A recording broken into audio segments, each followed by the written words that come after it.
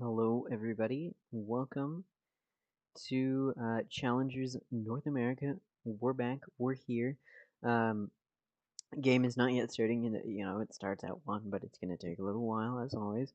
Um, Before I guess the game starts, I'll go ahead and tell you all what's happening today. So today is the 28th, the last day of the month. Tomorrow will be March. Very, very cool. Um, In any case, so today is starting off with G2 Esports against Oxygen, and then we'll have FaZe against Shopify. Now, as far as my predictions, my predictions yesterday went exactly opposite to how I predicted. I was predicting a 2-0 from the guard, and then possibly a 2-0 from Moist Esports, and that just didn't happen. It was 2-0 losses for both of them, so I was very, very surprised.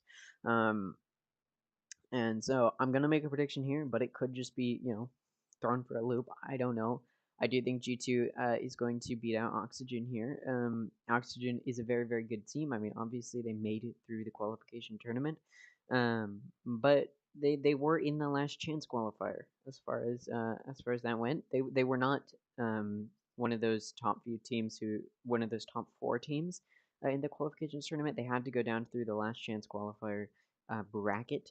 So obviously they did not perform as well as some of the other teams that made it through that bracket. And so, just if we just take a look at the standings right now, Oxygen is fourth seed, which of course is not in that top three. And they're going up against G2, who is the top dog right now. And I don't know if they're going to be the ones to uproot that. I don't think so personally, but who knows? Maybe over the course of the past 2 weeks, they've really just restructured themselves and are going to play better. But we'll see. The next game that's happening is FaZe versus Shopify. Shopify is another very formidable opponent. They're number 2 seed right now. I was expecting, or a lot of people were expecting them to be contending G2, maybe even the best in Group A, but they did lose a game to Oxygen Esports. And so that sort of threw me for a loop. And so I'm thinking Shopify is still going to beat FaZe here. But there's always that chance, and I do think there's more of a chance, seeing that they did lose to Oxygen, that Shopify does lose to FaZe Clan here. But again, we'll have to wait and see. Let's go ahead and take a look here. I'll go ahead and yeah, we'll go ahead and just take a listen, see what they're talking about, and those are my predictions for today. Actually, I will talk about tomorrow. Tomorrow is Wednesday. It's going to be Disguised against OR. That's going to be tomorrow's a big day. Okay, it's Group B. Group B is always an exciting group to watch. So it's Disguised against OR, a game I think Disguised is going to win, and then M80 against Madeline, a game M80 is probably going to win. They are the number one in Group B. Group B being one of the harder groups of the two. With the most powerful or more formidable teams, M80 being the top of those teams. So I do think they'll beat out Mad Lion. But again, we'll have to wait and see. And yeah, but as far as today, I think it'll be a 2-0 from G2, and then maybe a 2-1 or 2-0. Either way, Shopify Rebellion's probably going to win. So yeah, we'll go ahead and take a look here. They're talking about the map picks. This split was chosen by G2. I'm very excited for that. Yesterday we didn't get to see the split decider in that Moist Mogul game, and I really did want to see split. So I'm excited to see it in this pro play. And then Oxygen picked Haven. Oxygen did very well on Haven. If I'm remembering correctly, I do think Oxygen did very, very well on Haven against Shopify. So, I think it's a solid pick for them. And then, of course, the decider will be Ascent. Ascent is a map we've seen a lot. Split and Haven are maps that we haven't seen. Split we haven't seen at all, and Haven we've seen, but not as common as like Pearl or Fracture. So, I am looking forward to this game or this series. I'm looking forward to these games on these particular maps. So yeah, we'll go ahead and take a listen, see what they're talking about. Is that a key signal that they've been preparing for Split this entire time? It's kind of a pick out of left field. I think Split hasn't changed drastically enough to say that if what you knew before doesn't apply now. So I still think that we're going to see a lot of strong performances from Oxygen. Granted, I don't know the last time Oxygen have played Split. At that point, G2, though, you're going to have to hope that Oxygen can go ahead and bring something home on Haven at their map pit, because that's one of the ones that's looked really strong for them. I mean, they did such a good job against Shopify Rebellion on that. And G2, I mean, the last couple of games in Challengers, I mean, they looked a little shaky, but at the same time, it is G2. They had that 2-week break. Yeah. I mean, I don't really think we might see that shakiness going forward. No, we shouldn't. And I think, again, just the maps alone going into this game, it's probably the most confident team going into this week in general. Again, just the results that we've had on these maps, very, very confident stuff. Even the one last week that was kind of shaky for them, Fractured, they ended up winning that week 1 result. Again, they played 6 maps so far of Valorant, and they've played 5 different maps. Yeah. So again, G2 should be looking good into this game. I'm more just looking forward to seeing how the compositions are going to go down, and also the effect of the guns. We've had a big gun change. Yeah, the Stinger, and I feel like this is such a deserved nerf, by the way, because the Stinger went absolutely crazy at some points, but a little bit of damage change with the fall off. It cost a couple of more creds. I mean, so how do you think that's going to shake things up?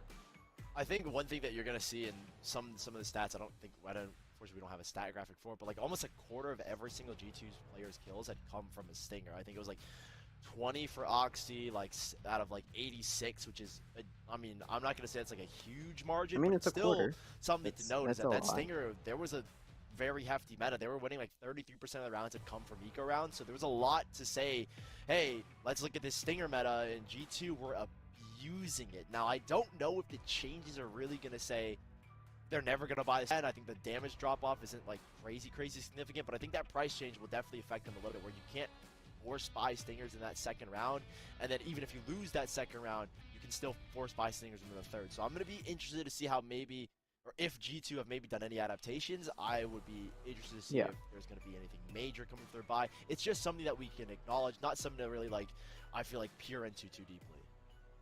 Maybe something that after we see how the first game shakes up, we could then be like, hey, wait a second, this kind of really was impactful, or nah, they just left the Stinger behind. It's not so good. But I'm curious with Oxygen Esports now going up against G2. We talked about Scuba being that carry, and that there's times when the rest of the team can really start to step up. That's where we see that difference making. With that 2-week break, if they've figured stuff out, do we think that there's a world that we're going to see this upset if everyone can start matching Scuba on his level?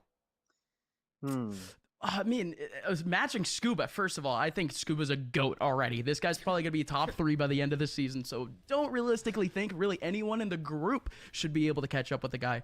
But anyone for the team individually who, I mean, so far has shown hints of that success, I would at least like to say that Pony has been climbing up there, but has been failing in just like individual moments.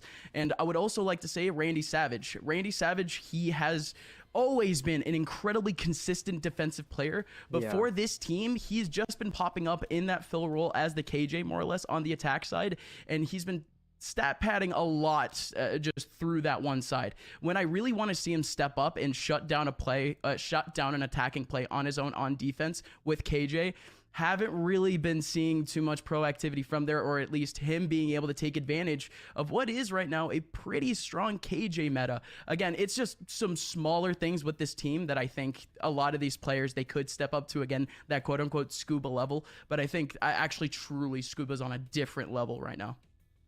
Scuba's kind of cracked. What about, I kind of wanted to talk about him, but kind of forgot a little bit more. Yeah, I will say, I think Oxygen is one of those teams, and like we saw them win against Shopify very surprisingly. Like, I think it's a team that has so much potential, and they've got a lot of really good players. They've got a player like Scuba, who's just incredible. Pony is starting to step up. I mean, we saw him play very well in their game against Shopify. I'm optimistic. Like, I think compared to a lot of other matchups, I do think this is one of those matchups where I do expect G2 to win, but I also think there's a big possibility Oxygen can win here, and I think it's not going to be easy for G2 to win here. It's going to be a difficult fight for sure. So yeah, looks like we're getting into the game here, so that's exciting. Again, it is on Split, which I was looking forward to. So we have Penny on Sage, we've got Pony on Raze, we've got Oxy on Raze, We've got Mitch on Breach. We've got Shazam on Sky. Randy Savage on that Killjoy again. Dapper on Cypher again. Scuba on Astra. Whippy on Astra. And then Verno on Sky. So a lot of similar picks. The differences being, it looks like we've got 2 Sentinels for G2 with that Sage. Whereas we have 2 Initiators for Oxygen with that Breach. So yeah, we've got the difference being Cypher and Ray or Killjoy, and then we've got Breach and Sky. So I'm definitely looking forward to this matchup. I think the difference in team comp is a little bit interesting. Clearly they have different strategies going into a new sort of map on Split where we haven't really seen in a while. It's been a minute since we've seen like pro play on Split, and especially from a team like Oxygen, which we haven't seen play very much overall, let alone since Split has been reintroduced. So yeah, I'm excited to see this match. It should be a good match. And it looks like G2 is going to be going A main on the attacking, whereas actually Oxygen is mostly watching that B heaven and mid area, expecting. It looks like they're expecting a push from G2, or maybe they want to go for sort of multiple people flanking down. But G2 is pushing into A pretty heavily, and only Astra is there for Oxygen. Scuba gonna have to lock it down from screens, which is now smoked off. And that's going to sort of give G2 almost a free plant here. I'm going to increase the volume just a little bit.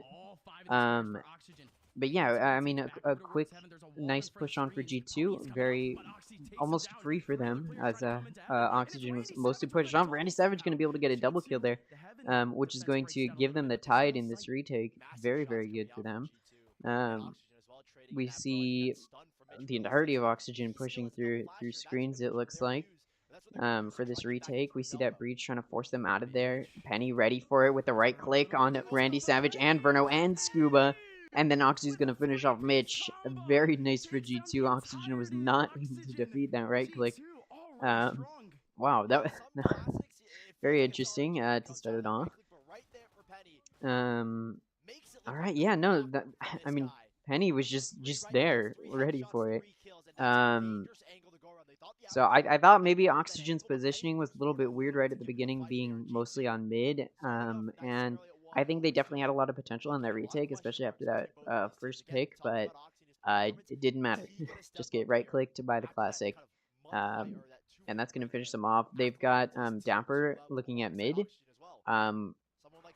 While the rest of the team is going B, and then Oxygen only has 1 on B. They've got Killjoy locking it down with that shotgun. Randy Savage just holding it, waiting for that peek through. Randy Savage, you know, the smoke went down, still just staying there. We'll see if the team's going to push this. Team pushing very, very cautiously. Penny's probably going to wall this off, and now there's no hope of that shorty coming out. G2 is just going to be able to push on. Again, there's only 1 person on site, and all they have is a shorty, so Randy Savage does have to play sort of back, hoping that people peek him. Oh, but Randy Savage just turned around, not expecting them to be there yet. And that spike's just going to be able to go right down, and now it's a 4v5 situation for Oxygen. It's going to make it pretty difficult here. We'll see how they entry this. We do have Pony going heaven. It looks like nobody's heaven, nobody's watching it. There is Dapper in mid, but I don't know if Oxygen will encounter that. So it's a 4v4 on site if Oxygen starts playing that retake, but Dapper is now pushing into heaven.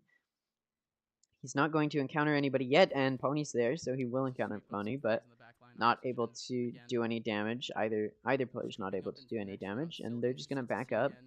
G2 is backing up entirely into the main. Oxygen, of course, ran out of time. Just didn't go fast enough, and there's no point in saving on a save round. So they just die. And now Oxygen is going to have the money to buy off of that save round. G2 is of course going to have to keep their guns. You know, you win that pistol round. Then you force the next round, and then you just keep your guns. And that's what they're doing. So, assuming G2 can win here, their econ will be very, very stable moving forward. Oxygen, however, needs to win this round in order to have a try and stabilize that econ. All G2 really needs to do is do damage. Whether or not they lose, they need to take out some of those players, because that's, at the end of the day, that's the best way to sort of inhibit the growth of your opponent's econ. It's just do damage when they are full buying like this, with no money saved. So we'll see how good Oxygen is going to be able to defend these sites here. It looks like they're playing more split. Previously, they were all playing on one site or in one area, and it didn't really work out for them. And so now they're playing more split, now that they have guns. And we do see G2 pushing mostly through mid, looks like into B Heaven. But they are backing off now. Dapper's going to encounter them with his knife out. No, never mind, sorry. They're not gonna, my brain stopped functioning, hold on. Okay, so Oxygen is now, looks like they've got 2 on B and 3 over on A. Dapper's pushing through Heaven. Mitch is Raptors, but he's able to take out Penny, but Oxy's just going to shut down Mitch, and then Randy Savage on that. It's going to be a difficult retake for Oxygen. Again, they do need to win this round.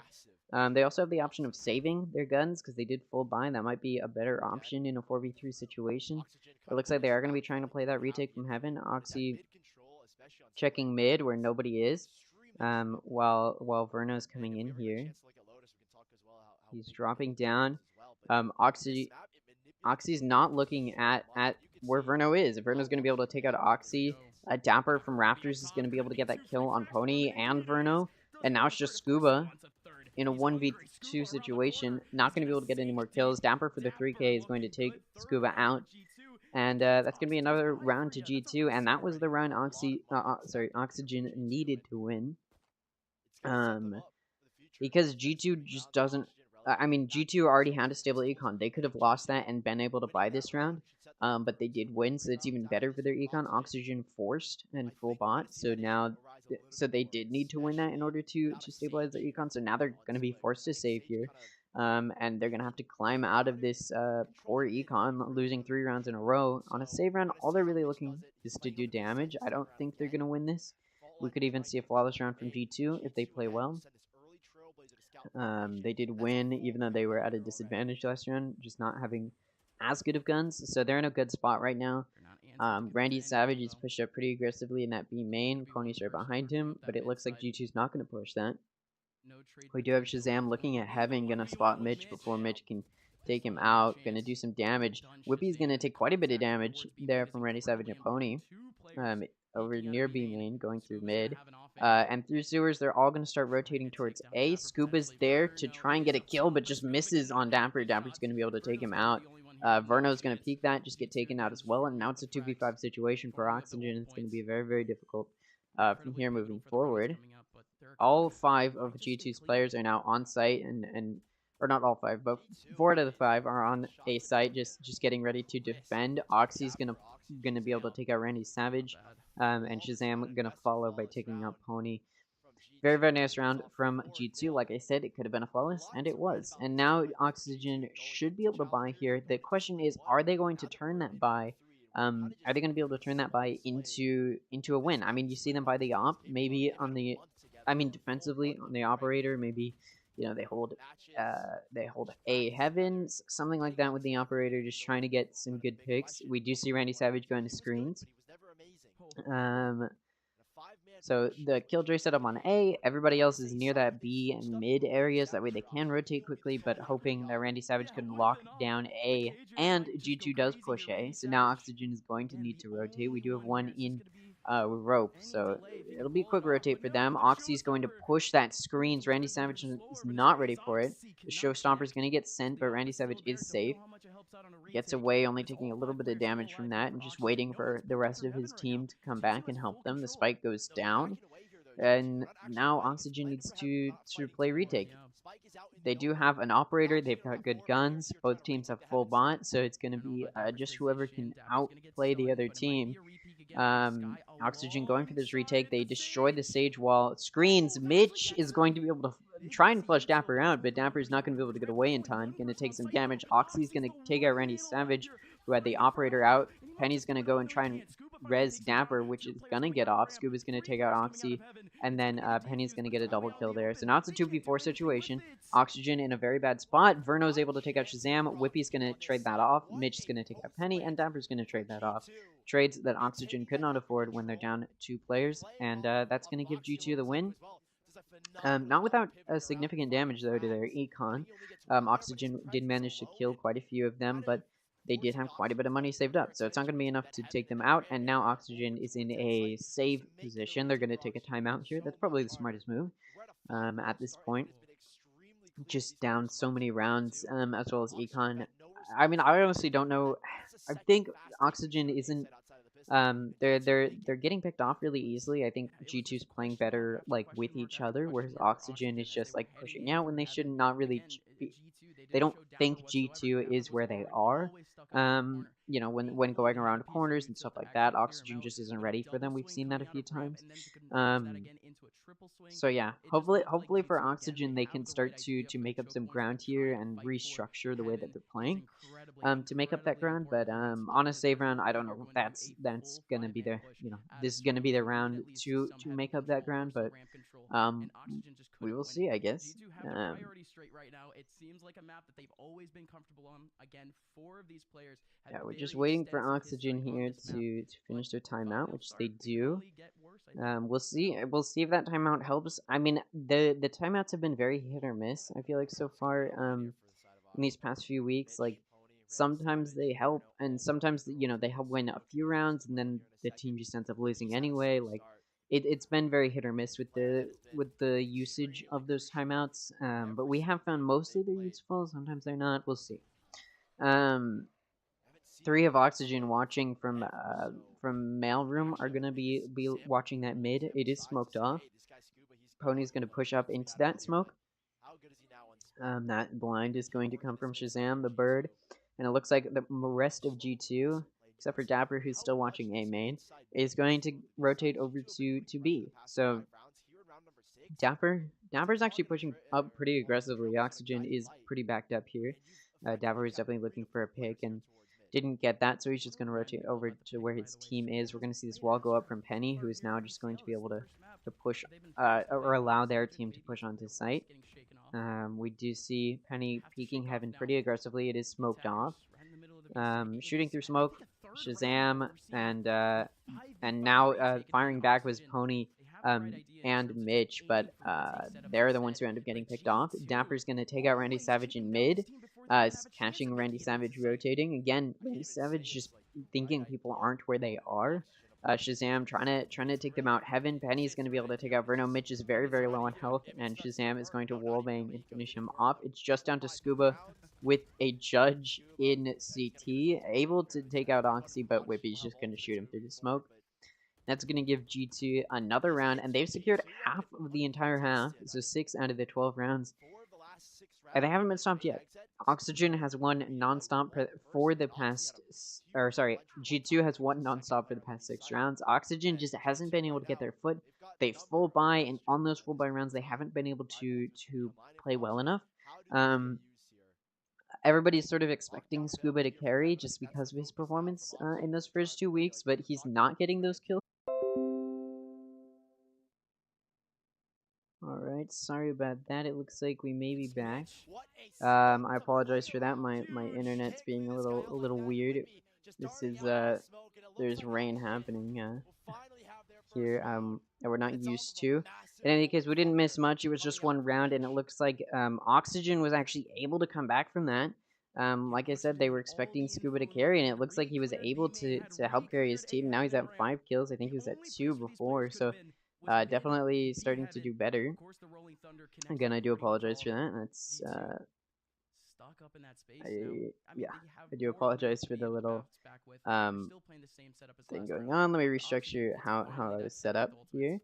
But yeah, we are looking at Oxygen actually starting to be able to come back here. The score is now 1-6. We'll see if Oxygen can turn that 1 round into some momentum here. G2 is still very strong in their econ, so Oxygen wasn't able to damage it too much. And G2 definitely has this round, and then probably 1 more round, even if they do lose. So G2 does. So Oxygen's just going to try and damage that as best they can over on this defense. We do have that Killjoy set up over on B, but it looks like G2's not going to be challenging that. It looks like an A push. They've got Dapper in A main. And Spike's looking at Robe. They do have Shazam who's watching Male. And actually no, it looks like G2 is now going to be backing up towards Mailroom maybe. The Spike's over there. They're looking over there. Dapper's at mid now. He's transferred over from A, so maybe they're all just going to help push each other through ropes. Dapper's looking in there, seeing if he can see anybody, but nobody's there. Nobody's seeing anyone. Mitch is jump peeking, it looks like, to see if he can make contact with G2, which he does. And off of that, Oxygen is now going to know to rotate over there. The people in Evan are not in a good spot, and Randy Savage is going to use his Killjoy ultimate, force them off of sight with only 25 seconds left. I mean, that was a really, really good ult. G2 is now going to be in a tough spot trying to get back onto site. Oh, Randy Savage is able to take out Shazam, but Penny and Dapper are taking out Randy Savage and Mitch. G2, Dapper's in heaven. Whippy takes out Verno. Dapper takes out Scuba, but Pony able to get a double kill on Dapper and Whippy, and now it's a 1v2. Oxygen still down one player. Pony was able to bridge that gap a little bit. The spike is down. The Astro Wall is up. It's difficult here for Pony. The wall's down now. Will Pony be able to get some picks? G2, Oxy, and Penny just holding that angle together. Will Pony be able to take each of them out? No, he's not quite able to get them. And Oxy's able to take out Pony. A very nice win from G2 and a big win for them. Oxy's momentum is now stopped. They did win a round and we're trying to get the momentum back, but just that was not what they needed. Did not need a round loss. Obviously, they can now buy again, though. So they do have a little bit of econ momentum, but definitely not in the position that they do want to be in. It looks like Randy Savage, seeing how much they do like to push through that mailroom, has set up some Killjoy util in B Heaven, but nobody's there, so G2 is actually going to A. And they're going to push in pretty quickly, pushing that Heaven, challenging it. Nobody's there, though. And all they have is Whippy and screens. Verno is able to go through rope and get a kill on Oxy. A nice quick kill. Mitch now coming through the CT side of Heaven. Is he going to be able to take anybody out? No. He does a little bit of damage. He takes a little bit of damage. But Oxygen is now just waiting for this spike to go down, which it does. They've got 4 going through Heaven. And Scuba's looking at screen here, which is walled off. Shazam is still Heaven. I don't think Oxygen is expecting him there. He birds through, almost like announcing his presence, but doesn't get a kill there. Pony's able to take out Penny. Dapper's going to take out Randy Savage. Mitch is going to trade that off, and then Shazam's going to trade off Mitch. So in a bad position, but Scuba's able to take out Mitch. It's a 3v1 right now for Whippy, and he's not going to win that as a trade. He's going to finish him off, and now Oxygen is going for the defuse. A very good win from Oxygen, trying to maintain that momentum that they had started to build up. So we'll see. We'll see if they can start getting this econ and momentum built and start moving forward. Yeah, I mean, this is actually, I think Oxygen does have some hope here of bridging this gap. Obviously, G2 will have the advantage for sure going into the next half. At least 7 rounds. They definitely want to increase that amount, but Oxygen is trying to deny them as many of those extra rounds as they can. And give themselves a little bit of an edge. This is G2's map, so obviously G2 should pretty easily win here. But we really don't know how Oxygen likes to play this map, because we haven't seen them on this map before. We do have Oxygen watching, or sorry, we have G2 coming in through B main. Now, Randy Savage was watching that from Heaven, but Oxy is just going to be able to take him out. And now it's just Scuba on B, and he's in that CT side. He breaks the wall that's put up. Is he going to push through that? We'll see. Mitch is jump peeking that Heaven. Oxy with the showstopper is going to try and chase him down. Pony uses that boom bot, but it detects him, and Oxy is not going to hit anybody with that. Verno, meanwhile, is taking out Shazam in mid. And now it's a 4v4. They've evened it. It was in G2's advantage. Not anymore. Now it is. G2 it gets out res off. Penny reses Shazam, and Oxy's going to take out Mitch. And now it's a 3v5. Not looking good for G2. As I say that, Pony takes out Dapper and Scuba takes out Oxy, evening it once again in a 3v3. Penny's going to take out Pony and Scuba, and now it's a 1v3. Nobody's Heaven. Verno doesn't know that. Verno doesn't really know where to look. Doesn't have time. The spike's going to go off. An unfortunate round for Oxygen. Penny gets the res onto Shazam, and all three players tuck in towards Garage. And that showstopper looked extremely scary. That was just a very, very unfortunate round there for Oxygen. G2, I mean, they're trying to get that 9th round. They want the 9th and then 10th round. Oxygen is definitely looking to deny that situation, and I mean, the question is, can G2 continue to dominate? Sorry about that. Can G2 continue to dominate? They definitely want to widen that gap, like I said, that they have over Oxygen, and just give them the assurance they need to win their chosen map. And Oxygen isn't playing the best defensively. G2's just been able to hit their shots better, it seems like. Oxygen has gained a little bit of ground. They've got a little bit of econ, but they do have to save this round, just not having the stability that they would like. Verno peeks through that smoke, and Penny's going to see him first, just see those legs come out. That's all Penny needs. That concuss is going to come through from Mitch, but it's not going to hit anybody, and Oxy's going to be there to deny it. Whippy's going to take out Randy Savage. Jamper's going to take out Scuba, and now it's a 1v5 for Pony in Heaven. Able to do a decent amount of damage there to Oxy, who is peeking through with that stinger, but not going to be able to get any kills. Does some damage, but Dapper's just going to get that push on Pony and take him out. And that's going to be another round for G2. Oxygen wants to make this a 9-3, try and get that curse on their side. G2 is looking for a 2-10. They're looking for that 10 round wins, and they want that 8 round total advantage. I mean, the question is, can Oxygen try and gain this ground back? They just have not been playing as good as they were expected to, I think. Pony's having a good game. Scuba is also having a decent game. Like, this is what we wanted to see with Pony and Scuba on top, but we also wanted to see some of the other players, starting to carry their ground and start winning more of those rounds, and hoping that after those 2 weeks they'd be able to do that, but we just haven't seen that happen. And we do see Pony and Scuba, as I speak, looking out the main, but most of G2 is actually going through mid, and probably going to go Heaven. Mitch is there to watch it and able to take out Oxy. Very nice kill from Mitch. Very early pick, and it might force G2 to move over towards A, where Dapper's already set up in A main. And it does look like they're looking over there. Penny is looking in in rope, but it looks like they're backing up, and they're going to go towards that B Heaven where Mitch is watching. Will Mitch be able to get another pick? We'll have to see. Penny is able to take out Mitch before Mitch can see Penny. And Dapper's actually in A Heaven, trying to get a pick there. Can't see anybody. Randy Savage, I think, knows that he's there.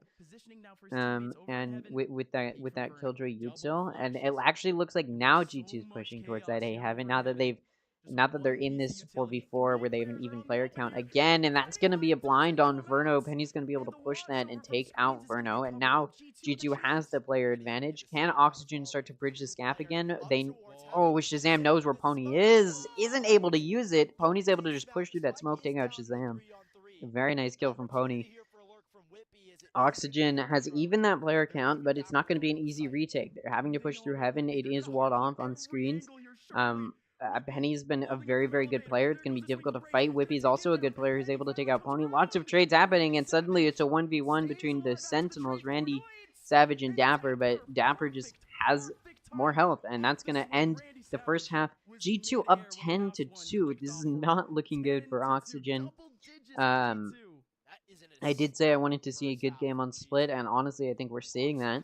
G2 is just playing a little bit better than Oxygen, and that's all it takes. I mean, we're seeing, again, that Pony and Scuba are playing very, very well for Oxygen, which is what we expected, and the other players just aren't able to play as well. And obviously, Pony and Scuba aren't playing as well as they'd like to either. They definitely wanted to take more of the carry role, and they're not.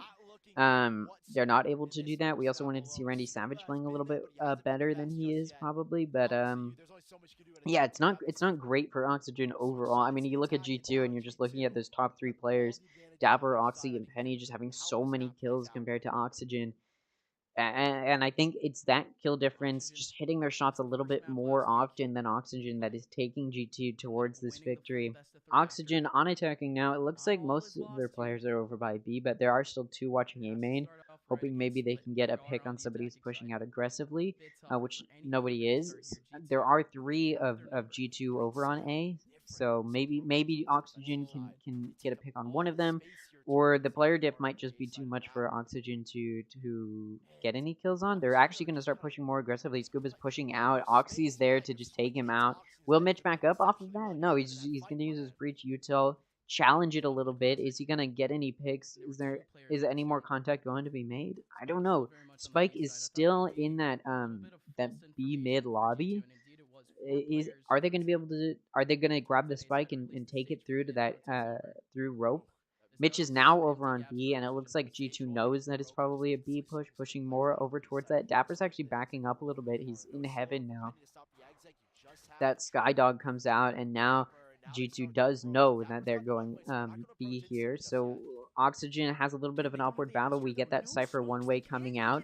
I mean, G2's there to challenge it, but they're not able to get very many picks. Oxy's able to take out Randy Savage, but Pony at the same time takes out Penny, so it's not great. And just as I say that, Whippy is able to get a double kill. Mitch trades off Whippy, but it's too late, and Dappish is able to take out Mitch. And another round to G2, and off of that pistol round, what we're probably going to see is another round 1 off of that pistol round, looking at a force here probably from G2, and using that gun diff, they should be able to get another round, and then they just need one more to get to 13 rounds. We're actually seeing Oxygen force here. They're getting Stingers here. G2 is also forcing with Spectres. They've got a little bit of a better gun. They also have a Judge, so their guns are just a little bit better. Oxygen forcing though is gonna have decent guns. The only difference is of course the shield.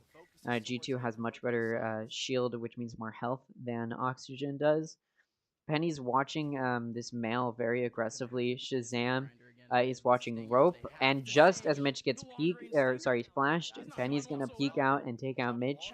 And now Oxygen's gonna have to challenge this mid, where there's 3 of G2 on mid and 4 of Oxygen on mid. So I mean, now there's 4 of G2. It's an even fight over on mid. And Whippy's still watching A for G2. Is Oxygen going to rotate? They can't. There's no way they can really go around now. They just need to grab that spike. Shazam's going to take out Scuba. Penny's going to get that triple kill, taking out Verno and Randy Savage. And Dapper's going to take out Pony. A flawless round from G2 is going to be very, very good for them. Oxygen did force, which means they were down on Econ if they lose, and they did lose, so it's not going to work out for them. They didn't get a single pick, so no chance of recovering their Econ here, and now they do have to force again. I mean, they're 1 round away from a loss. A 2-13 loss is not what they want to see against G2. They definitely wanted to perform better than people were expecting, but it doesn't look like we're seeing that. G2's playing just about as well as everybody expected them to as that top spot for G2, and as that top spot in Group A. You'd expect them to play well, and they are playing well. And now Oxygen is challenging this mid. Pony's looking at B Heaven with that Judge, and off of that, it looks like Penny's just going to back up. Doesn't want to challenge that. Shazam is challenging Rope. And is Oxy also going to challenge it with the Judge, going to take out Mitch, and that's the spike down again. They keep getting that spike down in mid. Fortunately for Oxygen, they're in a position to grab it. Scuba is peeking Whippy there. And Whippy does manage to do some damage to Scuba. Scuba does some damage to Whippy. A little bit of an even battle there. We do see Sky now holding that Heaven. Pony's coming through and is going to take out Oxy and Shazam with the Judge. Very nice kills from Pony. And now it's just down to 3. Whippy is going to take out Pony. It's just down to Dapper and Penny for G2. Very nice from Oxygen. Verno's going to take out Whippy. I mean, it's a 2v3 now. Oxygen definitely has some hope here. Dapper's gonna come up through rope, it looks like. And Randy Savage is ready for it, but not able to connect. Dapper's gonna take out Randy Savage and even that player count. It's a 2v2 now. G2 has a pretty good chance of taking this win here. They're gonna push this. Verno's watching the spike on site.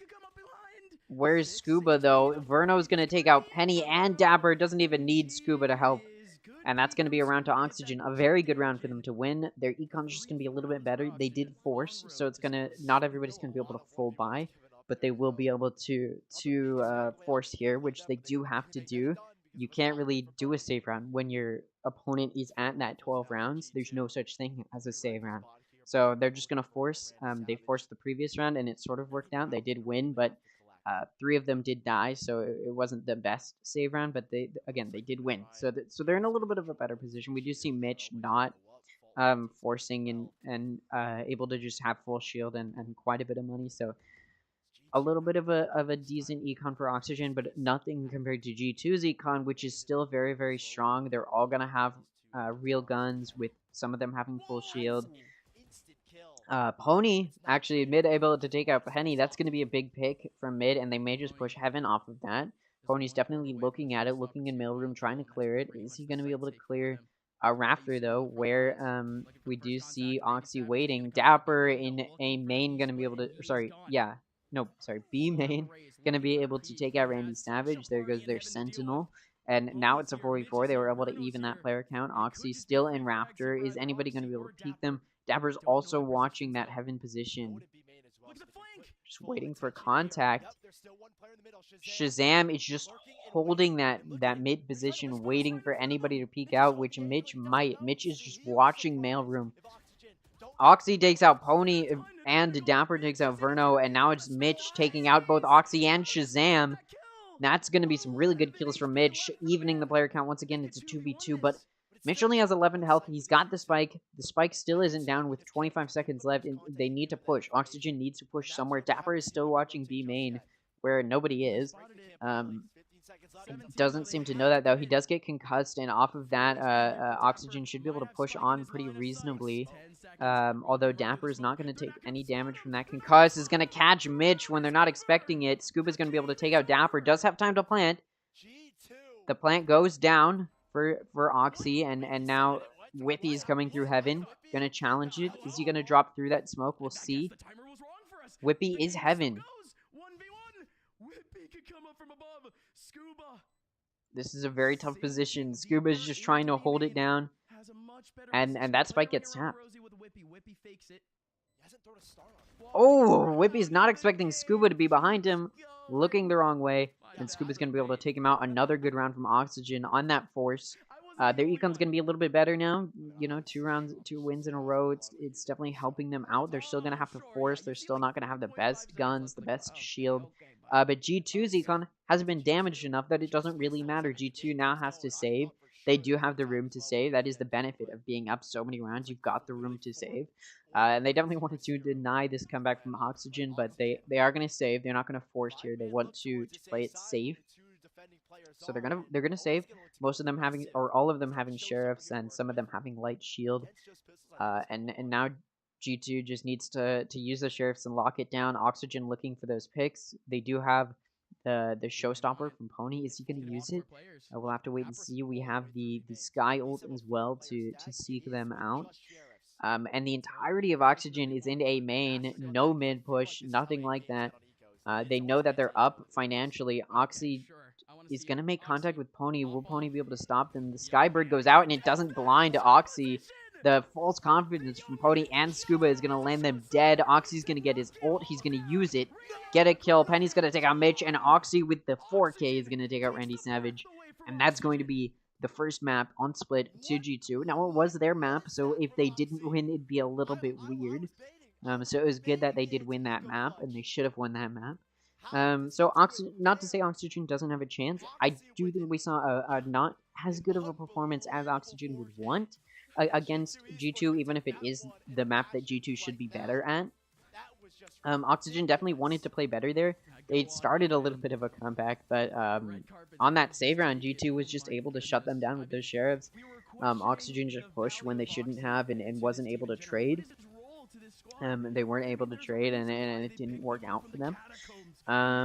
Yeah, I mean, that was just a disappointing map for Oxygen. Even though it wasn't their map, they definitely should have done better than they did, for sure. We didn't see Pony and Scuba playing as well as they could have. They did play very, very well, And they were those top frags, but they definitely wanted to be carrying more than they were. We saw some good clutches there, or some good plays from Oxygen, but at the end of the day, Oxy is going to take out Oxygen. A little bit confusing here. With that 4K, a very, very nice 4K to finish it out. The next map will be Haven. Oxygen has performed very, very well on Haven. So I do expect a win here. I do actually want to see what these broadcasters have to say. So they're looking to make some clips, to say the very least. But we had already anticipated that game being over by the end of that round, or at least by the end of the next few rounds, to say the very least. So we're just gonna move on and act as if nothing happened, especially if you're Oxygen. Big maps coming up, two very familiar maps to them, Haven and Ascent coming up. So let's see if they can bounce back after the break. All right. Michael Galino. Oh, we can take a little listen here. Sentinel, G2 Esports.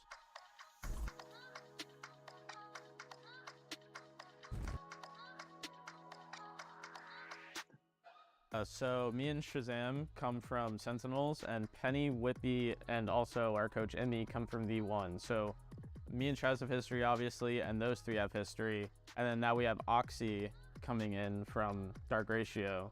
So at first, you could definitely tell, like, we had different theories and philosophies on, like... Yeah, I mean, I think the team comps are very, very interesting in Group A, like, with the players. But overall, I think G2 is going to continue to dominate Group A. And I don't think Oxygen, if any team is going to challenge it, I don't think it's going to be Oxygen. It's probably going to be Shopify Rebellion, even though Shopify Rebellion did lose to Oxygen. And I think that gave Oxygen a little bit of a confidence boost. But it is still Shopify Rebellion, who is just generally doing better. I wish they would display exactly how many points each team had on their website, but they don't. So it's a little bit of a yeah, it's a little bit of a guessing game as far as how many points. Obviously, everybody's displayed correctly here.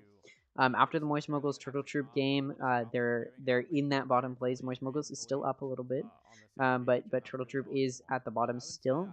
Oxygen 4th seed against the top seed. I mean, G2 was not expecting to lose, especially on their map where they're more practiced. Not to say Oxygen isn't a good team; they definitely are a good team. But they're just not going to be nearly as good or even better than G2. Oxygen has some good players, and they did play well. They just didn't play as good as they wanted. Again, Scuba and Pony definitely wanted to carry more than they did. They were still those two top frags, but they just weren't going to get it. So the first map does go to G2 here. The next map will be Haven, a map that both Oxygen and G2 have done decently on. Oxygen, of course, did pick that map, so we do expect them to perform better than they did on Split. Split was also just generally a wildcard map because we haven't seen Oxygen on Split in a while, and they've definitely switched some stuff around since then. So it was definitely a little bit of a mystery how Oxygen was going to perform on Split, especially against a team like G2. And we did see Oxygen just wasn't very prepared for it, and that's understandable. Maybe they'll be more prepared over on Haven. And hopefully for Oxygen they can take this map and go to that decider on Ascent. Ascent's a map we've seen time and time again, and I think both teams would be very, very practiced at. So, and my voice is gonna crack. I think Ascent would be a good decider map for both teams. But I do think at the end of the day, G2 is probably going to win this matchup, this series. Not that Oxygen doesn't have a chance. I think they do, but they don't. If that makes sense, they do, but they don't. I don't really see a world in which they win. I will go ahead and we can take a look at their Twitter here just to see if there were any, or see any of the clips that they had pulled up. Go ahead and take a look here. Does throw out a little bit of util, but Penny with a 3-piece combo takes down the entirety of Oxygen. Mitch does throw out a little bit of util, but Penny. Yeah, Penny with those 3 right clicks in that first pistol round was very, very pivotal, and since then the G2 they see him. Shotgun. No, not the Pony's... boom bot, not the shotgun. Pony comes in flying and he takes down both. Ready for them. Full beam. Yeah, that retake from Pony was also very, very good. And like I said, Pony did a very good job, and this is that last round. Young man, he did Oh the my headshot God! position! The young man goes nuts, Shut and now he has a up! showstopper to knock it all down! Right No! around the corner. I mean, you know, the ace was kind of stolen by Penny. I feel like Penny should have just let him have the ace. Just playing it safe, I guess. Yeah, those are some good maps. I do want to talk about who I think the FaZe and how I think the FaZe and Shopify match is going to go. From as far as I can tell, it's probably going to be a Shopify win. I mean, if we just take a look at the standings, Shopify is currently above FaZe in points. Obviously, they have the same amount of wins and losses, but points-wise, Shopify is doing a little bit better. And Shopify is supposed to be challenging G2 for that top spot. Obviously, Oxygen did have a really good series against Shopify 2 weeks ago and did win that matchup. But that was an upset, so nobody's expecting Shopify to do poorly. That was an upset, and everybody's sort of assuming they're going to pick it back up and start doing better. And so I do think Shopify beats FaZe Clan here. I mean, there's a chance FaZe wins. FaZe is a very, very formidable team. But I do think Shopify just wins here. We'll go ahead and take a look and hear what they have to say. Agent where has recently gotten a nerf and has actually needed a lot of those boom bots to make some of these takes happen. A lot of those plays came down to a stellar individual aim and game sense, and it's finally the player with the value that we expected for G2. I mean, that last round there, I mean, I heard y'all popping off. That was some speak into existence stuff for Oxy, but Sully, like, oh my goodness. Yeah, I mean, Oxy was unbelievable in this map, and yeah, 336 ACS. I mean, it's a number. I mean, just look at this. Not a single player on Oxygen was positive. That just goes to show that Oxygen didn't do nearly as good as they wanted. And I mean, in a 13-4, you wouldn't expect players on Oxygen, a player on Oxygen to be positive. But I mean, going into it, I was completely thinking that Pony and Scuba were gonna carry, and they just didn't very much. I mean, if you look at the combat scores, Scuba didn't do as much damage as he wanted. Pony was on top. And did have 3 more kills than Mitch, who was second frag. So he did do pretty decently, especially towards the end. He started to pop off more, and I think Pony was that big factor in winning those 2 rounds and starting to get that momentum built. But everybody, based on Scuba's performance previously, sort of expected Scuba to do better. And I'm no different. I was expecting Scuba to do better. I was also expecting Pony to do well, and he did. I was expecting maybe a little bit more from Randy Savage. But you know, on Sentinel there's not a whole lot you can do, and it definitely didn't go as expected, but I think it was still a very good game for Oxygen, as far as especially for Pony. But the rest of the team, I think, definitely needs to start, you know, thinking about what they're gonna do differently going into Haven and how they're gonna play it better. It is more practice, so they should know how they're gonna play it better. But we'll have to wait and see. I'll go ahead and take a listen to what they have to say. It's not just maps that they're familiar with; they are good on.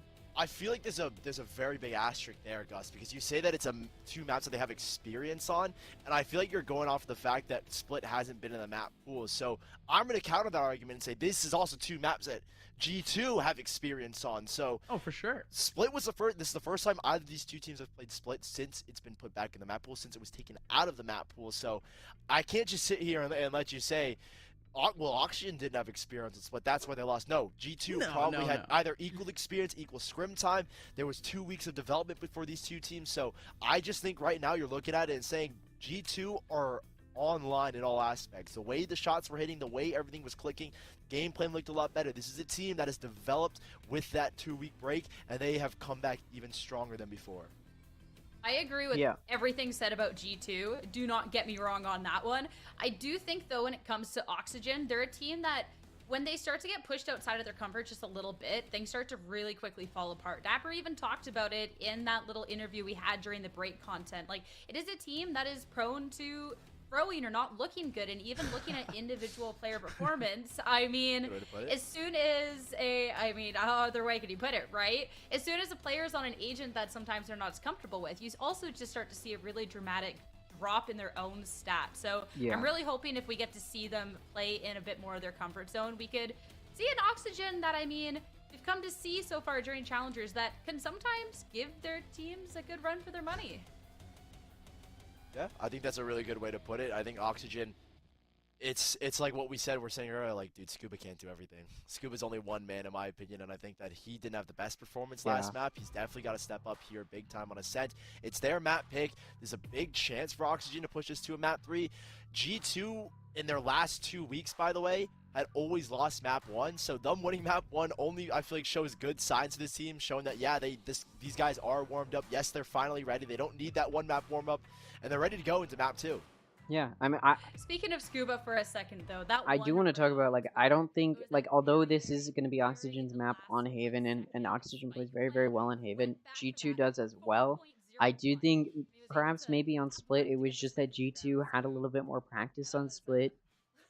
But I honestly think at the end of the day, realistically, I do want that, like, underdog story where Oxygen is able to take down G2, but realistically, G2 is going to win this next map. As much as I want Oxygen to win, I just don't think they will. G2 is a very, very formidable opponent. They're very, very strong, and they've shown themselves to play very, very well, and especially on that first map on Split, we saw them play very, very well as a team. They were just hitting their shots more even than Oxygen was. Maybe Oxygen just needed to warm up, but I honestly don't think that's the case. Even if it is their map, I do think we're going to see another victory here from G2. So yeah, Oxygen that just has the right idea on how they want to play. Well, I'm excited to see that Neon potentially come out, and I'm excited to see if Oxygen can try and make a contention on why they should go to a 3-game series. We got the agent select now, so I'll leave you to it. All right. Thank you so much again. So again, Haven. Let's see how Oxygen does on Haven. I'm actually really excited about this. Let's go ahead and take a look. We do see Randy Savage on that Killjoy again. We see Dapper on Cypher again. We see Pony on Jet now. We've got Penny on Neon, going from Sage to Neon now, a little bit more aggressive. We've got Verno on Sova. We've got Shazam on Sky. Again, we've got Mitch on Breach again. We've got Oxy on Jet now. It's going to be Oxy versus Pony on those Jets. We've got Scuba on Omen, and we've got Whippy on Controller, or sorry, on Astra. Both teams have one controller, and we're seeing a similar team comp here. The only difference being we've got Neon for Penny, and then God, I can't talk. And then we have the Breach for Mage, meaning that there's an initiator difference versus a duelist difference.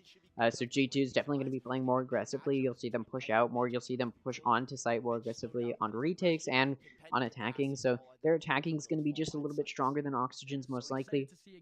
And speaking of Oxygen on attacking, Oxygen is on attacking first. We do see, like I said, that pretty aggressive play here from G2. It looks like Neon and Jet, so Oxy and Penny are both looking at that A long already, just looking up there. So we'll see. We'll see if Oxygen is going to just get picked off really quickly, pushing out into A lobby, or if G2's gonna challenge that and get a few picks. We'll see. And we immediately see that Oxy and Penny push through, but the Sova Dart is going to force them to back up. And a little bit of damage is going to be done to Oxy through that smoke. And now G2's sort of having to play back. They do know that there are at least a few on A, and that Skydog confirms it. But it still looks like Oxygen's gonna be pushing A a little bit. They're definitely still looking through long. I definitely think they want to wait for that pick. They want to get a pick before they start pushing on more. We do see G2 playing 2 on C, 3 on A, none on B. Just some Cypher trip. We see that Sky come out, that Sky Bird come out, but no picks are gained off of that. Still the same amount of health for everybody. And it looks like we're going to see that Sova arrow come in from the attacking. We see that Breach util come out. Pony's going to dash in and take out Oxy. Penny and Shazam short. Shazam's going to be able to pick off Scuba, but Verno's going to trade that off. Sorry about that. But Verno's going to trade that off, and then Pony's going to take out Penny. Very nice there from Oxygen, pushing on very aggressively. Dapper's going to take out Pony, though. Whippy's going to take out Verno, and now it's a 2v2. Oh, Oxygen did have that advantage, and then G2 just got rid of it. The spike is down, though. It is in the hands of Mitch and Randy Savage, who both have their util to play very good post-plant, and it's going to come down to the wire in a 1v1. Randy Savage is going to beat Whippy. A good first round from Oxygen, and you know what? Maybe I'm going to get a run for my money. Maybe maybe Oxygen they did just have a bad game on Split, and they just needed to warm up. We're seeing this pistol round right away, playing very, very aggressively, playing a little bit better as a team than G2. G2 pushed out maybe a little bit too far, just caught in bad positions, and were just picked off. And now Oxygen off of that pistol round is going to force a little bit here. And we should see another win off of this. We should see a round win off of this. And it looks like it's going to be another A push, which two duelists are going to be challenging, it looks like. We do have Oxy and Penny short now instead of long, but we do get that Killjoy Sentry out, which Oxy's probably going to peek. I mean, he's watching short. And we do see Oxygen just again sort of waiting in long, seeing if they can make contact. But G2 has entirely pushed onto A. They did hear that sentry go down. They do know, and obviously that smoke goes down from Astro. So they definitely do have the thought that they're probably on A. That Oxygen's probably on A, which they are. And they are not moving. They're staying still. We see that Sky Bird come out, and they do get that confirmation that yes, Oxygen is still here. And now we're hearing some noise. It looks like Oxygen is pushing in now. We get that Jet Dash in, who is just going to get caught in a cross. Dapper's going to get the kill on Pony, but then Scuba and Mitch are going to be able to take out Dapper and Whippy. Shazam and Penny taking out Mitch and Scuba. Verno getting a double kill, and now Oxygen finally gets Verno, but now it's a 1v1. Again, Randy Savage in a 1v1, but this time it gets to Duelist against Oxy, and has the spike, and Randy's just going to be in a better position there as Oxy peaks. That's going to be it. Another round from Oxygen, and like I said, they just needed that buy, or sorry, they needed to buy after that pistol round, and they'd get another win, and they did. They did definitely have their econ hurt. They did force there, and then 4 of them died, so they're going to be in a little bit of a bad spot econ-wise, and G2, having saved, will be able to buy and should get a win off of this. Oxy should not get a win off of this, or sorry, Oxygen should not get a win off of this. It's really confusing that Oxy is on G2. But yeah, Oxygen should get should get a loss off of this. So it's good that they're actually not saving. They're forcing here. They're saving a little bit of money, so that should help them. They've saved up a little bit, and they're going to save some. But for the most part, it should be a win from G2 here, just having better shield, as well as better guns. And Oxygen's just in a little bit of a worse spot. We do have Oxy peeking B main. Now, Randy Savage is right... Sorry, not Randy Savage. Scuba is right there. But I don't think Oxy's going to peek out that way. So Scuba could get a pick, but probably not. And we do see Shazam does get contact over on A lobby. I mean, off of that, will we see Oxy rotate? I don't know. Scuba might be peeking this. They don't see each other still. Scuba's expecting somebody in C-Link. I don't think he knows Oxy's on top and not expecting Oxy to be on top. Oxy doesn't seem to think that we see Scuba over there. And Oxy's now going to rotate off once that Omen smoke goes down. But we do have Spike going mid now for Oxygen. And we have Scuba on site who's going to get that kill on Whippy. Pony is going to push onto A site and get that kill on Petty. But Oxy is going to take out Pony and Mitch. It doesn't matter. The Spike's over on B. Dapper is able to take out Scuba and then just free fire and take out Randy Savage, who walks right into it. And now it's just Verno in a 1v3. It's going to be difficult here.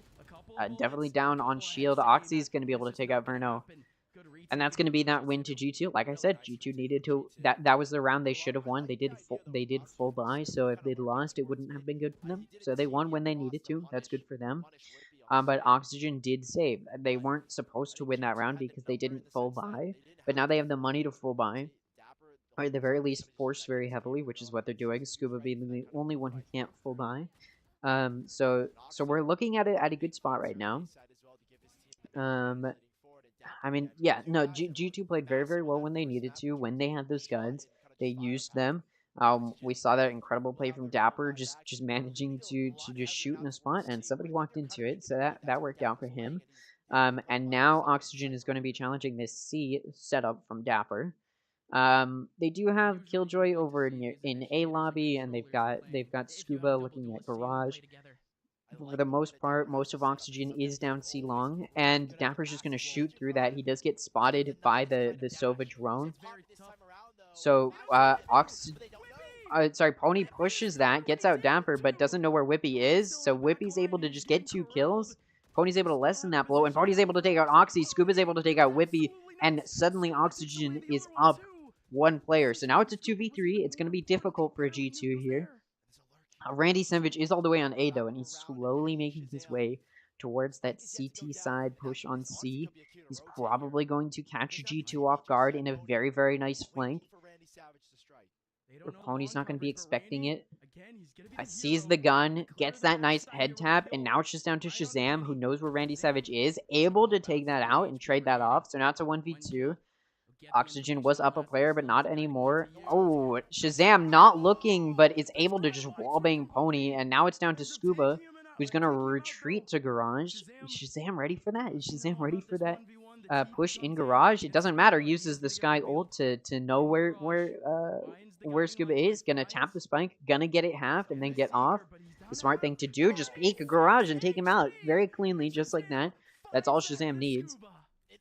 Very, very nice kill there from Shazam to clutch up that round. In a 1v3 situation, I mean, gets Randy Savage, moves forward, takes out Pony through the wallbang, the spike goes down, peeks Scuba long, and Shazam's just going to take that 3k and take that clutch. Sure. And that's going to be a nice little econ boost to G2. And then it's going to damage pretty heavily the econ of Oxygen, who did force there. And full buy, and so now Oxygen's gonna have to save. You can see them going with the Sheriffs. It's gonna be a difficult push for them on this save. G2 should win this. We get Oxy with the ult to save a little bit of their econ there. And Pony, you know, returning that with his own ult. Again, Jet on either team. They're just going to ult at the same time, especially on a save round. This is really good for Pony, who's going to push Whippy there. Not going to get a kill, though. Just left with a classic. Sorry, the Frenzy. Whippy's going to take out Pony. Dapper's going to take out Mitch. Verno's going to take out Dapper. Penny's going to take out Randy Savage. Penny's also going to take out Verno, so a nice double kill there. Oxy's going to come in to finish off Scuba. That's going to be another win for G2. Oxygen now starting to get in a bad spot. They won those first 2 rounds, and they haven't won any since.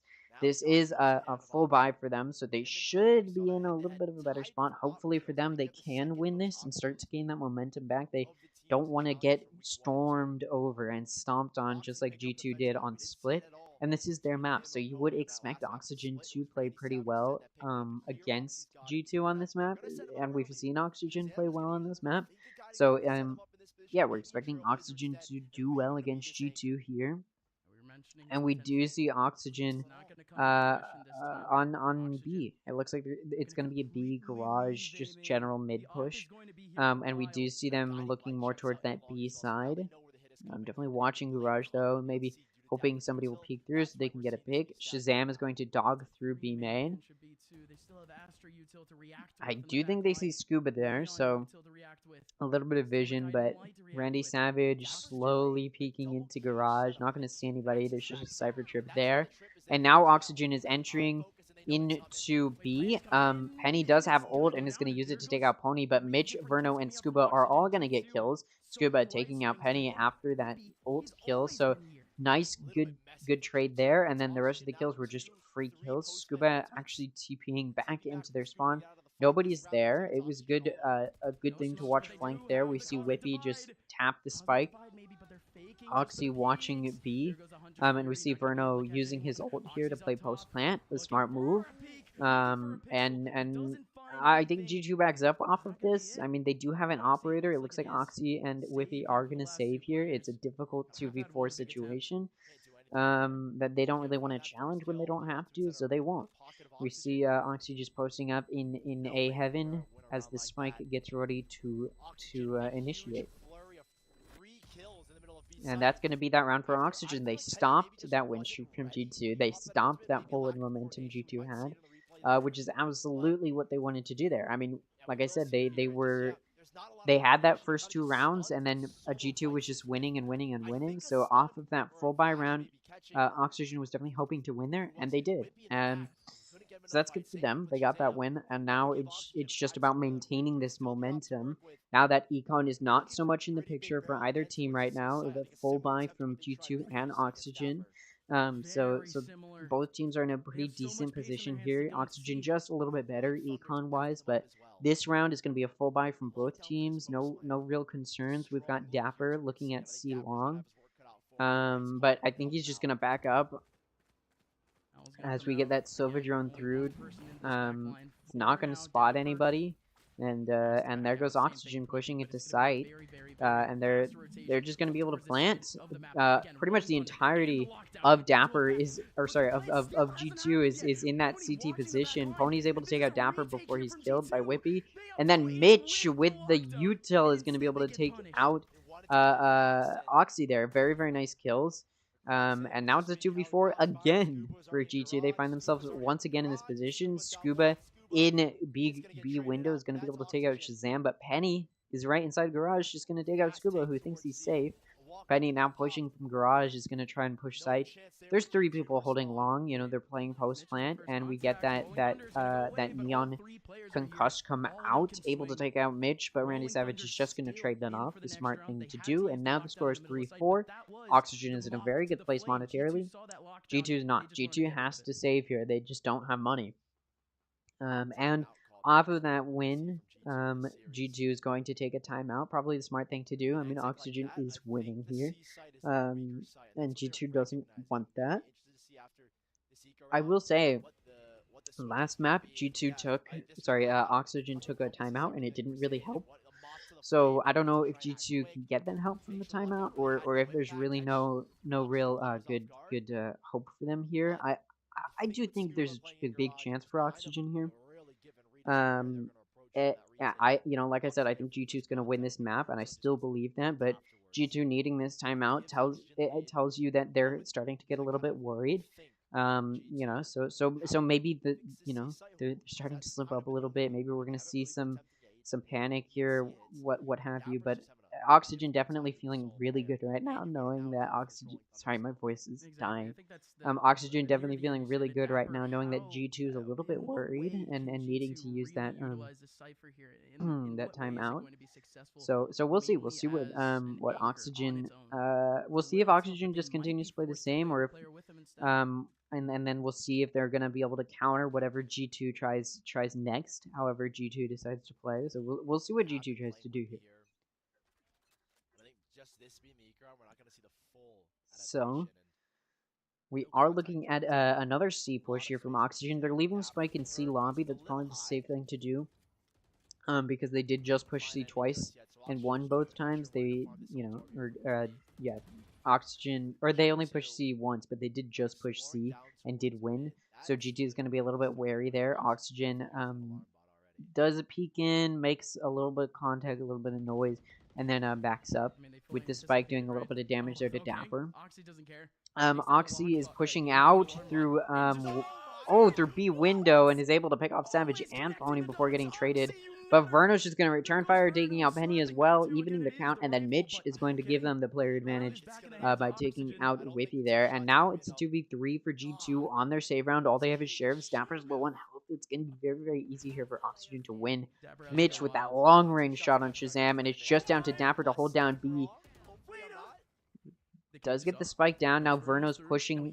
Verno does push through that Cypher cage. Dapper's able to catch it, Mitch by surprise, and it's just down to Verno, who pings the spike, peeks out, takes out Dapper in a 3K. Very nice play there from Dapper on nearly taking the win, but isn't quite able to defend it with just a Sheriff and 70 health. And Oxygen is going to take that win, but their econ is not in a good place now. They've definitely done a little bit too much econ damage. Oxygen just, their econ's not going to be in the best place. G2, who just saved, is going to be able to full buy now, and so we're going to see full buys from both teams. I mean, Oxygen still has more money overall. They're still going to be able to full buy, but G2 also being able to full buy, and Oxygen. But neither team really has room to lose here. Whichever team loses this is going to be worse for the wear. Oxygen is up 2 rounds right now, so they do have a little bit of room to breathe in the case of losing rounds. But nobody wants to lose here just simply for the econ. Oxy's going to take quite a bit of damage there from Mitch, only able to do a wallbang op shot, and it's just not going to do that much damage. And now Oxygen is just going to push mostly up long. We've got Randy Savage watching short while the rest of them go through long. And they're going to use that breach ult to sort of just get on site. They put that Sova Dart down, not going to detect anybody, and now they're going to just be able to plant, which is what they do. And now G2 has to play retake. Oxy is down. We do have Dapper peeking through heaven, hoping maybe he can see somebody right when that smoke goes down, but Mitch is going to clear it out. Dapper decides to jump down, going to get taken out by Scuba. Pony's going to get a double kill on Whippy and Shazam, and he's going to take out Scooby, Scuba, and then Mitch is going to get that final kill there, giving Oxygen another round. And like I said, whichever team lost that round was going to be in a bad place econ-wise, and Oxygen won it. So that was a very, very good round for Oxygen, as most of them stayed alive, so they're in a very good place econ-wise now. Much better place at the very least than G2, and they also have secure at the very least half of the half. 6 out of the 12 rounds are theirs. Almost, so at the very least, going into the next half, they'll have it'll be even. They want to continue to win rounds. They want to get as much of an advantage moving into the next half as possible. Knowing G2 is a very attack-sided team, and just having 2 duelists compared to the 2 initiator approach that Oxygen took, Oxygen's gonna have a lot of information, sure, but like as far as defensively, it's not gonna it's gonna be a little bit more difficult playing defensive than offensive for Oxygen against that team with 2 duelists.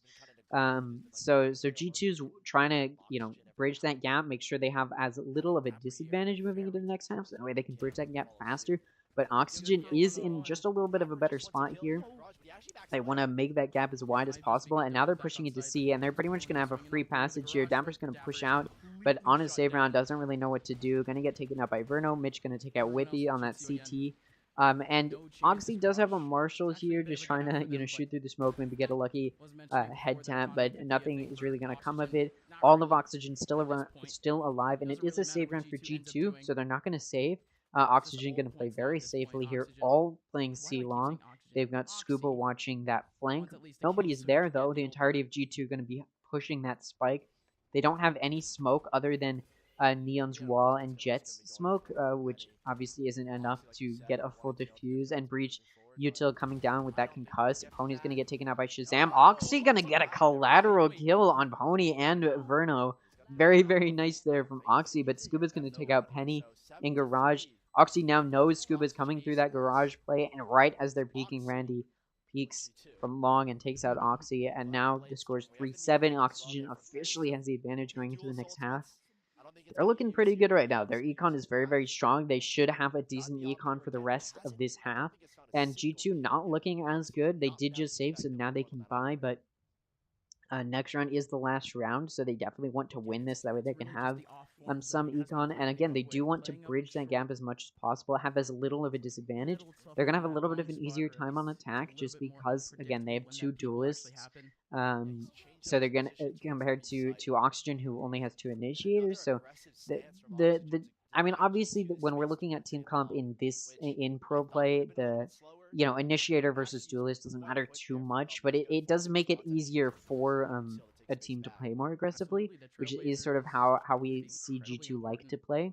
In any case, Oxy does see Randy Savage there in mid and fires that hop off, but only takes damage, doesn't do any damage. Now only has 83 health. Does have their knives though, and looks like they're gonna peek with that, or not peek with that, but with the op long. Shazam, however, gonna take out Pony, peeking that, and not a trade. So that means G2's up a player right now. That's what they want. And Oxygen is rotating over to B. They do have Mitch actually pushing up short, maybe just to make some sound, and maybe bait out, or at least keep maybe 1 or 2 of G2's members there. Shazam's going to make contact with Randy Savage and take him out. Verno's going to trade that off. Penny's going to take out Mitch over on A, and now it's a 4v2 for Oxygen. It's not looking good for them on this round, at the very least. Ooh, Verno able to turn around and catch Penny, but Dapper's just going to trade that off, and now it's a 3v1. Scuba in a very bad place, all alone, doesn't really know how to play this, and that Cypher ult comes out, and they know exactly where Scuba is.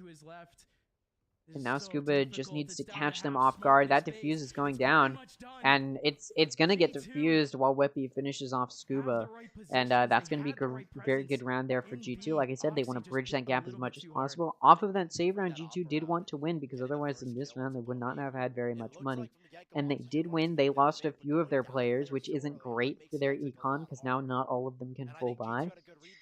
Oxygen still able to full buy after having a very nice win streak. They won 2 rounds. G2 won 4, and then Oxygen, or sorry, G2 won 3, and then Oxygen won 7. So their econ very, very strong. G2 winning, or wait, yeah. Anyways, it doesn't really matter how many rounds. We just know that Oxygen is in a better place financially, can completely full buy versus G2 who can't. So there's just a little bit of a gun diff there. Neon does have the ult, so that definitely helps lessen the blow for G2. And we get that noise made over on C. Pony with the ult's gonna take out Whippy and Dapper. That Sova ult coming out as well to try and fend off Oxy. Oxy with the ult is going to take out Pony, but then now it's just Oxy. Suddenly Oxy's all alone in a 1v4 situation, which Randy Savage is going to finish off, and that's going to be the last round of that half to Oxygen here. Very, very nice there from Oxygen, managing to secure a 4-round advantage going to the half, score being 8-4.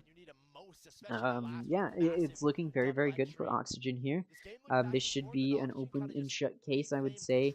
As long as Oxygen can maintain this advantage, they should be able to get it. Not that G2 hasn't been playing well. I do think G2 can absolutely still come back from this. It's not the biggest deficit, and especially after seeing their performance last map.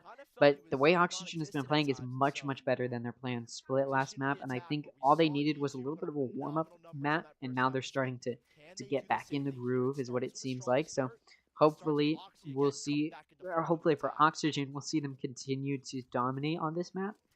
I wouldn't say dominate, but win on this map. They're not completely dominating. G2 still again playing very, very well, but Verno gonna get spotted there by that Skybird over on A, and just gonna back up off of that and go Heaven. We see that Shock Dart coming out, trying to ward off that plant. Shazam gonna catch Pony on that flank, just gonna take him out, and suddenly Oxygen has a 1-player disadvantage in a 5v4 situation. G2 is gonna be much, much better here. G2, Air Penny's gonna get warded off by that breach and straight into that concuss. Very nice from very, very nice from Mitch. Just going to ward Penny off and finally be able to finish that off. Oxy on Hell is going to get taken out by Randy Savage. Whippy's going to take out Scooby. Mitch is going to take out Whippy. Dapper's going to take out Randy Savage. Lots of trades back and forth. It's a 2v2. And then Verno takes out Dapper. Shazam takes out Mitch. And now it's a 1v1. Verno has less health, and he's just sticking that. Shazam's just going to peek that, see that he's still there, and just take him out. There wasn't really much time. Oxygen sort of did have to stick that there, so it wasn't great for Oxygen, and they did lose. So now G2 should get another round off of that, but this is what I'm saying. G2 has the more aggressive agents. They've got 2 duelists, so they're going to be able to play more aggressively. Defensively, Oxygen's a little bit better than G2 defensively. Just like G2 is a little bit offensively than Oxygen offensively. But we did see G2, they were able to utilize their duelists and push into site and entry very, very quickly. Once again, we see those 2 duelists together, peeking down C. They don't make any contact, and it looks like they're going to be rotating more towards that B side. The spike is grabbed by Penny, and now that bird's going into garage as they head what looks to be more towards that garage. We see Shazam coming in to peek garage and check it out. We see that dog coming in now, which isn't going to spot anybody. Oxy's wall banging that and actually does make contact with Randy Savage. There is a gun diff here. G2 should win this. Oxygen just trying to do econ damage as much as they can because, you know, G2 does force here in order to secure a round win. So Oxygen just wants to do that damage, not expecting to win this, but do as much damage to G2 as possible. Penny's trying to deny that, though, taking out Pony.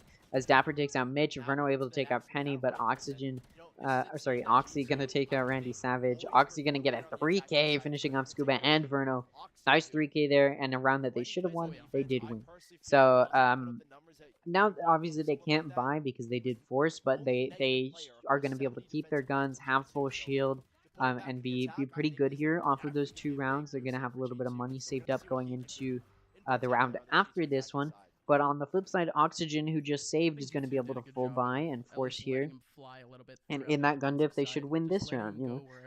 So hopefully for Oxygen, they can secure this round win. We'll see. We do have G2 pushing into Garage pretty quickly. We're starting to see that entry with Penny coming in. And Penny's gonna just get taken out by Scuba. Oxy's gonna trade that off, but then Randy Savage is gonna be able to take out Shazam, who started to try and plant.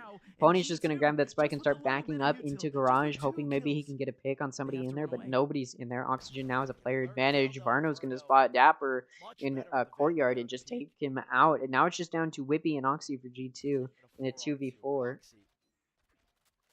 Suddenly, in a very difficult position now, G2 is Mitch able to take out Oxy, who's pushing into B, and it's all down to Whippy, who's able to take out Mitch, who was already low on health, so, you know, should have won that, and able to get a 4K and take everybody out. What was that? What was that? You can't be serious. You just can't. How do you even... They all peek in a line, and he's able to just shoot them all in the head and in the chest. An incredible 4K from... Oh my god. An incredible 4K from Whippy, able to just destroy the win when he was down in a 1v4.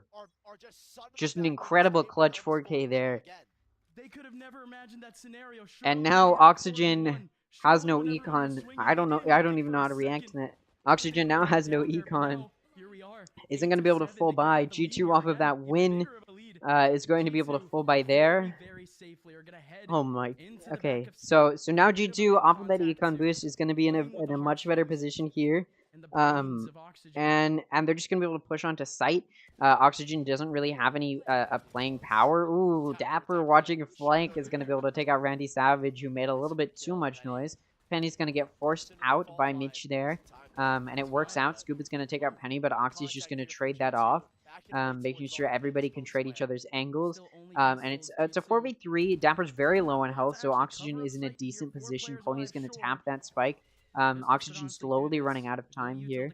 Gonna have to make some moves. Mitch is gonna get taken out by Oxy from long. Whippy's gonna get taken out by Verno, and Dapper's gonna take out Pony, which has been getting a kill there to finish off Oxygen.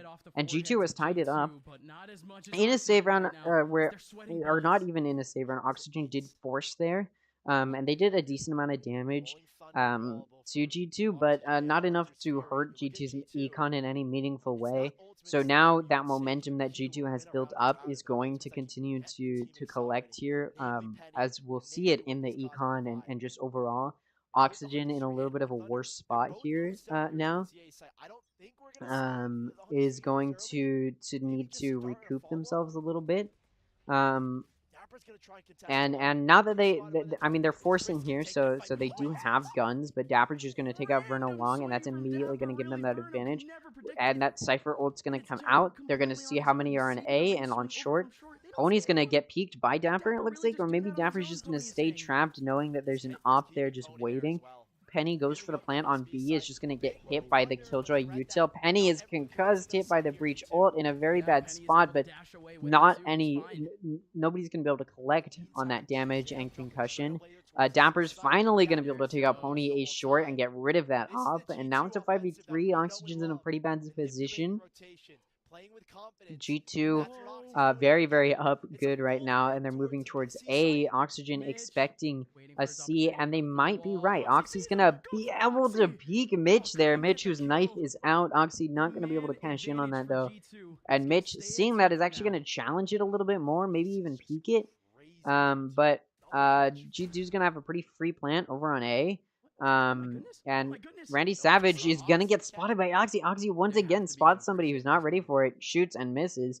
So there's 2 on C, and it's looking like Oxygen going for a save here, which wouldn't be the worst idea in a 5v3. It's not looking great. Oxy is able to take out Mitch from Garage. Very, very nice there from Oxy. And yeah, I mean, Oxygen is definitely just trying to save here. In this position, down players, and they did just force. They definitely do want to save here. Oxy's going to try and stop that save as the rest of G2 comes into C to try and stop it. Oxy's still in Garage. We have Scuba, who is watching Courtyard, holding it, trying to stay alive. Randy able to take out Oxy, and Penny is going to make sure that nobody can stop their save round and actually do some damage to G2. It's not going to stop G2 from buying. They're in a very good spot financially, just as Oxygen was in a very good spot financially. Similarly, in the first half. G2 definitely is starting to get the groove in of this map, starting to figure out how to outplay Oxygen. If I were Oxygen, I'd take a timeout right now. Maybe think about what exactly they need to do differently, but they're not. They're gonna save their timeouts, I guess. And they're forcing here. Not forcing, light buying here. Off of that save that two of them did successfully do. And Verno's immediately going to be able to see where Shazam is and use his ultimate. Not going to do any damage, or sorry, not going to take any lives or just do damage. Just taking half of Shazam's health there. And now G2 gonna have a little bit of a disadvantage there, and we do see Scuba, who's gonna get hit quite heavily in A Heaven. Oxy through the smoke is just gonna finish Scuba off. Very, very nice there from Oxy. Lots of vision being gained from Oxygen, who does know where Dapper is in that hell position. 3 out of the 4 left remaining Oxygen players are in Heaven, going to challenge anybody trying to peek that. And we do see Oxy and Dapper are going to be pushed, concussed. Penny's coming in there and taking out Pony, Mitch, Randy Savage, and Verno in a 4K there to just finish off that round, secure it for G2. Oxygen now in not the best spot. They do have money, so this should be the round that they win. And like I said, Oxygen should have taken a timeout last round probably, but they decided to wait, and now they're taking that timeout to figure out how they want to play around this G2. G2 went through that timeout, played a little bit poorly after that, but then has started to pick it back up. And I mean, if we just look at these player differences, I think the biggest difference here, surprisingly, is actually that his 2 top frags. It's a Verno versus Oxy, for who is getting the most kills there. You see their deaths are exactly the same. Verno with more assists, but only 16 kills. And I think what you'd like to see is Pony contesting Oxy for that top spot, but he's not. Pony with 12, going 12 and 17. Oxy going 18 and 13. It's not great for Pony. He definitely did want to challenge Oxy's Jet, and hasn't really been able to play it nearly as well as Oxy. And you know, Scuba, who did very, very well in those first 2 weeks, is starting to lack a little bit. Verno and Mitch picking up that slack. But of course, the bottom 4 players for Oxygen are very, very close in kills. Penny and Whippy having the same amount of kills on G2. But Dapper having more kills. I mean, overall, G2 just has more kills. Shazam, being the bottom frag, does have less kills than Oxygen's bottom frag, Randy Savage. But overall, G2, kill-wise, is just doing better. And you can see that Oxy's really carrying their team there in the way that he's getting those kills. So yeah, I mean, it's just it just seems like G2 has started to play a little bit better. Pony with the op is challenging Garage. Is anybody going to peek it? We saw that bird come through. Is anybody going to peek Pony's off? We do see shots being fired, and now Pony knows where they are. Is Oxy gonna challenge that? Ooh, just gonna cross right through Shazam's path, or sorry, Pony's path, but then Oxy's just gonna trade that off through the wall. Very, very nice there from G2, just trading off that off. No more off for Oxygen, who is full buying here and did force on that off. So now G2's in a little bit of a better position, just having more shield. So Oxygen's just gonna have to hold, and they're actually holding A very, very tightly. They've got 3 on A, and that's a good pick because G2 is pushing into A here. They're gonna see that turret. Mitch is gonna be there to take out Penny. Mitch also taking out Whippy. Verno taking out Dapper, and Oxy's just trying to challenge Mitch there, able to take him out, but then Verno just takes Oxy out. A good round from Oxygen. Off of that timeout, they won a good game. the kills go a little I bit mean, differently Oxy has there, just we could had. still see a big win I for mean, G2. no, this is just Just an if incredible. hold goes This well. has been an Love incredible going for map. G2. Oxygen Being playing able to get just as set up. well And that was the round as Oxygen I'd expect. prayed I do they were expect gonna G2 to win. be Would playing a little reset bit the better, which financials. they are. I mean, look at Now both Oxy with teams on 20 kills relatively now. even footing. Just Outlier really with the trying to show Shazam. that he's dominating. After going That last from round, he made Oxygen Oxygen being float in completely this negative in the series. last map, I was definitely Still expecting long this time Oxygen around. to be in a Still a worse lockdown. position He's still here. double two In this assaults second between map, they've Oxy started and to warm up. GT. They're starting And to they get back approach into it it off again. of that It's timeout. They're Dapper getting solo another play win here. here. Over We do see towards A. G2 He's starting to have looking a like goal line. pushing into Give B. instead They're Oxygen definitely fully challenging in anybody who's control. in Yeah, Garage. I mean, finally, they Um, have a breach. which I mean, they you know, have a nobody's little bit of really smokes. peeking that. There are people watching Why use Garage, it but early nobody's on gonna when you can peek recharge it? G2 there, especially Oxy being This leaves in G2 in a weird position. watching They're smoked Garage off there. early out of Oxygen Garage. They does not want tried to to keep peek that that, and it mid, looks but like nobody's G2 peeking them. is still trying to figure out where they want to push there. I mean, they're playing very, very default. Pony able to get a nice pick on Dapper there in A lobby. So off of that, G2 is definitely going to back off from A. And it looks like they're pushing into B, where we do have Killjoy set up, who's going to notify G2, and that swarm comes out. Mitch's going to be able to just take out Oxy, denying that top frag. Penny's coming out here to challenge that C link. Mitch just going to deny Penny any chance, and now it's a 2v5 for G2. Very, very bad here. Shazam challenging that C link, faking out that plant. Whippy, who's going to be able to take out Randy Savage. Randy Savage was not anticipating Whippy to be that close. And we do see that drone does ping Shazam there. Very, very nice from Oxygen. Now with using those double initiators to get that vision and help ward them off. And it looks like G2 is now going to be pushing into B. We see that bird come out to try and clear anybody who's there. Nobody's there. We do see two near that C link, and Verno is near that A link as well. Probably going to come try and push through there. Mitch just catches Whippy at just the right time, able to take Whippy out, and then Scuba's going to finish Shazam off. Very nice 3K there from Mitch. And that's going to be a win for Oxygen and tie it up. This is a very, very close game.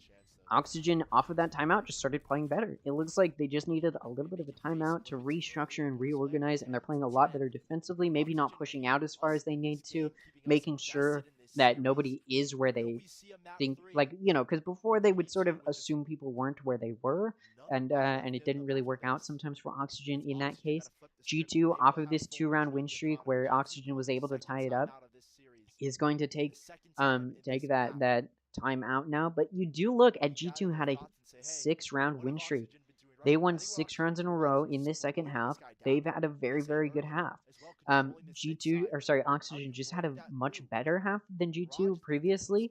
And that's what's given G2 that advantage, that's what's given Oxygen the advantage here going into this half. And so G2 fought back from that, gained the advantage, and then Oxygen just needed to figure out how they were going to play better, and they did. They figured out how to play around G2. G2 now responding with a timeout of their own, playing very, very well. And now, I mean, this is a very, very close game here from both G2 and Oxygen. This is Oxygen's map, so they definitely did want to show that they can still dominate on Haven, show that they are still a very, very good, formidable team on Haven.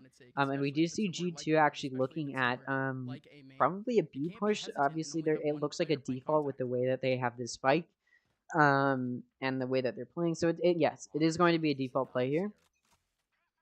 And G2 is now pushing into B.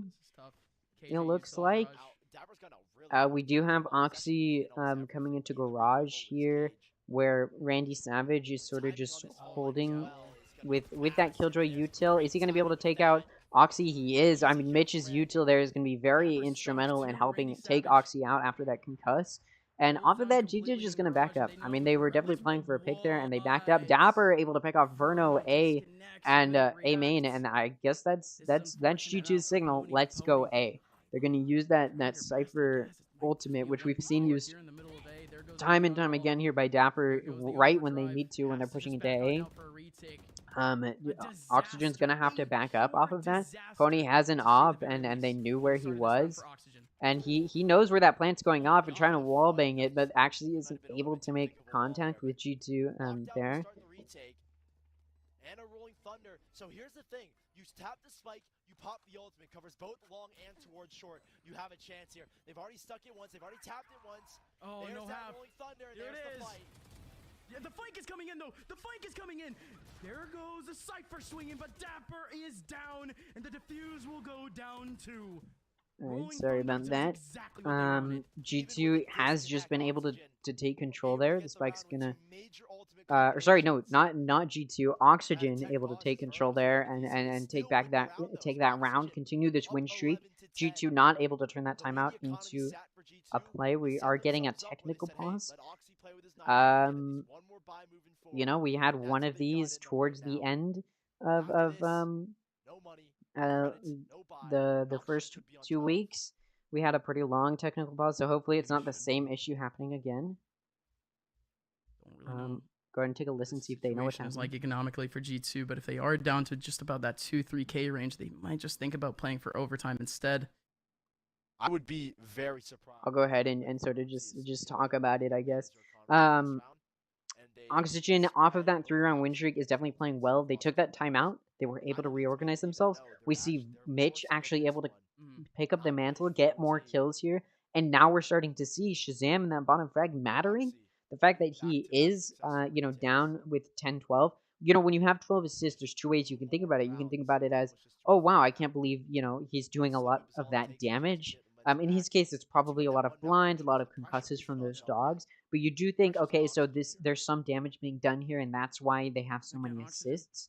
But then you also have to turn around and think to yourself, well, what if those assists were kills? Where would they be positionally on the, you know, on the leaderboard? And you'd see Shazam probably higher than just 12 assists. So you definitely don't want to see those assists, and it looks like the technical pause is over. Nothing too major. So that's good. We're gonna be able to just continue here. But yeah, like I'm saying, like Oxygen has just been able to pick, like we've seen Mitch just start getting more of those kills. And G2 is starting to be down a little bit, and those bottom frags having so many, that bottom frag having so many assists instead of having those assists be kills is definitely starting to weigh on G2 here. And as Oxygen, especially Mitch, just starts to hit shots more. Or more shots against G2, they're going to be in a better spot positionally here. And we do see G2 coming here into Garage pretty aggressively. We have Shazam. Maybe he's trying to turn those assists into kills. Maybe that's what they took the timeout to think about. I mean, G2 did, after those first 2 rounds, take a timeout, but it didn't affect anything. Oxygen is now in the lead, 2 rounds away from winning, 1 round away from securing at the very least a timeout, keeping it, you know, at the very least at the chance of being in their favor. So they definitely want to secure that round and then, you know, go from 12 to 13. And Scuba is ready with this blind. As soon as any sound is made or util is used, that blind comes out. They're not going to be able to turn it into any kills. Scuba's going to take that time when they are blind to cross over and into this swarm. Is he going to be able to peek? No. No, Penny and Shazam back up off of that. Mitch is not able to take out Oxy as he pushes on quite in time. Able to take out Oxy, but then Whippy's just going to trade it off. Dapper's able to take out Verno over NCT, I think. Pretty deep kill for them there. Pony with the Ob is coming in through Garage, peeking through that Astra Wall. That Astra Wall is going to be huge. Randy Savage having to peek through that is just going to get taken out by Shazam. We see those knives come out from Pony. And we see Scuba on the flank is going to take out he's going to take out that trip, and now Scuba may just have to back up, and it looks like Oxygen saves here. Probably a safe move. They want to play it safe here. They want to, you know, they're okay keeping it even because they can almost certainly, for them, at the very least, they're definitely thinking, okay, I think we can probably win in overtime. That's definitely doable. And so they're okay keeping it even. They definitely would prefer to win, obviously, who doesn't want to win. But just with the time, and just having an operator and a phantom, it makes more sense to save so they can buy their teammates. Their teammates can buy, you know, moving forward, make sure everything is good economically. So it's a safe move here, and they do opt to buy. Or sorry, to save, and so that way this round they can buy, which is what's going to happen. And now that both teams are full buying, with no, I mean, there's no real worry about econ in these last 2 rounds. There's only 2 rounds left before overtime or the end of the game, so there's no real worry about Econ at this point. Oxygen a little bit worse for the wear, so they do want to win this just to secure a stable Econ, but G2 not going to have to worry about it in these next 2 rounds at all. Pony is peeking out pretty aggressively through A long. It's going to be able to turn it into a kill on Penny. Going to use their smokes to get out. Does get tagged a little bit, but no kills. Good for them. Verno, who's going to drone out A lobby, isn't going to see anybody through those jet smokes. And off of that, Oxy's just going to run back. He's going to run towards that garage. And Oxygen's going to peek out Shazam is going to peek out, Randy Savage is going to look out and peek at Shazam. Shazam's going to take him out. Oxy's going to take out Mitch. We get that ult come out for Verno. Not able to connect on anybody, unfortunately, for Verno there. And now it's a 4v3. Scuba is looking right into C. Able to take out Shazam, but then Oxy just trades that off. Pony is able to use that op from CT to take out Dapper, peek it again, and take out Whippy. And now that's a 3K for Pony, and suddenly Oxy is all alone. The top frag for G2. Can he clutch this up in a 1v2?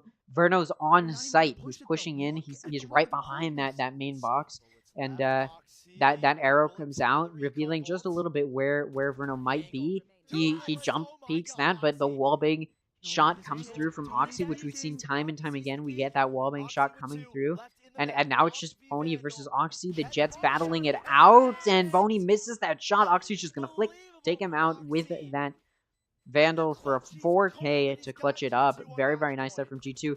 G2's 1 round away from this. They took that, they took that timeout. They lost that first round after the timeout, but now they're starting to take it back. They're starting to play safer. They're starting to rotate quicker away from sites where they don't have to challenge it. Is Oxygen going to take a timeout here, or are they just going to ride it through? It looks like they're just going to ride it through. Like I said, they did want to win that for the Econ, but they didn't really have to worry about it. And we do see Mitch sacrificing a gun for a judge here, so we'll see if Mitch can utilize that to get some kills. And we do see Pony pushing out very aggressively down A long, able to take out Pony, but Oxy's just going to shoot Pony through the smoke as they try to retreat. Off of that dev, the G2 is definitely just going to back up here. Mitch is still holding Garage with a judge, hoping maybe that somebody will push through it. Shazam looking at it, definitely going to use that dog here, and that judge is going to go off. And Shazam, being smart, is probably just going to back up there. Does challenge it. Oxy is now just going to push right into C, taking out Scuba.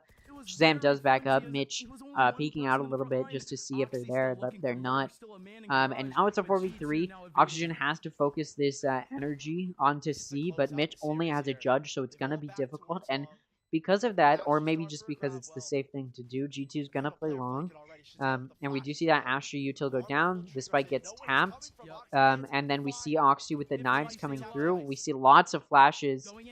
Mitch is just going to peek as those flashes come out. Not able to take anybody out. Oxy's going to take out Mitch. Dapper's going to take out Randy Savage. And Oxy is going to take out Verno for the win on map 2. Very, very close game towards the end there. But G2, off of that timeout, was able to just take it back. Maybe Oxygen should have taken a timeout in that last round, but they didn't. And here we are. They wanted to save it in case it went to overtime, which it did not. So they should have used it, but they didn't. And that's what it is. Oxygen was able to play very, very well that map, but it is against a team like G2, and I think G2 did have a bad map. Just like Oxygen had a bad map on Split, G2 had a bad map here, but overall, G2's just a better team. They're probably just playing a little bit better team comp-wise. And that's that second map going to go to G2 here. I mean, just... And the series overall. So just a very, very, very nice map there. Or sorry, game there. Now we just have to wait until the next series starts. But overall, I think it was a great play from both teams. On that second map. That first map, I think, was just not even close. No, I don't think it wasn't. It wasn't even close on that first map. G2 was just dominating Oxygen. And then coming into this map, it honestly looked a little bit like Oxygen was trying to do the reverse to G2, where they started dominating in that first half while they were on attacking. But it turned around, G2 was on attacking, and Oxy, as Duelist, was able to shine and maintain that top frag. We saw a lot of wallbang kills from Oxy, some very nice shoots, shooting through smoke kills. Just overall very, very nice play there from Oxy, and it paid off. We'll go ahead and take a look at their analysis, what they have to talk about, and then it's going to go to a break. I'll try and keep us entertained, talk about different things. But for now, let's just take a listen to what they have to say. And that was such a defining round because at that point too, Oxygen that was kind of like the big falter, and it's a team that once they start faltering, I mean, look at what G2 was able to do at mine. Yeah, again, it happened before. We had a double 9-3 comeback against this team in week 1. Oxygen, again, it just seems like there are small things that they need to work on, but those small things are building up a lot as we go. But this game, it was as close as you would have wanted it with one of the best teams, if not the best team in this group. Oxygen, don't really think that there are too many complaints coming out of this game. Again, 11-13 on the map of Haven. You have to look at, though, their performance on Split. If they realistically want a better chance for the rest of this season, they just want a better diversity in their pool. But coming out of Haven on a map where we already knew that they had comfortability on, they didn't look bad. It's just that on that attacking side, on that defensive side, really couldn't stop G2 in any of those individual efforts. Yeah, I think one thing that you're gonna say as well I is think that this is G2 something that's really had important faults to himself. looking at Mitch, who came through. I will say, very impressively, Mitch came through in that second half to really just try and shine and pull their team through. But at the end of the day, I mean, G2 just overall played better. And like I said, Shazam at that bottom frag position was starting to weigh down on G2, and Shazam pulled through. Shazam started to get more kills, started to play a little bit more aggressively as initiator, and was able to get some kills there and move their team forward. Very high average combat score from most of the players on both teams. But G2 just a little bit better positionally there, and it paid a lot off. of really good things coming out from Pony as well. My one big thing, though, you were talking about Oxy needing to be kicking around on defense. Same with Pony, because there was a couple of the times where Pony would get this first blood, instantly trade it out, and then you're like, oh my, that's your duelist just completely gone. Yeah, and this actually happened a lot in the last few sets that we had on Haven. Pony would be making some incredibly aggressive picks over towards A long, and I think we actually saw some of that effect today where we just didn't see some of those plays. Pony had been disciplined or either put on a leash by his coaching staff and being like, we can't have those hero plays if they're not going to work out. And Pony, again, it's not like we didn't see good performance out of him today, but it just didn't seem like he was let go fully to make the plays that he wants to make. And maybe that did affect his KDA successfully in a good way. Him dying less is good, I guess. But still, I think that Pony has a little bit more ways to go also himself on the defensive side.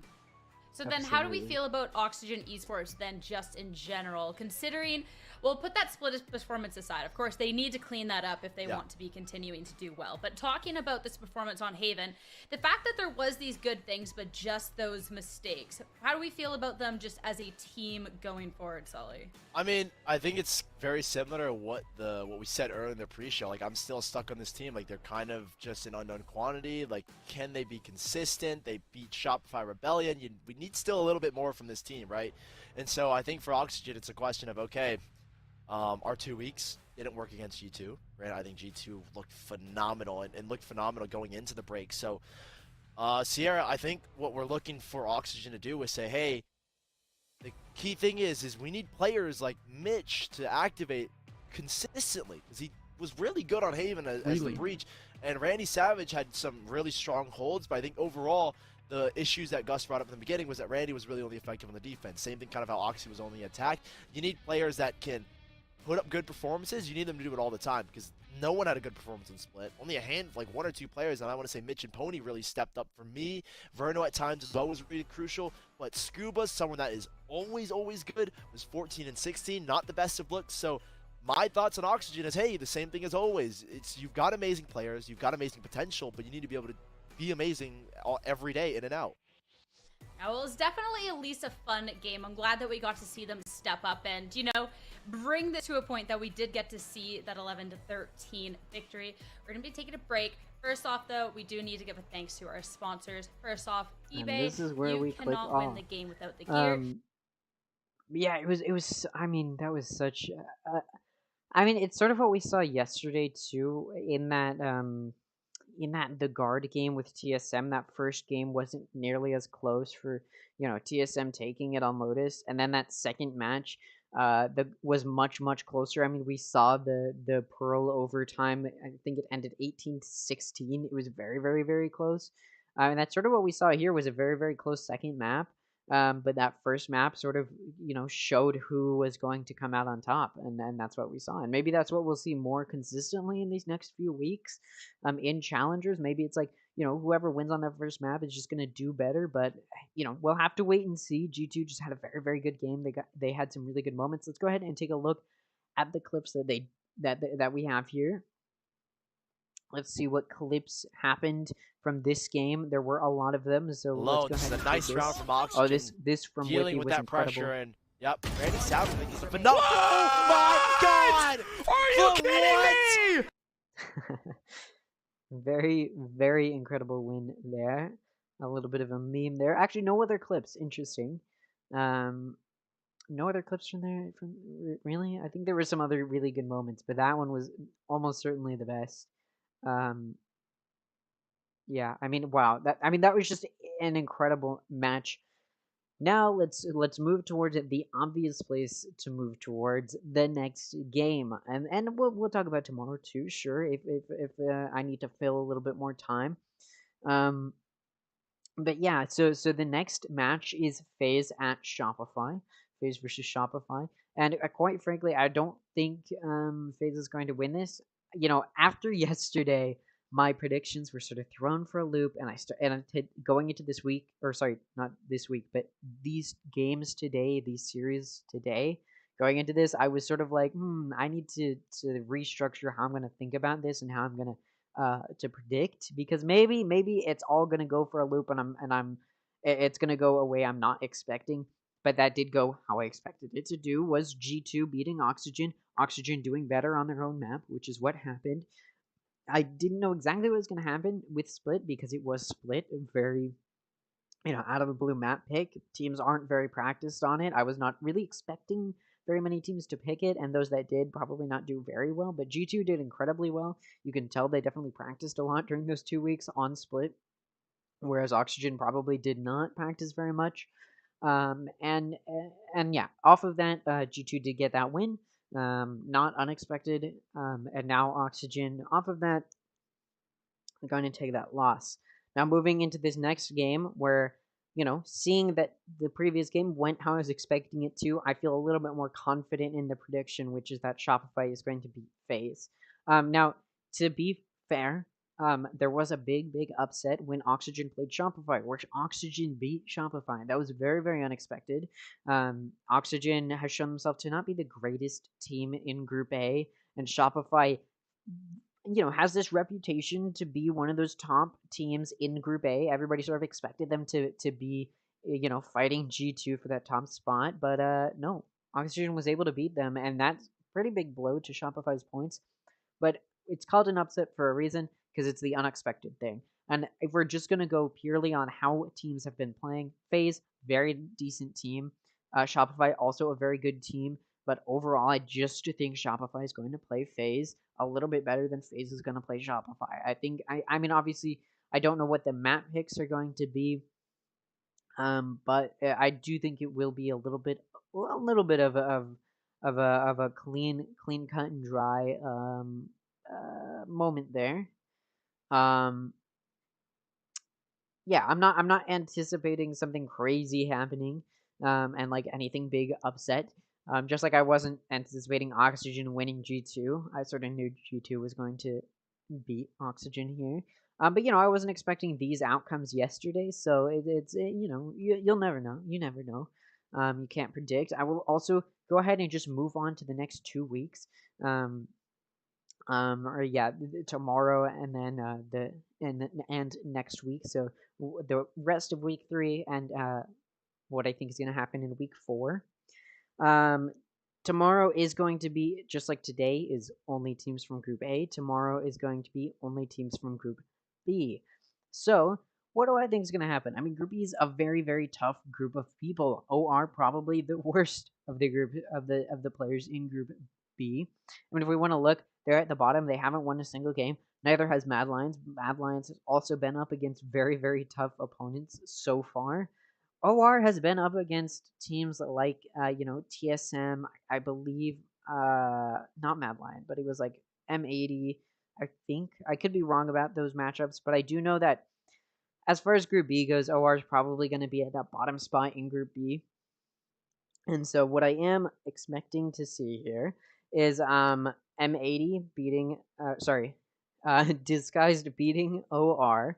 That is definitely the expected outcome. Disguised has shown themselves to actually be a pretty formidable team. I mean, when you think about an influencer backed team or a content backed team, you're not thinking of a decent team. I think it's a fan favorite, and it's going to be just simply because they've got a big name behind it. But you do sort of assume it's not going to be that great of a team.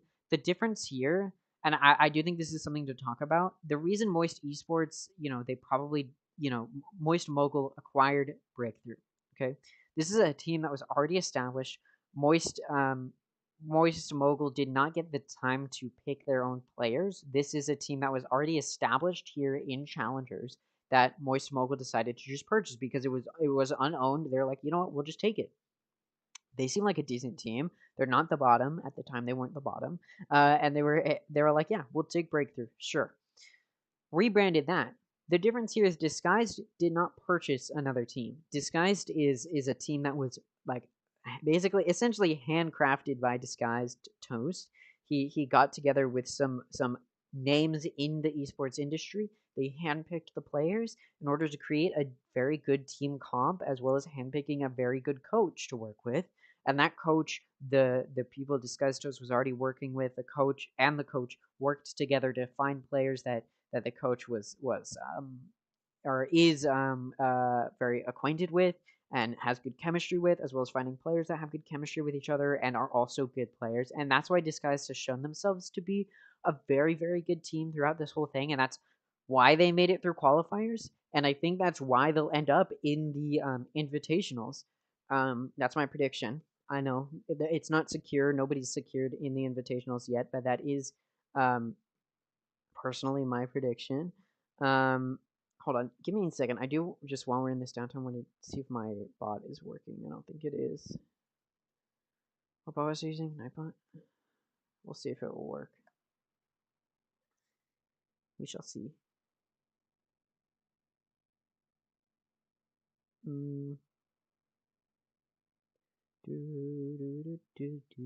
Let's see. Well, what commands are active? Just trying to see. All right, so bracket should work. Let's see if it works. Oh, it did work. Okay, all right. You know what? I'm happy about that. That's just something I wanted to test before I before while we're in a little bit of downtime. I don't want it to be to be testing that while we're in the game. But yeah. Anyways, what I'm saying is Disguised is a very very good team. They've got a very good team comp. They've got a very nice chemistry going on between the players and the coach.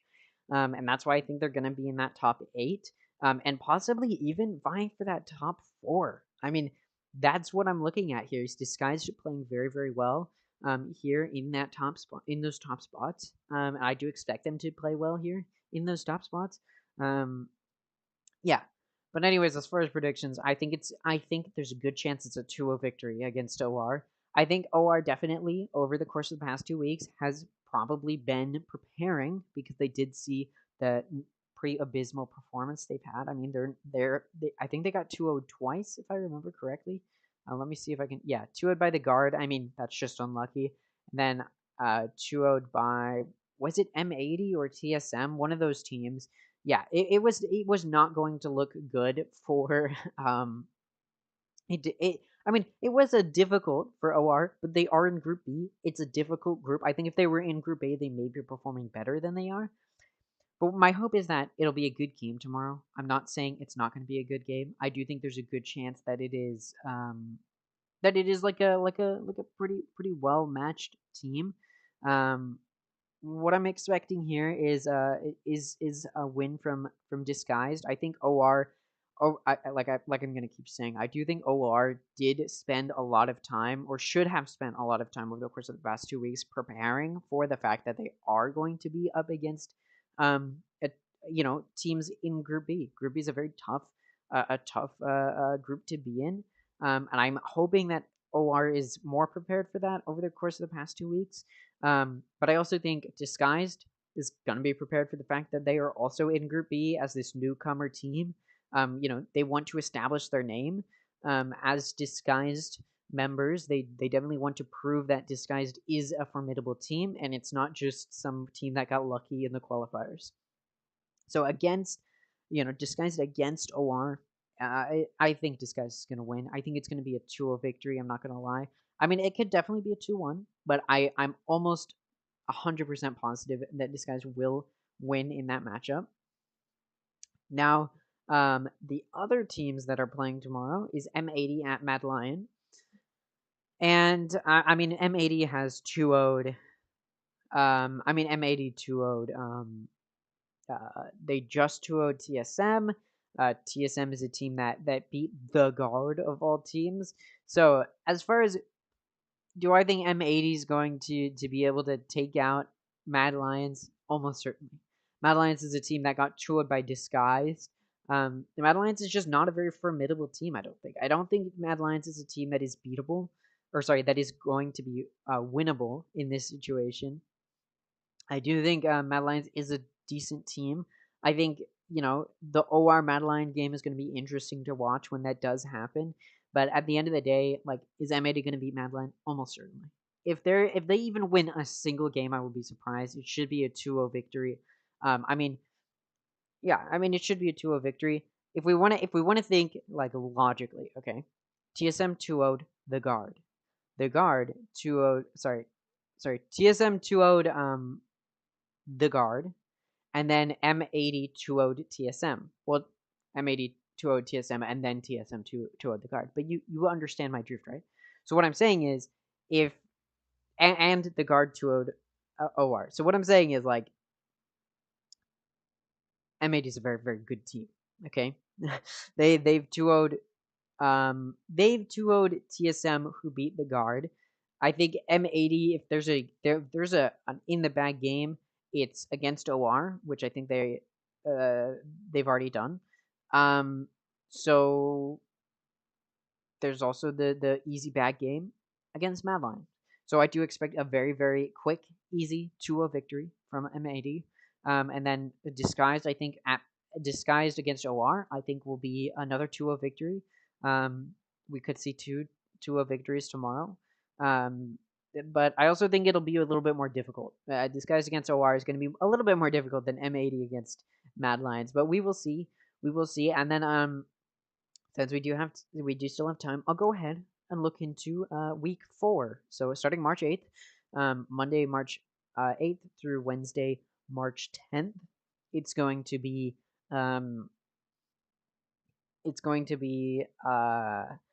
starting off M80 versus Disguised. That should be a very, very fun game. If Disguised does 2-0 OR, like I'm expecting them to do, and M80 does 2-0 Mad Lions, like I'm expecting them to do, I think M80 against Disguised will be a very, very fun game to watch. Disguised has shown themselves to be a very, very well put together team. Now, it should be said, okay? Disguised was 2-0'd by the guard, okay? And then the guard was 2-0'd by TSM, and TSM was 2-0'd by M80. So if we want to look at stats like that, if we want to look at it like that, M80 should beat Disguised here, and it should be a 2-0 victory. It should be easy for them, if we want to think about it like that. But I also think the guard losing to TSM was a little bit of a fluke. I think that's not the guard at their peak. I think there's stuff happening behind the scenes that is impacting their gameplay. So I'm entirely expecting M80 to... I'm still expecting M80 to beat Disguised, but I do think it will be a lot tougher of a battle than I think a lot of people may be expecting. And that's what I can hope for. I mean, when you have the sort of favored teams, content org backed, whatever. Moist Mogul is, a lot more people were watching that, and them losing like that to Turtle Troop was very, very disappointing. And so if Disguise can make it look a little bit more interesting as far as content creator backed teams, I think it'll make it a lot more fun to watch if they 2-0 OR here and then have a pretty decent game against M80.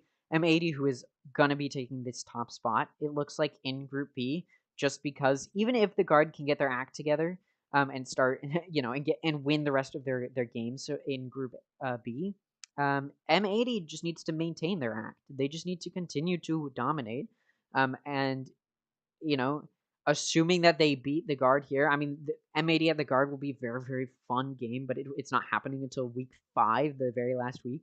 So, at least I think, yeah, it hasn't happened yet. So, anyways, um, so anyways, yeah, M80 against Disguise will be a very, very fun game to watch, I think.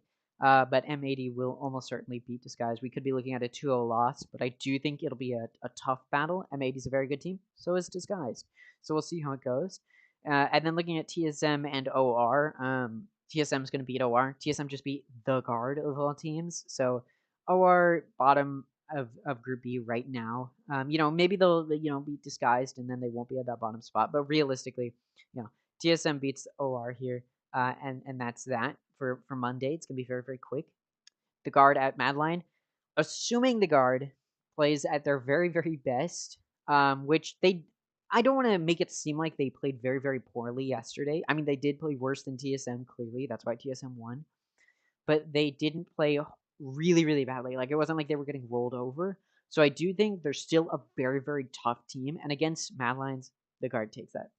G2 Turtle Troop, G2 wins almost certainly. I don't think there's a chance Turtle Troop doesn't win, considering G2 just beat Oxygen. Yeah, no. FaZe at Oxygen. This one will be a very interesting one. I think Oxygen and FaZe are teams that are two teams that are very, very evenly matched. And then Shopify wins here every time. Moist Mogul is a cool content backed place, and I think they're doing a good job of advertising themselves and like hyping themselves up. And I'm excited that more people are going to be watching challengers. But at the end of the day, if they lose here, no, there's no winning here for Moist Mogul. So yeah, and that's pretty much it for my predictions. I mean, that's all the games we know are happening.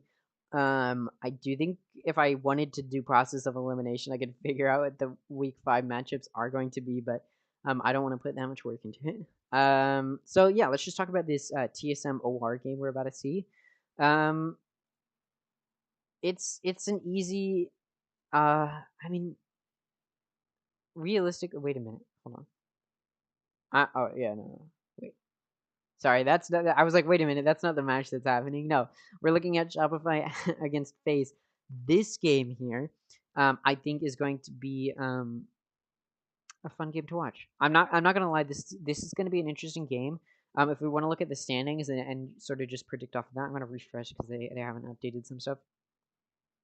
But yeah, if we want to look at Shopify against FaZe, these are the 2 and 3. Technically, they're tied, wins to loss, but Shopify is higher just because they have slightly more points, I think, than FaZe.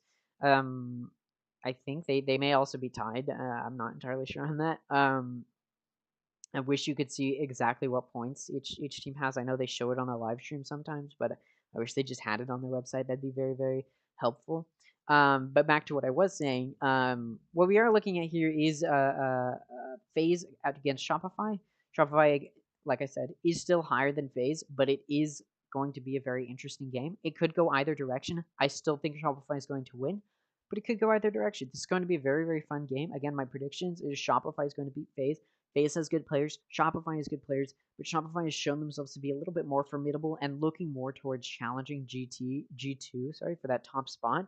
And the fact that they lost to Oxygen is sort of it's almost a little bit like the guard losing to TSM on like a lower scale. I do think Oxygen beating Shopify is a doable thing, and it's not some really big upset.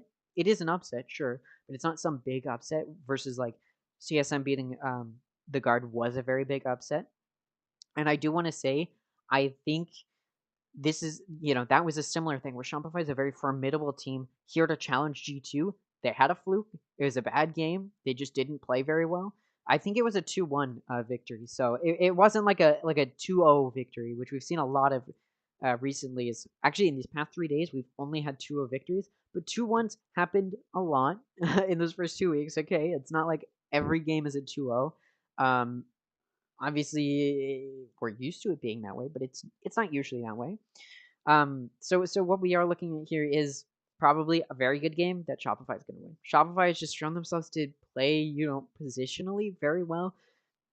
FaZe does not play as well positionally, I don't think. I'm really trying to figure out what else to talk about here. I do quickly. I guess something I can talk about to fill the time. Obviously, you can't talk about esports without mentioning the obvious stuff happening behind the scenes. The guard was pretty much the entirety of the guard was laid off, and I do think that layoff has something to do with the way the guard played yesterday and why they got 2-0'd from TSM and why they lost as badly as they did. I think it does have to do with the fact that they didn't know what was happening as far as behind the scenes. So much is going on. Everybody they've been working with has been fired, and like they don't know how to deal with that. How are they going to play? Going through that. And so we do have to talk about the obvious. Esports is not profitable, and I do like that we're seeing these creator backed teams come in, like Moist Mogul, like Disguised, because what it does is it brings more viewership. It brings more people to watching challengers who would not normally have watched challengers. Quite frankly, if Disguised wasn't in this and hadn't and wasn't a team in this, I don't know if I would have started like getting interested in challengers and doing these. So at least me myself, I came through because of Disguised.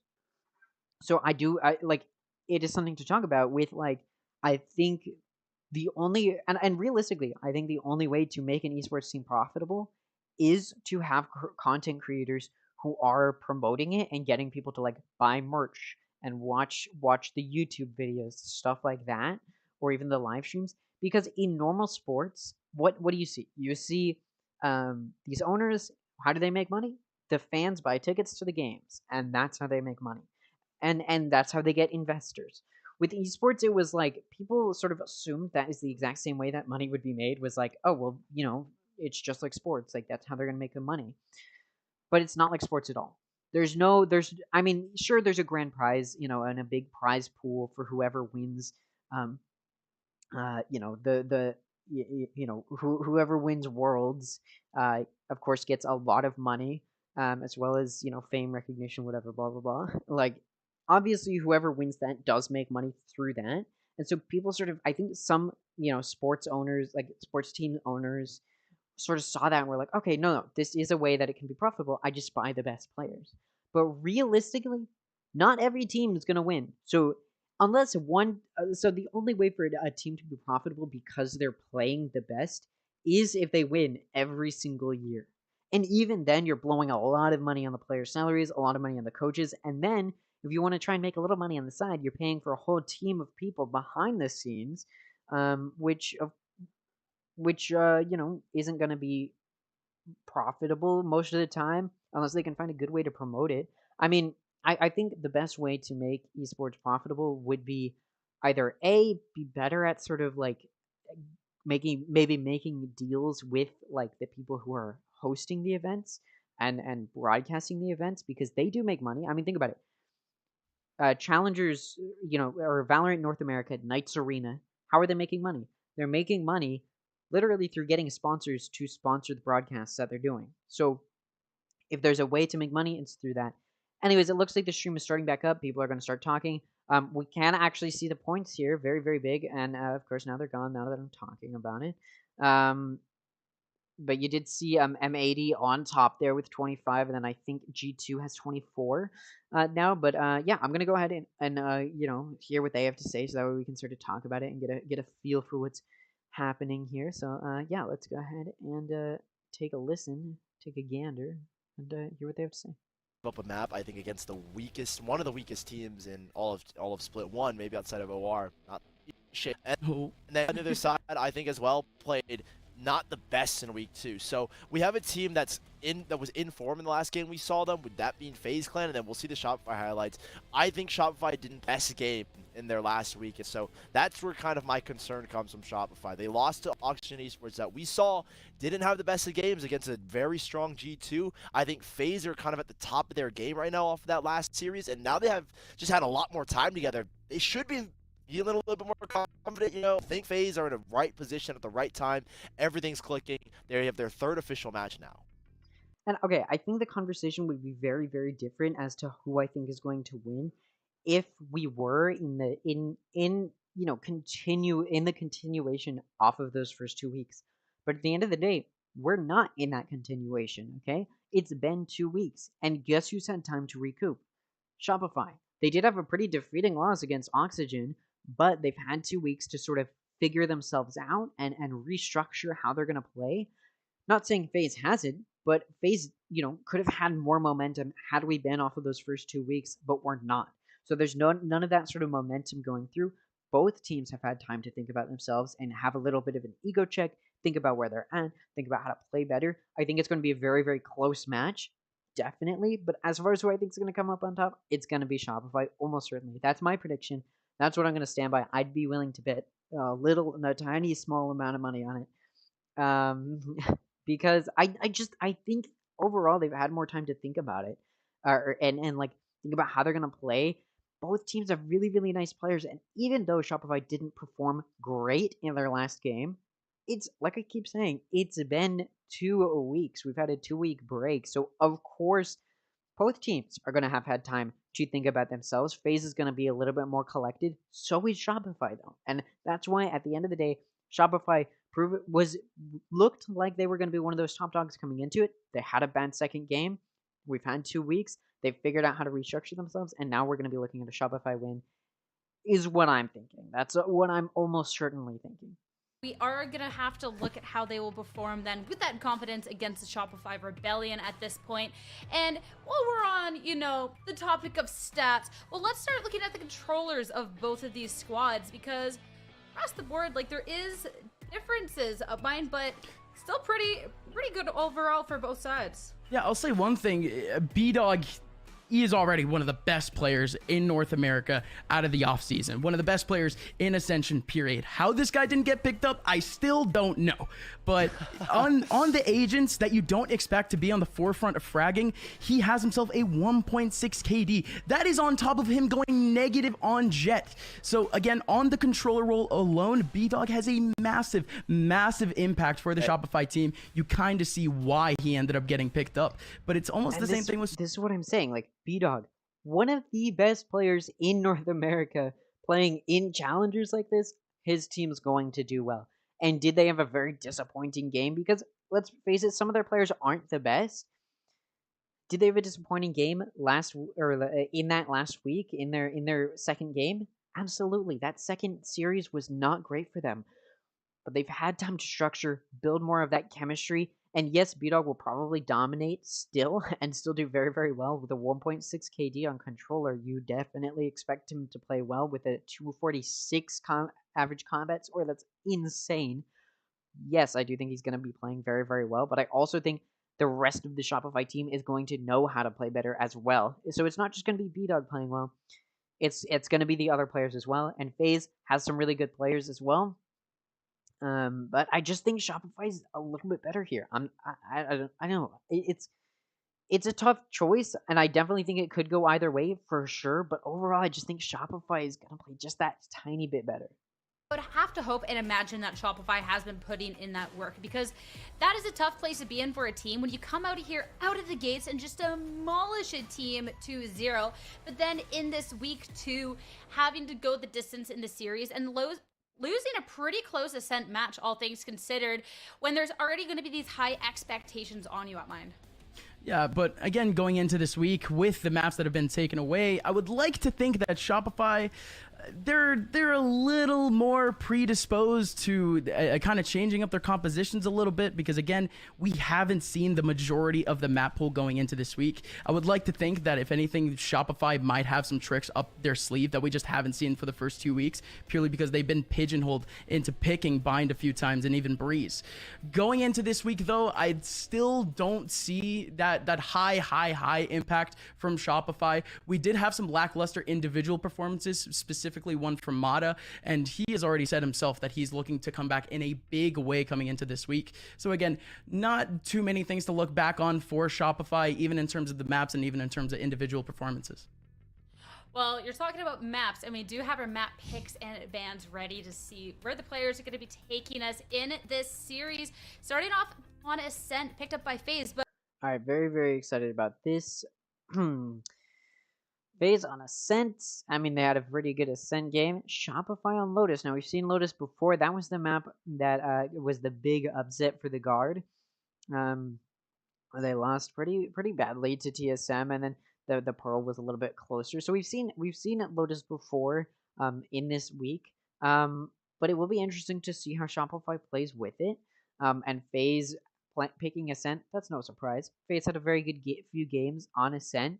And so Shopify, they did have some good games on Bind last time, in the first 2 weeks, but Bind is of course not in the roster anymore. It's not in the mix. So they pick Lotus here. So I am interested to see how they play with Lotus, and then the decider will be Fracture. And honestly, I think there's a good chance we might see that decider. I would not be surprised if we saw that decider of Fracture. It's definitely very, very possible. So, anyways, FaZe versus Shopify. I mean, Shopify takes this. I think FaZe might win Ascent, and then I think Shopify might win Lotus. If I had to pick who's gonna win each map, it's gonna be probably each one winning on the map that they chose. And then we'll go to that decider, and I think Shopify will take that. And that's honestly my thought process. But who knows? Maybe it could go to FaZe. Maybe it'll be a 2-0 from one of the teams, and we'd be very surprised. But yeah, it should be a very, very close matchup here, or a very, very close series. The same exact boat as G2, where after the first two bans have gone down in a game, both Bind and Breeze have been banned. So FaZe is actually pretty much fully caught up with this current meta. Yeah, this should be such a great match. And I really do just want to drive home the stakes of this match between these two teams at this point, considering how Group A is shaking up, considering that 4-way tie that's going to be happening. I mean, almost like whoever wins this is probably going to be number 2, and that's why I think Shopify is going to win it. They want to solidify that we had a fluke against Oxygen. This is number 2. We've had 2 weeks to restructure how we're going to play, figure out what we did wrong there, and now we're going to turn it around. Not saying that FaZe hasn't done the same thing, but off of that second win, they're going to be a little bit more confident in their play, maybe do a little bit less reflecting inward on how they could have played better. And that's why I think Shopify just has more to prove and more to gain, to say, no, we're not slipping. We are that number 2 spot. And I think there's a lot of expectations on them to perform, not only as a team, but also what we saw from last week is with Rossi included in the mix. He said himself he's gotten a little bit more comfortable with the second calling. He's a big voice in that team. He's getting used to the system, and it showed in that second matchup. So now again, you've had 2 weeks off. What have you changed? How comfortable has Rossi gotten in the lineup? And it's kind of the same thing for every team, right? Shopify, big upset loss against Oxygen. What changes have you made? B-Dog has been on fire. Does he keep that form going through? A lot of questions that are asked in this series, but a good chunk of them are getting answered after the series as well. I mean, Upmind, what's the question that you have about these teams going into the series? I mean, realistically speaking, I just want to see how Shopify even is right now. What is their form? Because last week, again, their game against Oxygen, again, it just could have been more confident. Yes, it did come down close, and probably if they won, we wouldn't even have these questions. But when you really nitpick what happened during the game, again, Mata wasn't able to step up, even though, again, he is saying individually that he wasn't able to do anything. We saw a lot of very individual moments from a lot of players from Shopify where if they had just reacted just a little bit earlier, or they would have acted as a team, they would have had a lot of fairly easy defensive. And that's what I'm saying. Like there was tiny little mistakes that built up and resulted in that loss against Oxygen. And I think these 2 weeks are going to give them that time, have given them that time to restructure. Think about, maybe we should have done this differently. Maybe we should have played more aggressively. Maybe we should have played back a little bit more here. Like tiny things that did result in their loss, they're going to have fixed over the past 2 weeks. Whereas FaZe they played very well in that second week, and I think they're going to have less of that reflecting inward and improving that they're going to be thinking about. From that week 1, realizing, hey, we didn't really do so well. Week 2, being able to flip things around. And you'd have to imagine then Shopify at this point are also realizing that. So I cannot wait to see how they're going to be coming out within this series. That's going to be on the back end of this break, though, so stay tuned. Another break. Okay. Well, man, I'm actually really excited for this game. I mean, Phase versus Shopify is such that I mean, it's gonna be a really really tough series for both teams, and both teams have so much to prove here. Because I mean, think about it, like Phase and Shopify, these are the top two. There's a four-way tie for wins versus losses here, and Shopify is here to prove that they are the number one. Whereas, or sorry, not number one, but number two. They did lose that game to Oxygen, and now they need to recoup themselves. FaZe not expected to do, number two, but now they're realizing they can go for it, so they're gonna try and go for it. And I do expect them to be very forceful with the way that they're gonna try and take this, and maybe play more aggressively, try and get that. But at the end of the day, they won that second week against Turtle Troop. They had a little bit of a confidence boost there. Shopify lost that second game that they played in that second week to Oxygen, and that was a little bit of a confidence loss there, right? So now we're looking at this matchup. I think because of that confidence boost that FaZe had, they probably did not do as much of that reflecting inward that they probably need to in order to face off against a team like Shopify. Or I feel like Shopify definitely probably had a lot more of improvement to do that they probably were able to focus on over the course of the past 2 weeks. So I mean, again, I think Shopify is going to win this. I'm not saying it won't be close. I do think we might see that decider come out, but I do think at the end of the day, it's going to be a win for Shopify, and I don't expect FaZe to win overall. I mean, I know that they seem to think FaZe might have this year. I just don't think that's true. Um, yeah, I mean, yeah, I mean it's tough. It's a very tough situation. I've sort of run out of things to talk about, but I will talk about.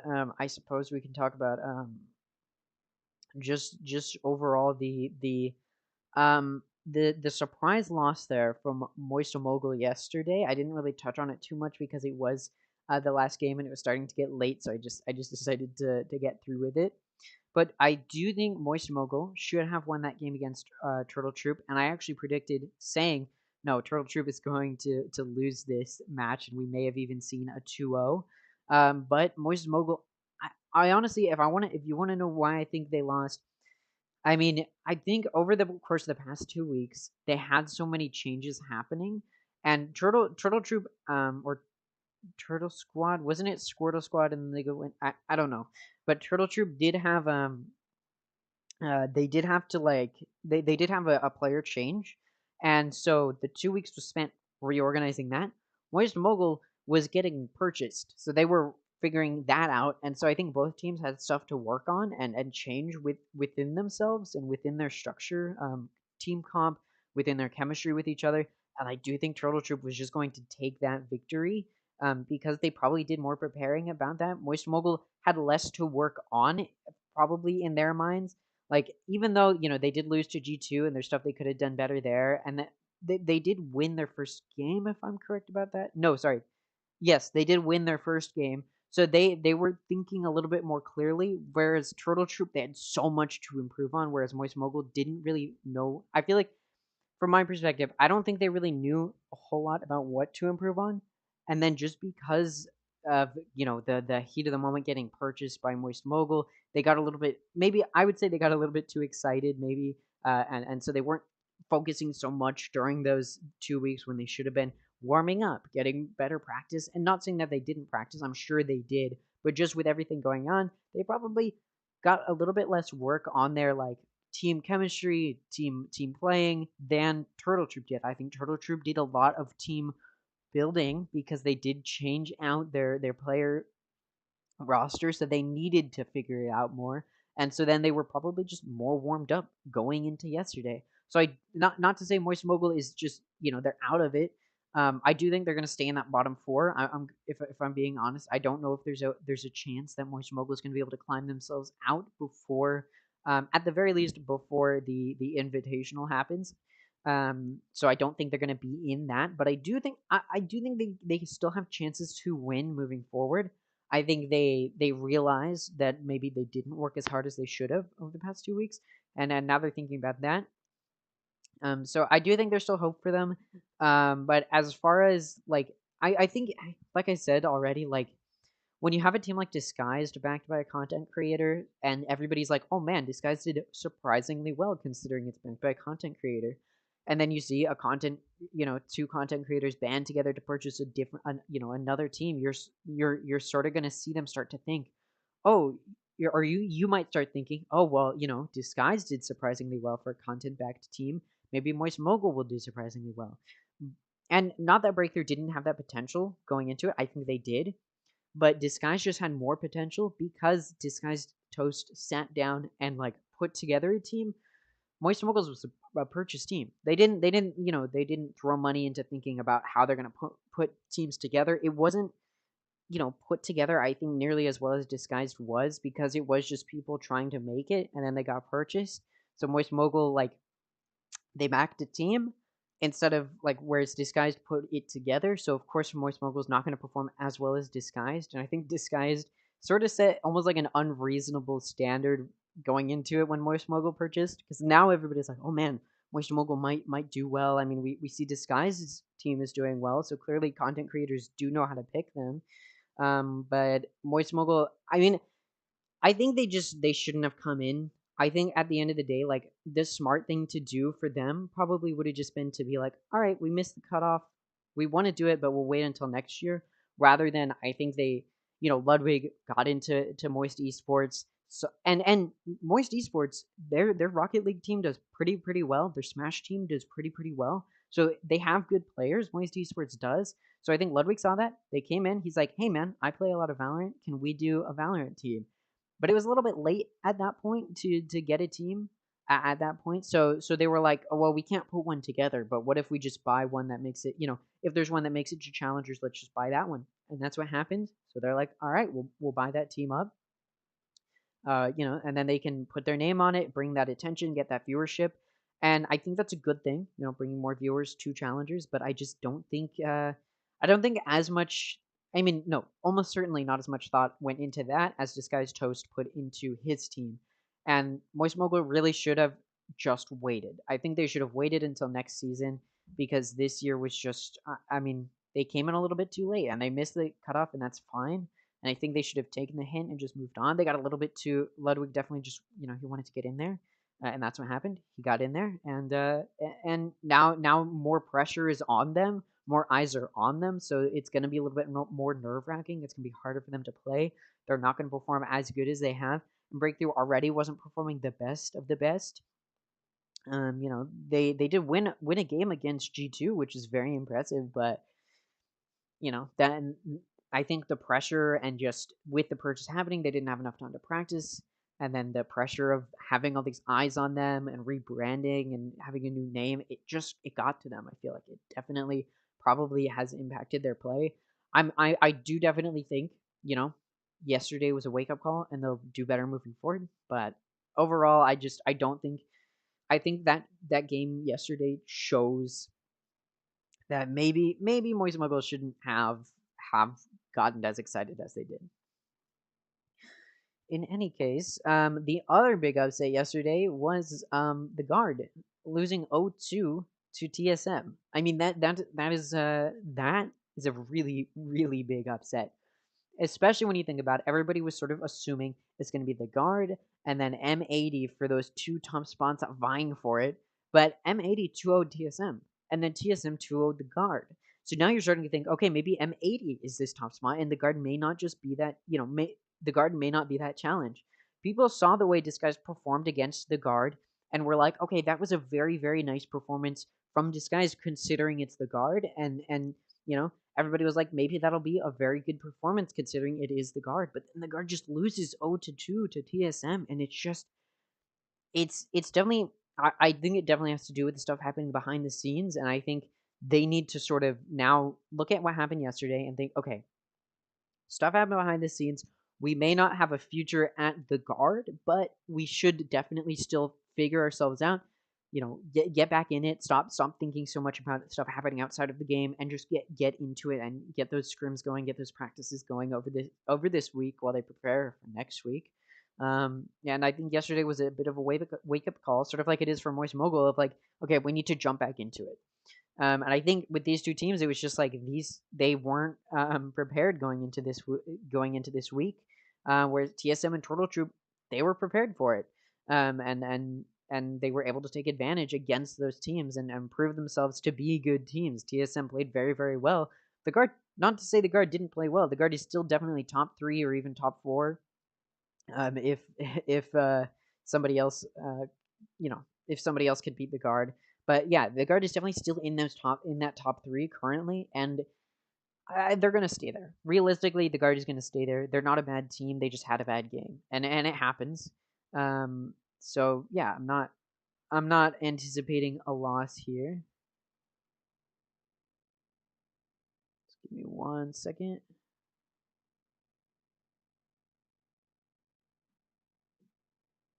Sorry about that. All right.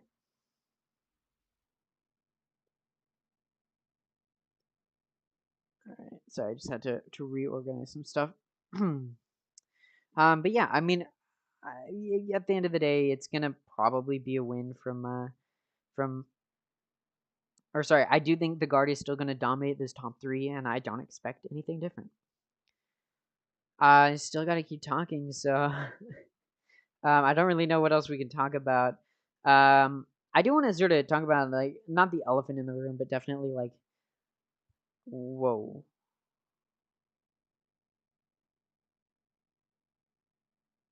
I think that's intentional.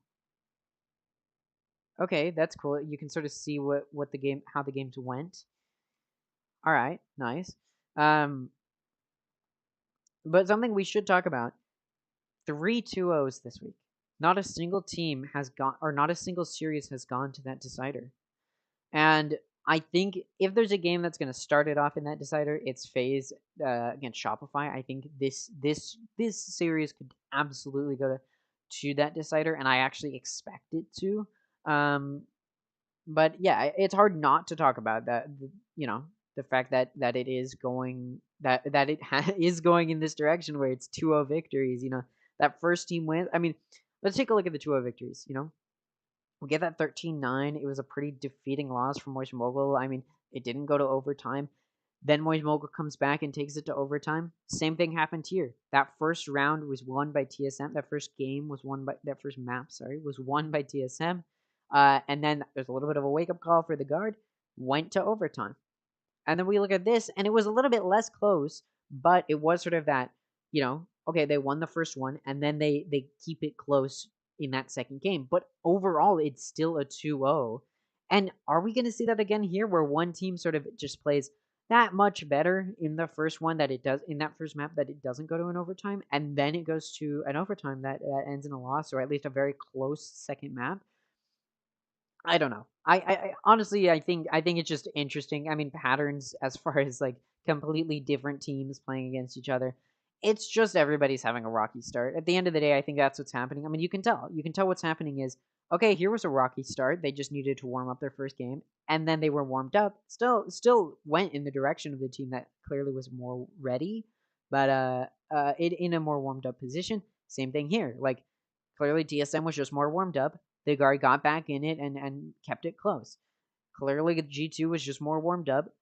Oxygen got back in it and kept it close. So maybe I think that could be why we're seeing what we're seeing. At the end of the day, I'm oh man, my voice is tired. Let me just see. I guess you know what we can do, which I always do and I haven't done today, is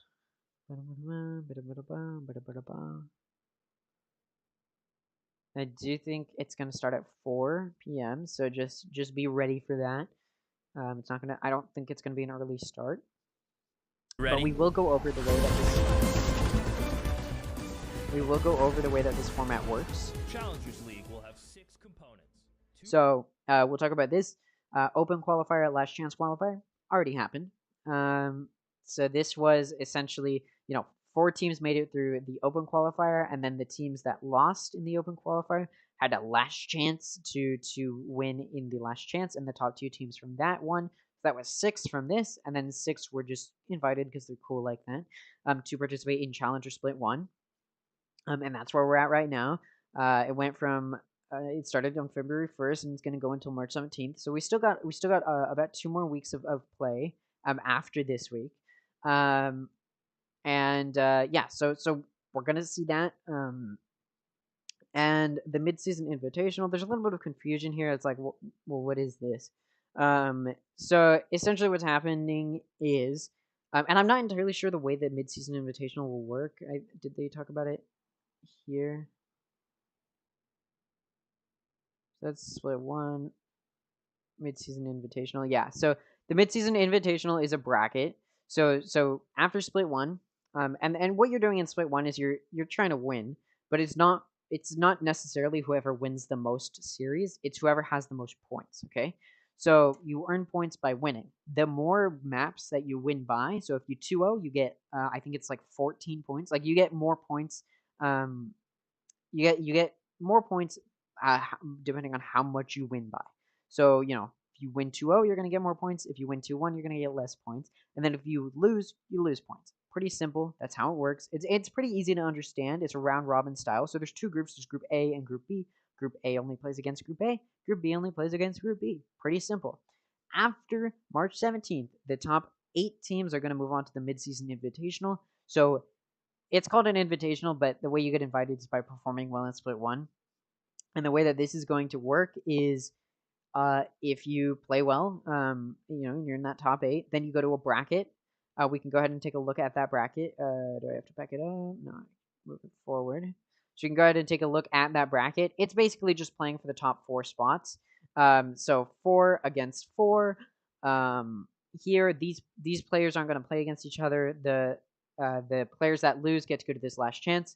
So you'll notice it goes from the 22nd to the 24th, the 28th to the 31st.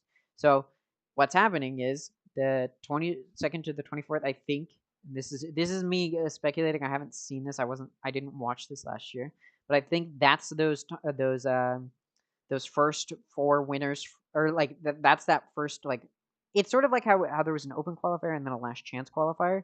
So this is those initial teams that made it, playing for those top 2, and then the rest of the teams, those bottom 6, are they go to the mids.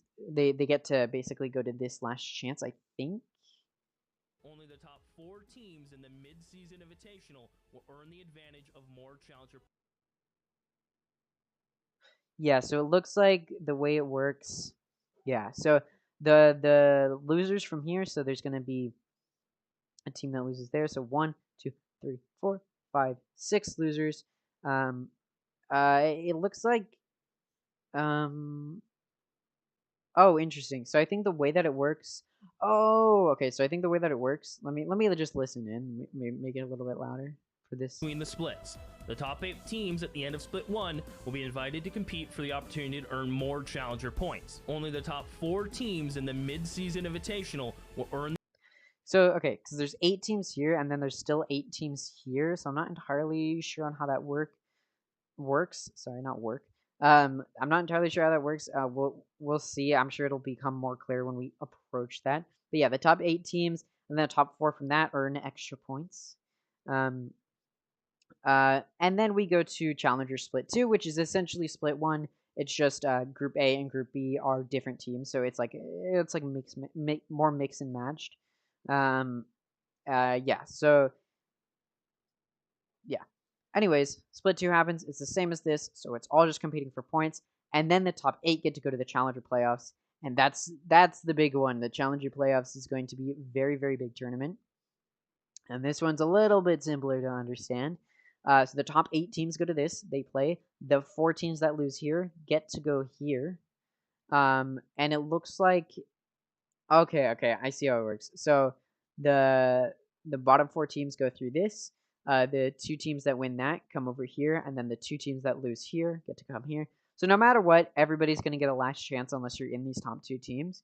But yeah, so whoever wins this, wins this. Whoever wins this, wins this, in the like last chance bracket. And then they go to the Ascension tournament, which will be a whole bunch of teams, and it's a big tournament to decide who will represent America essentially. And challengers, this entire thing, which is called Tier 2, is just to get to the Ascension tournament to determine who will win. So it's for basically for a chance to compete in Tier 1. And the game has started, and I'm late on that. I apologize. Purely on principle, not ready for chance that. here for Shopify. It started very, very quickly. I was expecting it to start way later. That's why it took so long. Anyways, it's on. We are on Ascent. Shopify is on defense. FaZe is on offense here. And it looks like already FaZe has the two-player advantage in a 2v4 situation. FaZe pushing through Tree Room just to get onto A, and now they're going to plant. They're just going to play post-plant. Very, very smart. Shopify now coming through Garden. He's going to peek Baby in Tree and is going to have to face off against them there. Rossi is watching that Tree Room from that cat, but I think he's speaking cat though. Mata is not going to make contact there. He's going to try and push onto site. He doesn't really know where people are. He needs to clear a Poise is very low in health. Mata did get some nice shots on him, but Rossi from that cat through Tree is just going to go ahead and finish him off. 0-1 score. Let's get into it. Let's get in the groove. So off of that, of course, as always, FaZe, and this is what you should be doing in your ranks as well, in your ranked games. This isn't just a pro player strat. This is what you should be doing. You win that pistol round, and then you force. And off of that force, you almost certainly will win a round. You should, at that point, end up winning 2 rounds. Now, you may be thinking, well, but then I can't buy on that 3rd round. And it's like, yeah, you won't be able to. It's okay. You can still try and win with the guns that you have. And if Shopify, and if the enemy loses, it's whatever. Anyways, enough thinking about comp play. I'm not here to give advice on that. We're just talking about pro play, where we have Dazzle watching B main, and we do have FaZe. It looks like they're mostly pushing into B main, but Spike is all the way near A, and it's still in that attack side spawn. Off of a little bit of contact and a little bit of noise made, it looks like they're grabbing Spike and taking it more towards that B side. Where still only Dazzle is watching B, so FaZe might just be able to push in a little bit easier here. You can tell they've practiced this time and time again. And you see them pushing through mid. And it looks like they're going to go through market. And they're going to have a free passage there. Nobody is going to be able to defend against that, as 4 out of the 5 players from Shopify are on A. Only Dazzle's left, and Baby's just going to quickly take Dazzle out. Just going to brush him off like he wasn't even a challenge. And now the rest of the Shopify is going to have to come through and rotate over to B and try and play retake. Spike's not down yet. It was a very aggressive push from Baby. And now they're just now starting to plant. Shopify has had some time to rotate. They're all market. Are they going to be pushing through there? We'll see. B-Dog is peeking through. That smoke goes down. And now B-Dog is jiggle peeking, coming around, trying to look. We do have Dicey in a main who's going to make contact with B-Dog, able to see it there. Rossi now pushing out a little bit, using that dart over on CT. I mean, Shopify's got to move, right? There's no point in saving on a save round. They've got to push in here. They're all just sitting here. They're all just playing for picks, trying to do damage. And that's fair, but now they're going to be out of time. Just don't want to feed them the kill money, which is fair. They'd rather just die to the spike on a save round. That's the smarter thing to do, but yeah, they didn't save, and now it's 0-2 the score. But off of that save, Shopify should be able to buy, and they should win this round just with that gun diff. So yeah, FaZe is just going to keep stabilizing their econ. Shopify hoping off of this force buy to ruin that stable econ. So yeah, that's what they're gonna try and do. And here we go. Shopify playing decently defensively. I mean, they're playing as well as they can. They did lose that first pistol round, and on a save round, they sort of played the way that they should. And FaZe is now going to be pushing. It looks like an A push. The spike is still in A lobby, so they absolutely can just rotate out, but FaZe is definitely looking at an A push, just with where they're putting their Astra util. And Shopify is not on a site exactly. They're in tree, they're in garden, they're watching cat, but nobody's on a site. So if FaZe just wants to walk on, they can. It won't be the most difficult thing, and you do see Supa starting to cross. But at the same time, you see Rossi who's grabbing the spike and running it over towards B, where it looks like they're going to be focusing their attention and maybe trying to go through market again, where Vic is actually watching. We actually see quite a bit of contact made. A lot of damage done to Poise. She's in a very bad position. Super able to catch Mata running out, though, and is able to get a pick there. B-Dog able to take out Dicey, though, and we're looking at a 4v4 now. Rossi's going to push B-Dog, who is not anticipating that. Rossi's going to be able to take it. B-Dog. At the same time, Market Baby is able to take out Vic, and off of them, Baby's able to take out Dazzle, and now Moose is left alone to defend in a 1v4. Able to take out Supa. There is still one in main. Is Poise going to be able to catch him? He is, and... Oh, but it was actually Baby from Garden who's able to get that kill. Completely just not looking. FaZe already up very, very well. Leaving that spike in the defense side spawn.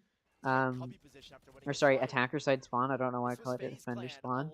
Yeah, I mean, just very, very nice play there overall from FaZe. They're playing very, very well. They're playing passively enough that their teammates have time to rotate over, but also not playing so aggressively. But also not playing so passively that Shopify doesn't have to move. Shopify keeps moving and does get picked off, and it's working out for FaZe. Shopify is now going to be on another save round. You see them with Sheriffs and Light Shield. Gonna have to save here. They did need to win that round. They were up guns, and they forced, and they didn't win, so it didn't work out for them. Now, Shopify looking to do damage, but Baby Beige is gonna be ready for Dazzle to be there.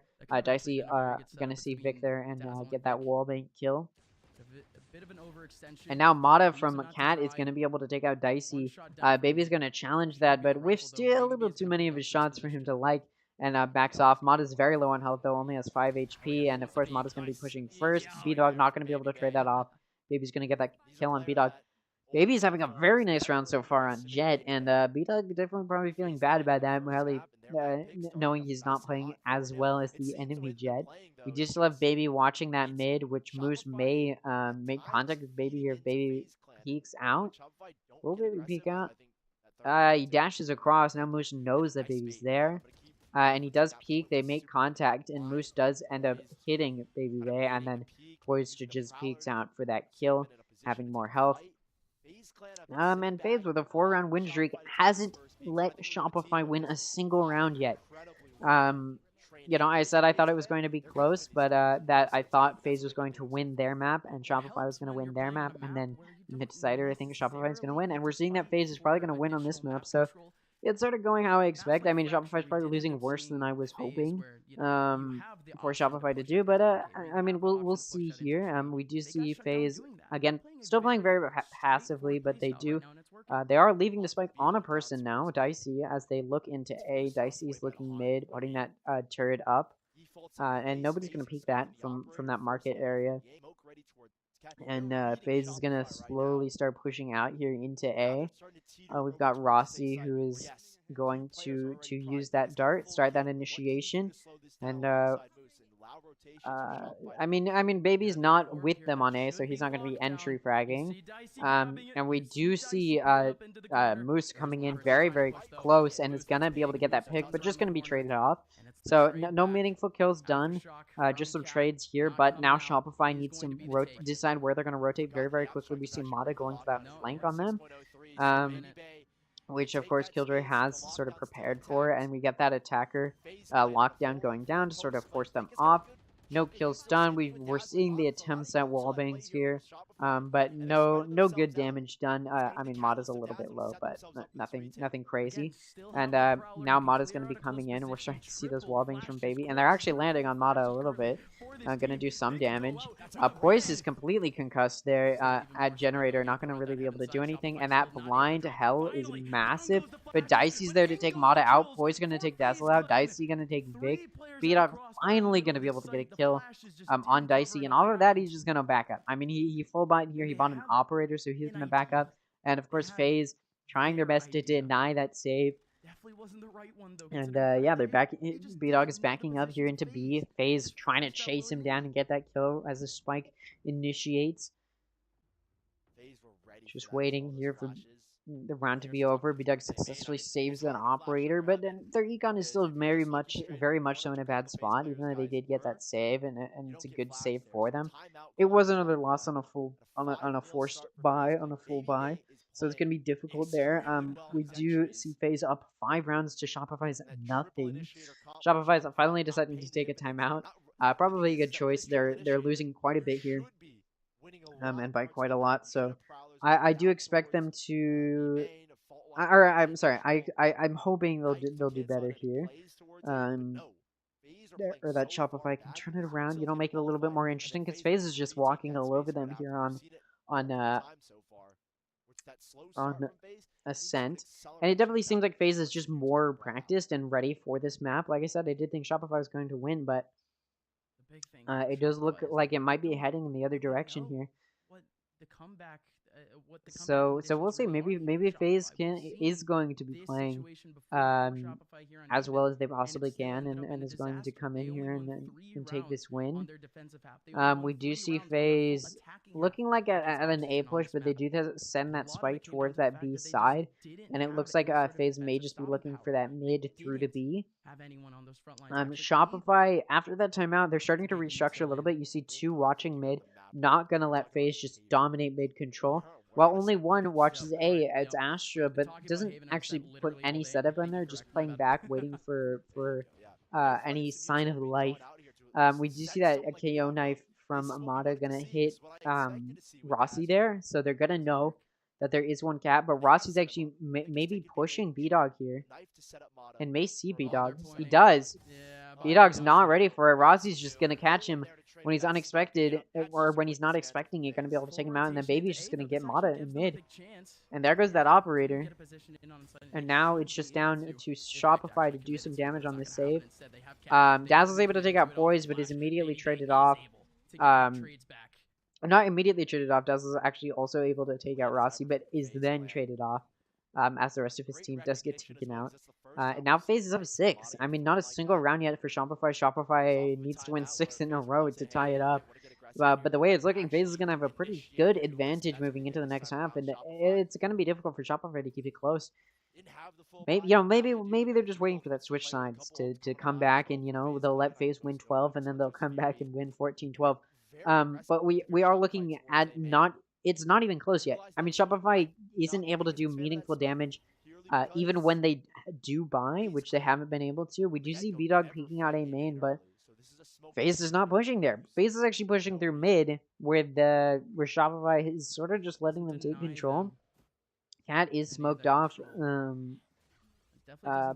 by Supla, so even if there was somebody watching that tree, Cat, they wouldn't be able to get it. We see that wallbang coming through from Vic, and it actually hits Baby. But again, not really any meaningful damage, just a little bit here and there. Shopify's definitely just trying to figure out where it is FaZe is going. They're pushing very, very slowly through mid. You see B-Dog pushing up very, very aggressively, and Moose now joining. So if they were to both peak, which they do, they can get Supa there, and they do, and that's going to be a good pick. At the same time, though, the rest of FaZe is now pushing through Cat into Garden, through to A, and Vic, not expecting it, is going to get taken out, but Mod is there to take out Poised, Baby, and Dicey in a nice 3K through a window, and now Rossi is all alone on A. Hell, not looking good. Shopify on that full buy is just popping off. And Mata, with that 4K, is going to finish Rossi off from heaven. Very, very nice play there from Mata, just able to line it up. Almost like that play we saw last game, where they just lined up on Haven for G2. But yeah, I mean, no, that was just... That was an incredible 3K there from Mata. Very, very quickly, just knew where to look. And then just finishes off Rossi there. Very, very nice 4K from Mata. Shopify needed that round. And who knows? Maybe that was just luck, and Shopify is not going to be doing well now. But they did get a round at the very least, and it was a full buy round. So if there's a round to win, it was that one. Because now they get to save a little bit, as they don't have to spend money on guns this round. We do see FaZe looking at A, and that mid push through to Garden, it didn't really work very well for them.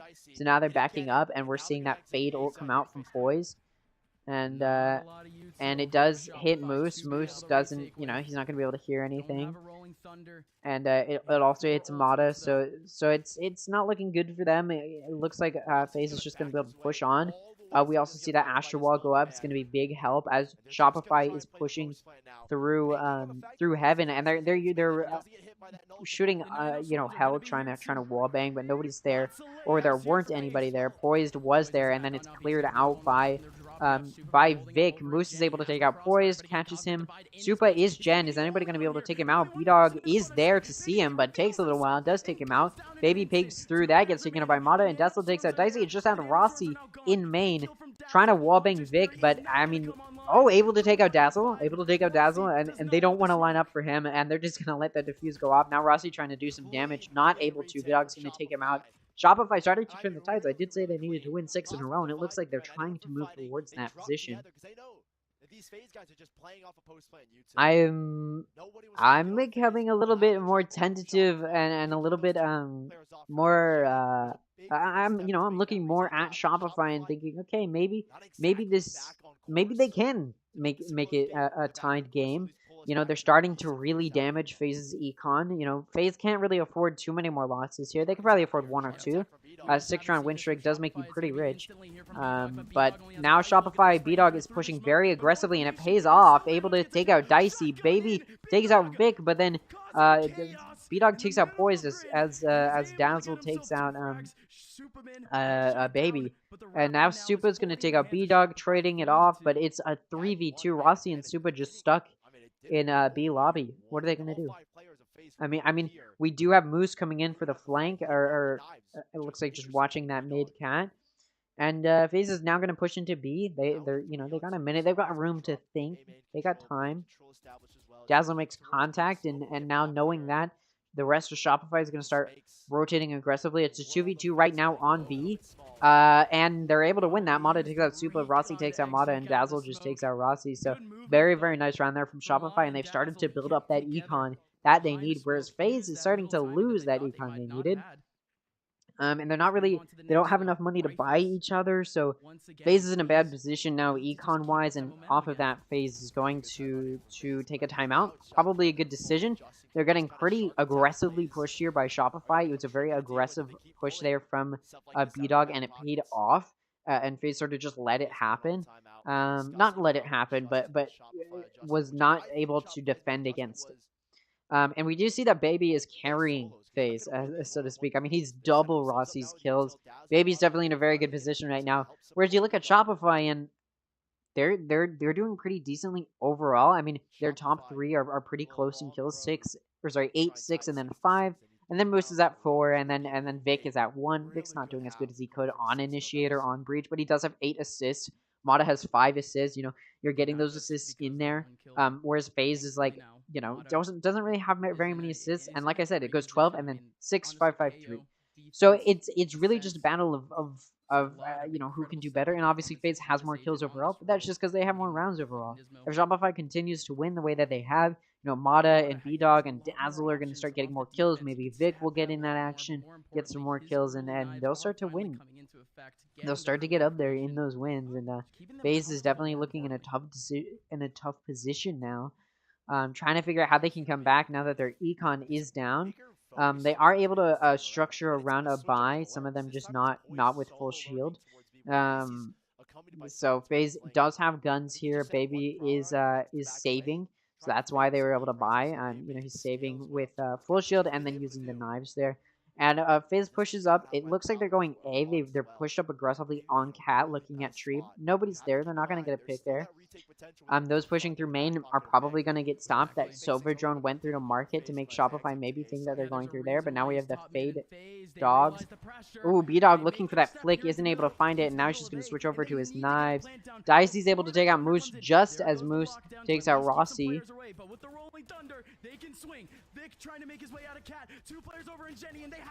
Ooh, a very nice play from Vic there, is able to get Supa and Dicey. Dazzle able to take out Poised and Baby, I believe, or maybe Rossi. I wasn't paying very much attention.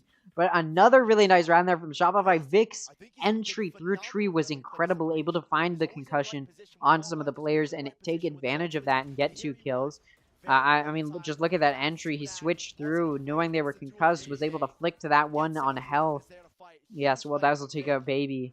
So a very, very nice play there from Shopify. Very nice re-entry onto site. FaZe did take that timeout to try and play around the fact that Shopify took their timeout. Shopify took their timeout and started to play better. They've won 4 in a row since then. FaZe, after seeing a Shopify won 3 in a row, took a timeout and hasn't really been able to play very much better around that. Score is 4-6, and Shopify gets an early pick there on Baby with that operator on B-Dog. And FaZe still looking into that B site. They do have Supa on mid, just watching, hoping they can maybe get a pick on Tree, pick through market. But nobody's pushing.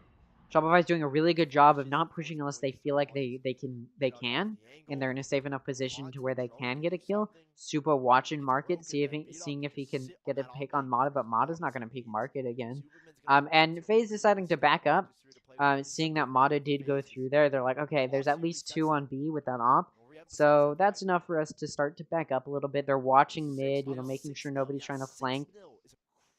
But now they're pushing back towards B, and Shopify is on B. Like, they're on B. They've got 2 near that site, and that knife does detect that they're still there, and we get that op from B-Dog. Took a second. Dicey not able to do any damage, though, and that's going to be a kill off of that.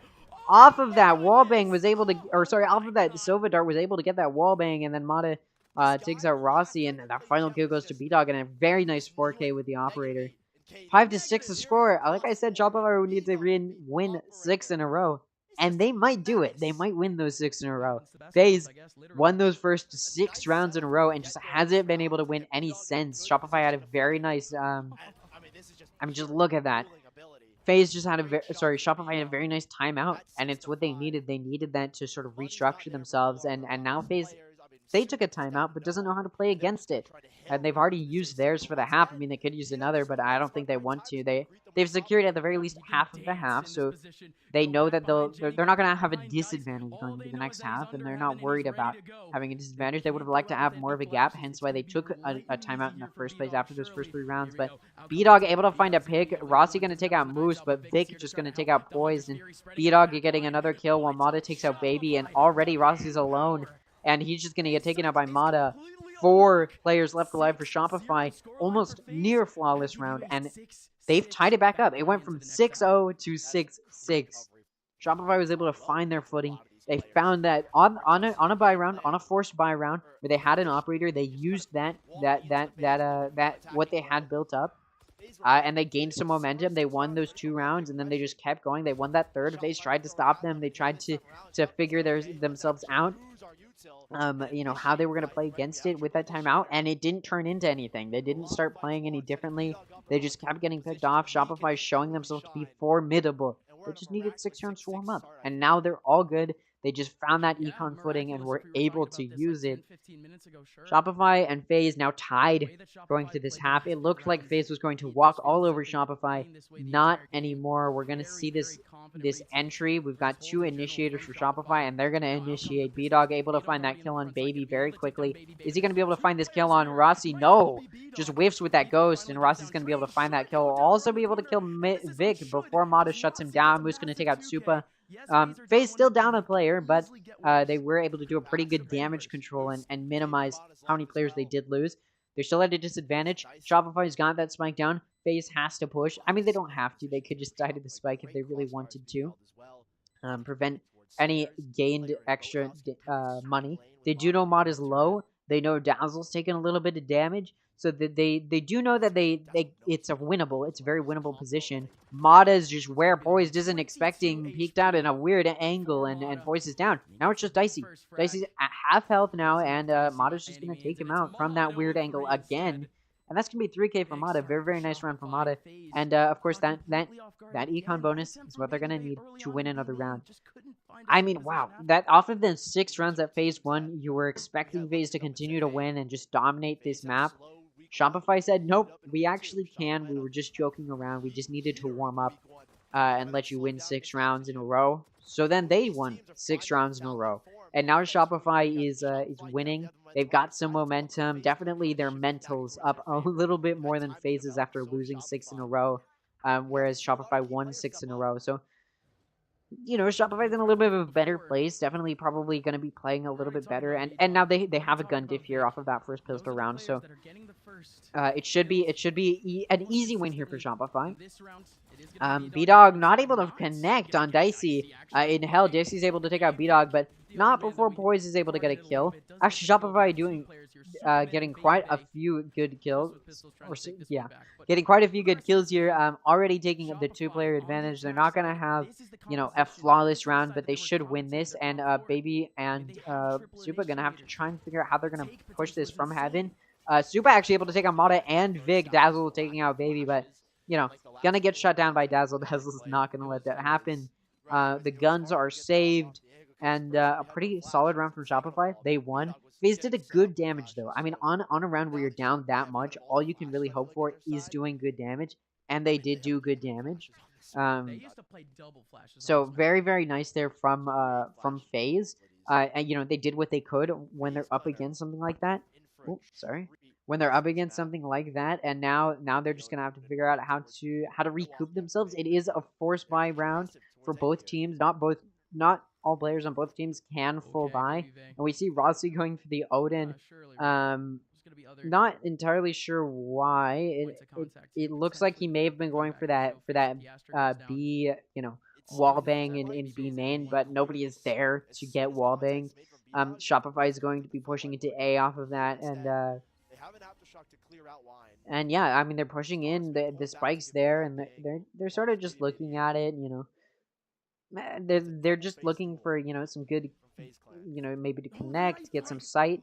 Baby is waiting there though, waiting for somebody to peek long range with that Vandal. Gonna take out Mata, puts that smoke down. Not before a super is taken out, but Baby's gonna be able to get out, not unscathed though, down half health. So it was a trade, but overall Shopify's up. Baby did take quite a bit of damage trying to get away.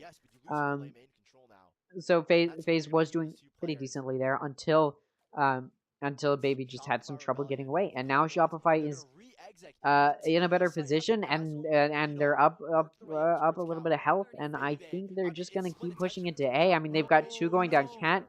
We do know Poised knows that they're there. Poised was able to use those fade dogs to figure it out. Ooh, he's gonna keep them trapped there with that util.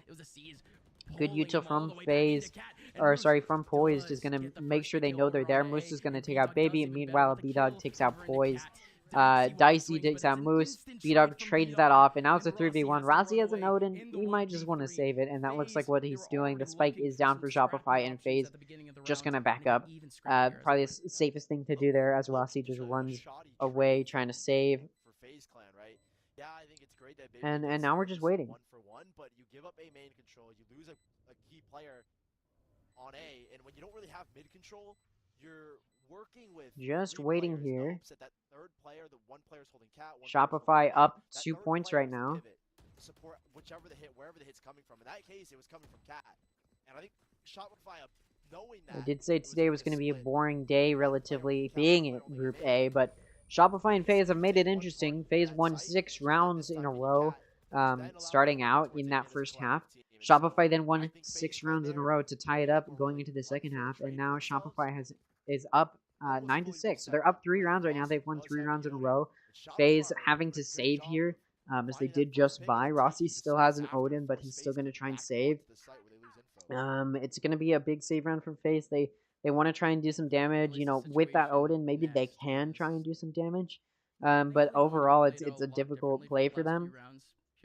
Shopify is going to be. It looks like a B push. They're putting that spike pretty far back though, so it's a B push, but it's a very passive B push. And again, I do think they're looking more towards B, but they've got two watching A. They've got Mado watching A at main, and then they've got Dazzle. Sorry, not Dazzle. Moose looking down that mid. Cat just watching market. Maybe somebody will peek through there. Maybe they can get a nice pick there. Nobody's peeking though. Poised is watching market, so if they do decide to push through that, they will be there. Supa is now holding that cross with Poised. Jump peeking out to try and see if they can make some contact. They're not going to make any contact though. They're not going to see anybody. Shopify is playing pretty passively here. They're waiting.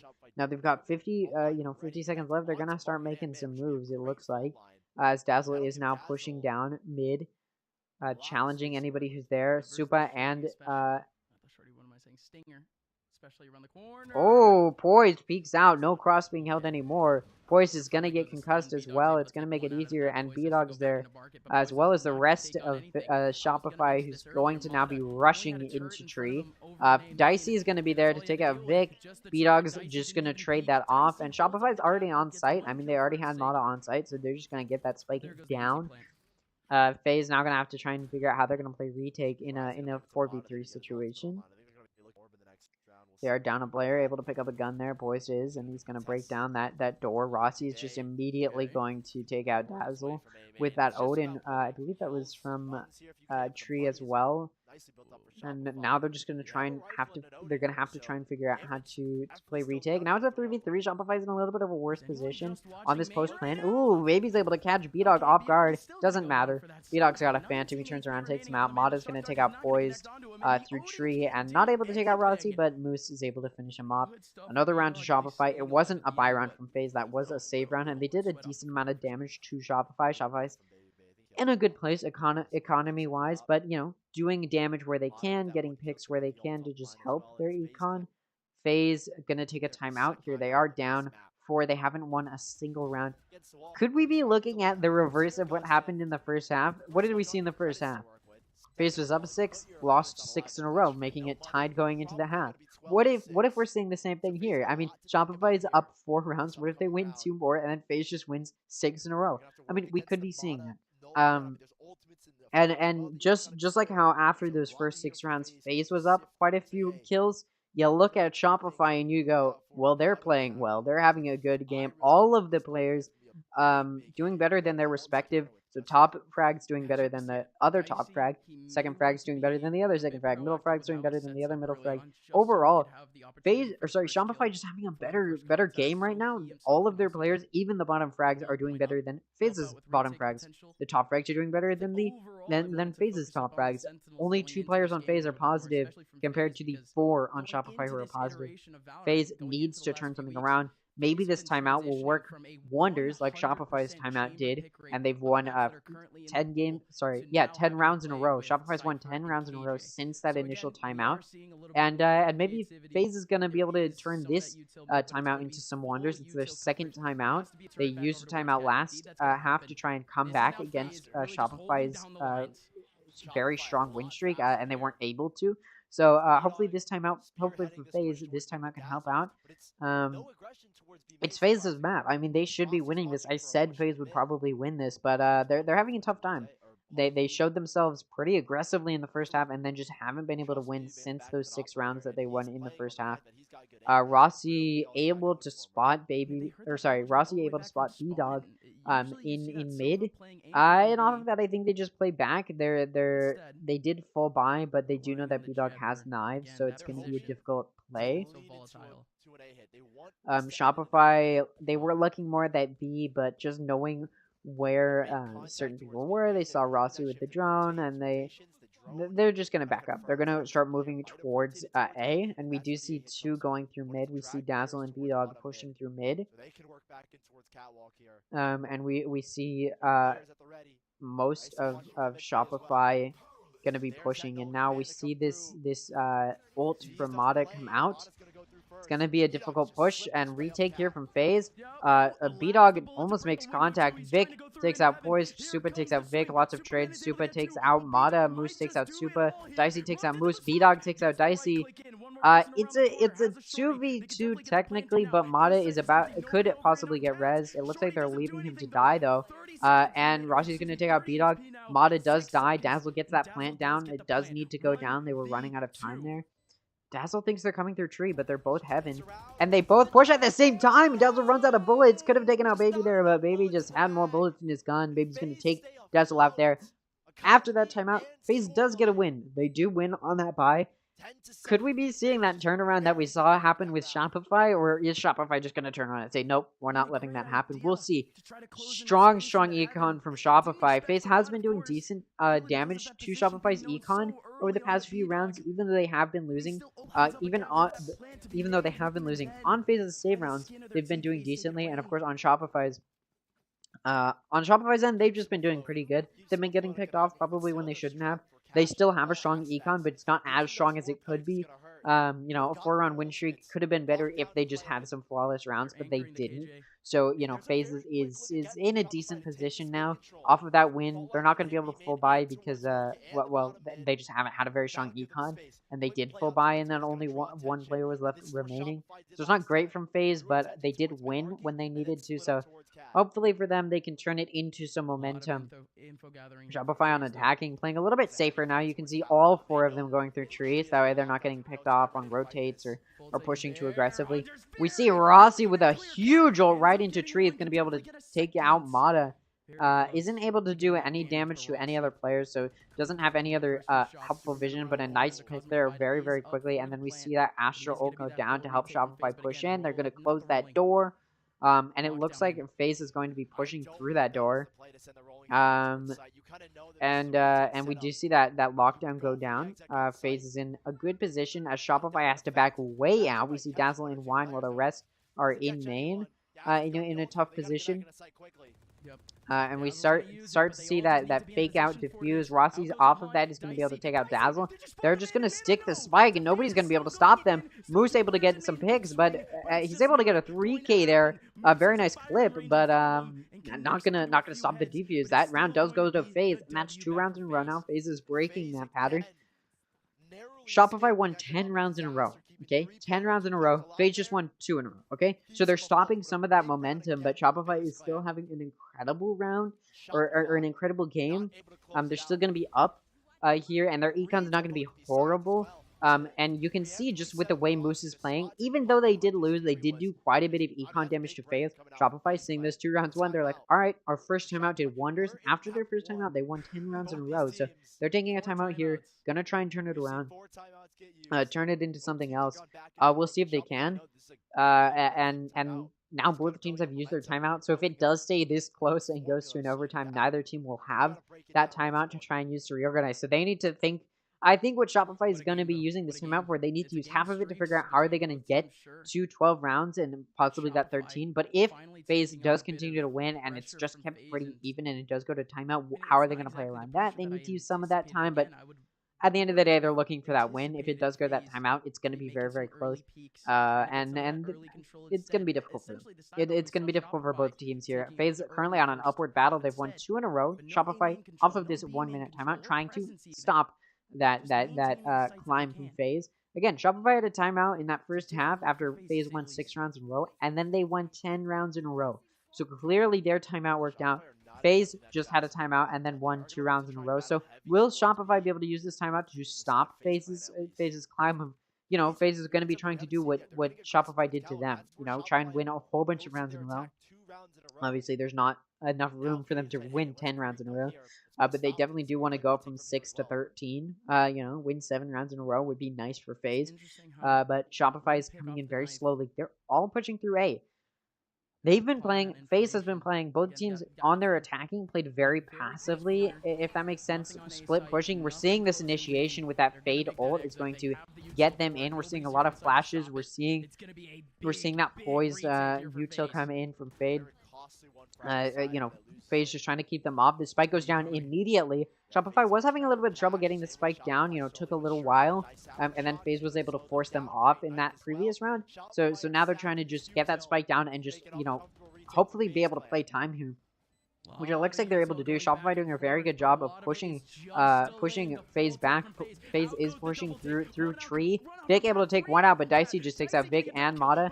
And now FaZe is pushing the two that are held. Dazzle's just going to take Baby out, and they're holding that cross. One is just holding down that spike, and it's just going to get held and diffused. We've seen that too many times in the past in these past few series, where somebody can just hold down the diffuse and just not get sprayed. When they say in Iron and Bronze, when they go pros don't fake, that's what we're looking at. These pros are not faking. These pros are just holding it, and it's working out. For some reason, Shopify hasn't been able to stop FaZe when they're just holding it down. And off of that loss where Shopify did lose all of their players, their econ's not looking great. They are forcing here, so we do have a Bulldog in full shield and then a Vandal in light shield. FaZe is in a good position now. 3 rounds in a row. They're in a good position. They definitely want to get on a nice 7-round win streak. That'd be good for them. Oh, and that one way is going to be bad for Mata, as Baby's just able to take him out using that Astra smoke to get that one way. Very, very big op kill. It's gonna give them a really quick early player advantage. FaZe now up 5 versus 4. It's gonna be very, very nice for FaZe. Shopify now needs to figure out how they're gonna play passively. They played very aggressively on A previously, and it didn't really work out. They weren't able to defend the spike very well, so Armor Voice is cracking. And now we're looking at FaZe sort of having being forced to play back here. And Shopify is they're looking at B. They're rotating over. They've got 55 seconds left. At this point, they're definitely gonna start pushing in. But we see the spike moving back into the attack side spawn, and is it just gonna go towards A? No, it's not. They back up. We do see Dazzle push up pretty aggressively here through mid and looking at market. Not going to catch anybody anywhere except for market. Dicey is the only person watching mid right now, and he's in market. He's not looking. Dazzle also not looking, though. They perfectly miss each other. Dazzle's going to take out Poised in their spawn. Dicey going to take out Dazzle, trade that off. Rossi's going to take out B-Dog and Vic. Very nice Odin kills there. And now it's just down to Moose in alley, who's just going to get taken out by Dicey. Very, very good picks there. FaZe now on a 4-round win streak. Okay, so let me lay this out for you. First half, FaZe wins 6 in a row. Then Shopify turns around and wins 10 in a row. Now, after those first 3 rounds were won, those first 4 rounds were won in this half by Shopify, FaZe was able to turn it around, and now they've won 4 in a row. So we've tied it up. Shopify tied it up after that first half. It was 6-6. Went into this, won 4 rounds to make it 10-6. FaZe has just won 4 in a row to make it 10-10. It's been a very interesting game where lots of teams just gain momentum and carry it. We see Shopify pushing into A here. It is a save round for them. And you can see they're just trying to make sure nobody's going to be pushing them aggressively using any one-ways. Because Mata did get picked off in the previous round by that on Baby. Rossi droning out mid, see if he can gain any vision. Nobody's there, though. Shopify was pushing entirely down A main. FaZe did hear them there, so they knew somewhere A main, but they didn't know how many. Dazzle was actually over on B, still is, and now waiting for their team to start pushing. And they are all going to now push down B main, where there's Killjoy setup. They're going to be walking right into some Killjoy setup. And that Prowler comes through. Killjoy's going to get alerted. Send those swarms out. Damage is not going to be dealt. B-Dog is all the way on site already. Dicey's going to be able to take out Dazzle. B-Dog's not going to get any kills with that. Dicey's now just going to hold a shorty in case somebody does decide to push. Shopify is entirely on site. B-Dog closing that door. That wallbang from Rossi with that Odin is going to be huge. And then we see that breach util being used to keep them off. Shopify actually doing pretty decently in a 45 situation. Mata down quite a bit of health, though, as is B-Dog, and now that Operator's coming in through market to try and peek, see if they can get any kills. Nobody's there, nobody's peeking, and B-Dog gets flashed there. Vic able to take out Dicey, and suddenly the player counts even in a 4v4. Rossi catches B-Dog, B-Dog not able to defend himself. And now Moose takes out Baby, and they know where Mata is. Supa gets killed, though. Poise trading that off, and it's a 2v2 still. Vic able to take out Poise and Rossi, and that's going to be a save round, thrifty win for Shopify. Very, very nice. They wanted to kill that win streak. They did not want FaZe to win 10 in a row just like Shopify did, even though obviously that's not possible, but they didn't want a win streak to continue for FaZe just like Shopify had a 10-round win streak that continued. So they wanted to deny that. It was a save round. If there was a round to win, it's a save round, because then if you do lose players, you're still going to be able to buy off of a win. And that's exactly what happened. So now Shopify is able to buy. You do see FaZe, who's been spending quite heavily on those Odins, that operator. They're in a bad econ position. Even though they just won 4 in a row, they're not in a great position econ-wise. This is going to be their last buy round, at least full buy round. If Shopify wins this, if FaZe wins this, they can keep buying, but assuming that FaZe does lose this, they won't be able to buy next round, which won't be good because they'll need to force, and it'll be a 12-10. So they're not in a good position right now, econ-wise. Shopify's in a decent position. Obviously, they're leading here. They want to keep it even. They want to get to that 12th round, secure at the very least that overtime position. Dazzle's able to get a pick on Dicey and is able to avoid that operator. Dazzle's just going to back up, not have to deal with it. Was able to get that kill catwalk, and Baby just wasn't there to cash in on that. You do see B-Dog watching this A main, looking for a pick, holding a little bit of a cross there with Vic, but it is smoked off, so it's not really a cross. FaZe playing back, though. They're not pushing that aggressively. There's no hop coming through that way. Shopify is now rotating over towards A. Vic did have the spike, so they were just sitting there with the spike waiting for their team.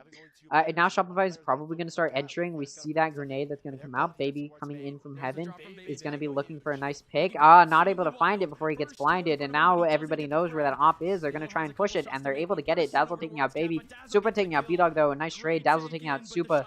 Dazzle with a 3K is doing very, very well. Rossi taking out Mata. It's a 2v2. Rossi was able to take out Mata, and then Poise was able to take out Vic, making it a 2v2. Dazzle, who's had 3 kills, is actually still very good on their health. And Moose still on full health. Both teams in a very good position. Rossi just looks the wrong way. Dazzle not going to get spotted. Dazzle does get taken out by Poise. Oh, Moose does spot Poise. Oh, able to find that headshot on Rossi. Rossi who's spamming with the Odin. Oh, but Poise, when Moose is low, is going to be able to take him out, and that's going to be the round to FaZe. They pushed just in time, and now it's going to go back to being tied 11-11, a very, very close game. I said this was going to be a close game, but I do think Shopify is going to win. But I also said I think FaZe is going to win this map, and it looks like FaZe will win this map. It looks like FaZe has a good chance of winning this map. Both teams trying to get to that 12th round to, at the very least, secure this overtime. I mean, we've seen some very, we've seen a lot of overtimes in these past 2 days. I think we've had 2 series go to overtimes. But usually it's in that second map that it goes to an overtime. But here we're seeing it, it might go in that first map. So that's how you know it's a close game. Neither team needed to warm up. Neither team needed to take a game to warm up to go to that second map overtime. We're just seeing this overtime immediately. Both teams are warmed up. They are ready. They're ready for this game. And we do see FaZe coming out and getting ready. As Shopify pushes very aggressively, they get that Fade ult. They're just going to push in aggressively into A. They're saving a little bit here. It's not a force. They don't need to force. Neither team needs to force. Both teams in a decent position. Rossi's going to spot one in that smoke, but doesn't see B-Dog on the other side. So B-Dog's in a decent position now, but just going to push through to Garden. But he's going to get Odin spammed. As I speak, Vic takes out Poise, and Baby's going to take out Vic. Dazzle's going to be able to take out Supa. Ooh, Baby with that op still on site is going to be able to take out Dazzle, and it's a 3v3 still. Oh, Amada waiting for Rossi. B-Dog going to be able to get a double kill on Dicey and Baby, and that's going to finish out that round for Shopify. Shopify has secured a 12th round, so at the very least, they're going to go into an overtime, but they're just 1 round away from winning. FaZe not in a good position monetarily. They can't all full buy. In fact, most of them cannot full buy. Baby does have those knives, and you know that they're going to be using them. You also see Dicey with the lockdown, and both teams full buying. There's nothing to save for anymore. This will be the last round where econ matters. And you do see it affecting FaZe here. FaZe definitely going to try and win this. You see Baby with the knives, who's going to try and use those. You've got Rossi who's going to try and prevent this plant. Rossi over on B, expecting a B push. And to be fair, who can blame them? Shopify has been pushing A very, very heavily. But obviously, FaZe in a good position to just rotate. Baby watching that market. just jumping up and peeking, seeing if they can see anybody pushing through mid. They're watching mid. And nobody's really pushing mid. I mean, we've got some looking at Cant, but for the most part, Shopify is looking like they're going to push through over to B. And you do see them slowly walking to B, slowly, quietly. No contact has been made yet. Neither team knows where either team is going to be.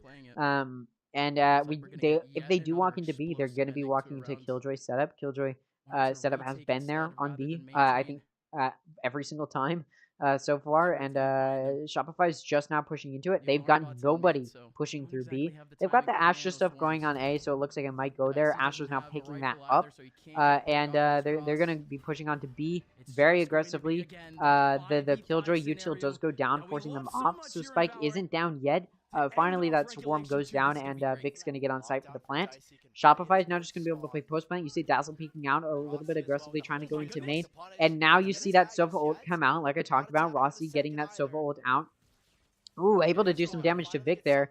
And as we speak, Dazzle, who is watching flank, is going to get flanked. Taken out by Baby. That spike finally goes down. It definitely did need to go down. Rossi trying to wallbang and get some damage done. Vic, who's at half health now. Baby coming in through that flank. Moose able to get a double kill on Force and Supa. And B-Dog able to get Baby out. So it's a 4v2. FaZe not looking great. Shopify could be looking at this win here. B-Dog able to take out Dicey and then Rossi. And that's going to be the win to Shopify on FaZe's map. Looking very, very good for Shopify here. And, I said, what did I say going into this? I said FaZe is probably going to win their map. Shopify is probably going to win their map. And that's not what we're looking at here. We're seeing at it that Shopify has won FaZe's map. Will FaZe be able to come back? I think it's possible. I think it's very possible that FaZe can just come back here. But, it's also very possible that that isn't how it goes. I'm very interested to see how this does go. And, yeah, we're going to see this here. I mean, FaZe FaZe was up 6-0 after those first 6 rounds of the game. And Shopify just came back. A 10-round win streak. FaZe tried to break that, went through a 4-round win streak to keep it tied 10-10 in that second half, and then Shopify put an end to that with a 2-round win streak. FaZe came and won 2, I believe. And I mean, they just kept it very, very even, but Shopify was just there to put an end to it. Shopify came in and then put an end to it. Sorry, no, you're right. It was a FaZe 1-1, and then Shopify 1-1 to end it. FaZe 1-1, Shopify 1-1 to make it 12-11, and then FaZe won another 2 in a row, and then that's what we're looking at. So very, very good win there from Shopify. I do want to hear what they have to say as far as this analysis, and then I'll talk about it. So we are 1-0 in favor of Shopify. You don't want to miss it because the new map Lotus is coming around the corner. Just segueing into their little ad break. Oh, DSG. Which is like the regular bayonet, or one of like the champions like bundles, whether if it's the Brazilian one or the old one. I just switch between those 3. I wouldn't say I have a go-to knife. I would say I kind of just like the bigger knives, like the Sovereign Sword animation or like the Snow Globe one. I kind of like that animation. I think my go-to knife, like ever since, I don't know if it's in the beta or like very early Valorant, is the Glitch Pop Dagger. Like I still use it to this day. Whenever it came out, I still use it to this day, so I never really go off of it. Recently, I've been using a lot of Zen Honor, or I've been using the new like Champions knife, which is like the same thing. Probably Zen Honor. Yeah, people seem Either to the like that Celestial Fin or the Prime Karambit. I go to knife. I probably spent a little too much on the game. I think I have pretty much every knife in the game, but my favorite one is probably the sword. Such as it was then better, and it's just been such an OG knife. I liked it a lot. My go-to knife right now is the Ion Karambit, actually. My go-to in-game knife is a Xeno Hunter knife. Xeno Hunter or Champion's Karambit. That's the knife I always go to. Like you can see me, I always switch in between. Just as it's like one of my 2 favorite knives. People seem to like that like combat knife style where it's like flicking in your hand and it feels very light. People seem to like that one. I've seen a lot of people using that. That's a little bit off topic though. Let's talk about how that game went. Well, FaZe lost, and it was their map. What did I say going in? I said I think Shopify is going to win, but I do think it's going to go to the decider. But FaZe did lose on their map on Ascent. We're going into a new map, though. This is Lotus. This is a new map. and it's new to the queue as well. We didn't see it in those first 2 weeks, and now it's in comp, and FaZe and sorry, Shopify picked it. But let's be real, it could go either way. Both teams have had to learn this map in the past 2 weeks, and get good at it. Not really knowing exactly where they would be facing it, but they did need to practice it. Shopify decided to pick it, to just to start introducing it, and start getting that pro practice on it. So we're gonna see this match happen, and it could go either way. But obviously, Shopify does pick it. They do think they're more confident on it, than FaZe probably will be. So Shopify will probably be pretty confident, especially coming off of that map win. FaZe has a lot more to fight for, though, so we may see FaZe winning on Shopify's map, and I definitely think it could go that direction. But like I said, I thought FaZe was going to win their map, and I think Shopify is going to win theirs. And I still think that's true. Obviously, Shopify did win the FaZe map, but I still do think Shopify has a good chance, and probably a better chance than FaZe, of winning Lotus here, and I do think Shopify is going to take that win. Sorry, that win. My voice is dying. Shopify will take that win, and then we're going to be going into and if that doesn't happen, the decider is what was it? It was not Split. Oh man, I'm blanking so hard. Was it Pearl? It might have been Pearl. But I do think that will be an interesting decider. And I do think if it does go to a decider, we're looking at an overtime, very, very close decider match. But I thought we were gonna have an overtime here. Honestly, with the way Shopify started playing, I thought FaZe was still gonna be able to play very well on their chosen map. But they took that timeout in that second half, and it paid off. But then Shopify took their timeout, and it paid off, and they stopped that FaZe win. And FaZe didn't have another timeout to try and restructure themselves, because they used one in the first half, and it did not really pay out. See, because FaZe won 6 rounds, and then Shopify won 3. FaZe took a timeout. So after those 6 rounds, Shopify took a timeout to try and start winning rounds, and it paid off. They won 3 in a row. FaZe decided, okay, we want to stop this. We want to have an advantage going into the second half. They took that timeout. It didn't pay off. Now, and then so they only had one timeout going into the second half, and they probably needed 2, because it was very back and forth, and they don't have that. So it's a difficult play here. It's going to be difficult for FaZe to play here.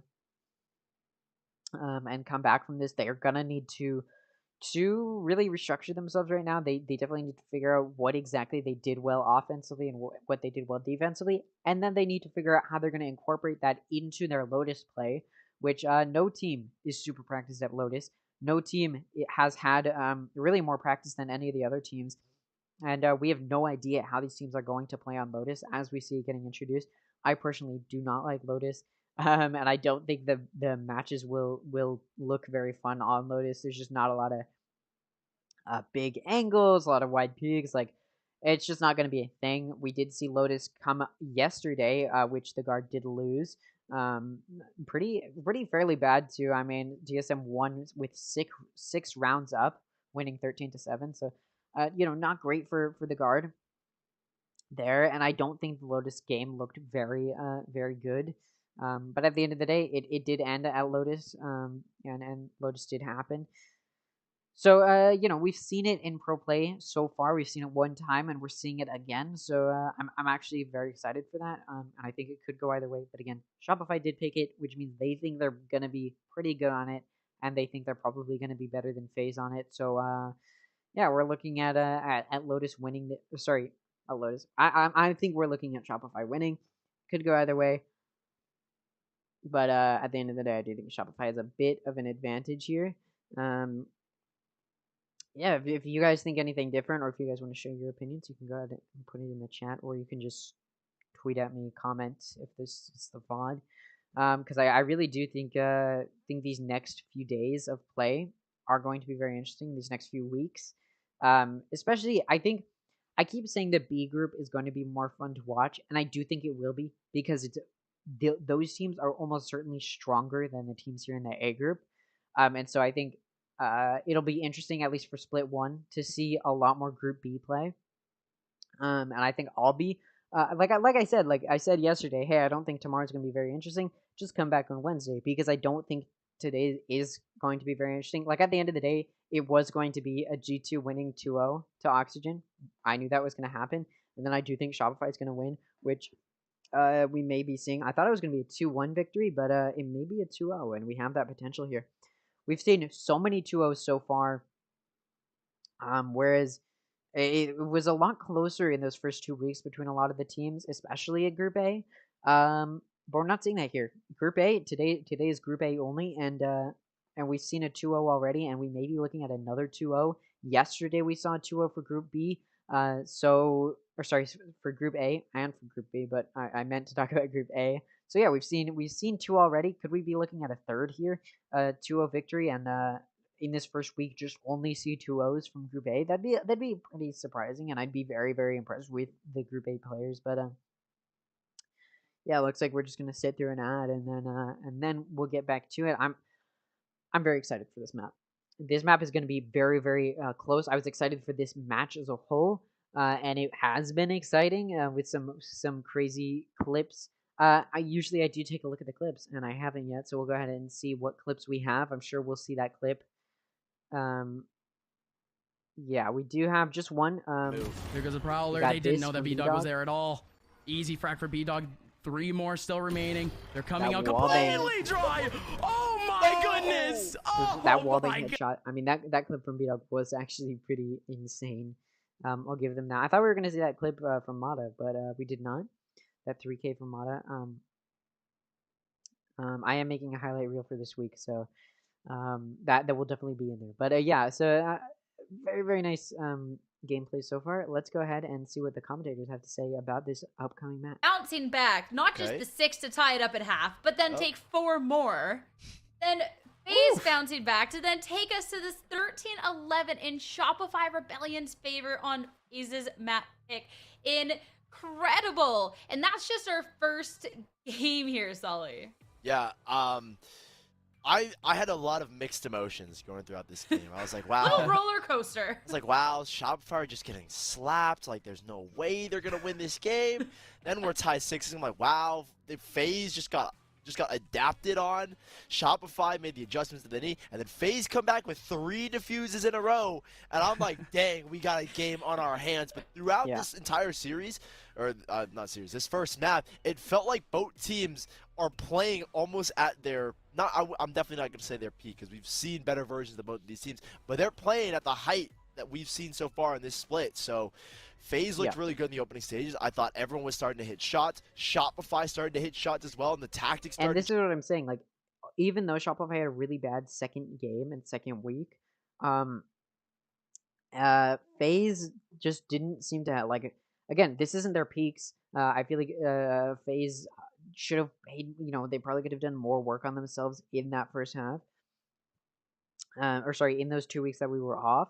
And so I think that's why they did lose here. Shopify just it felt like they had more to prove to themselves and to everybody else, and that's what they were trying to do here. And looks like they're going to be able to do that.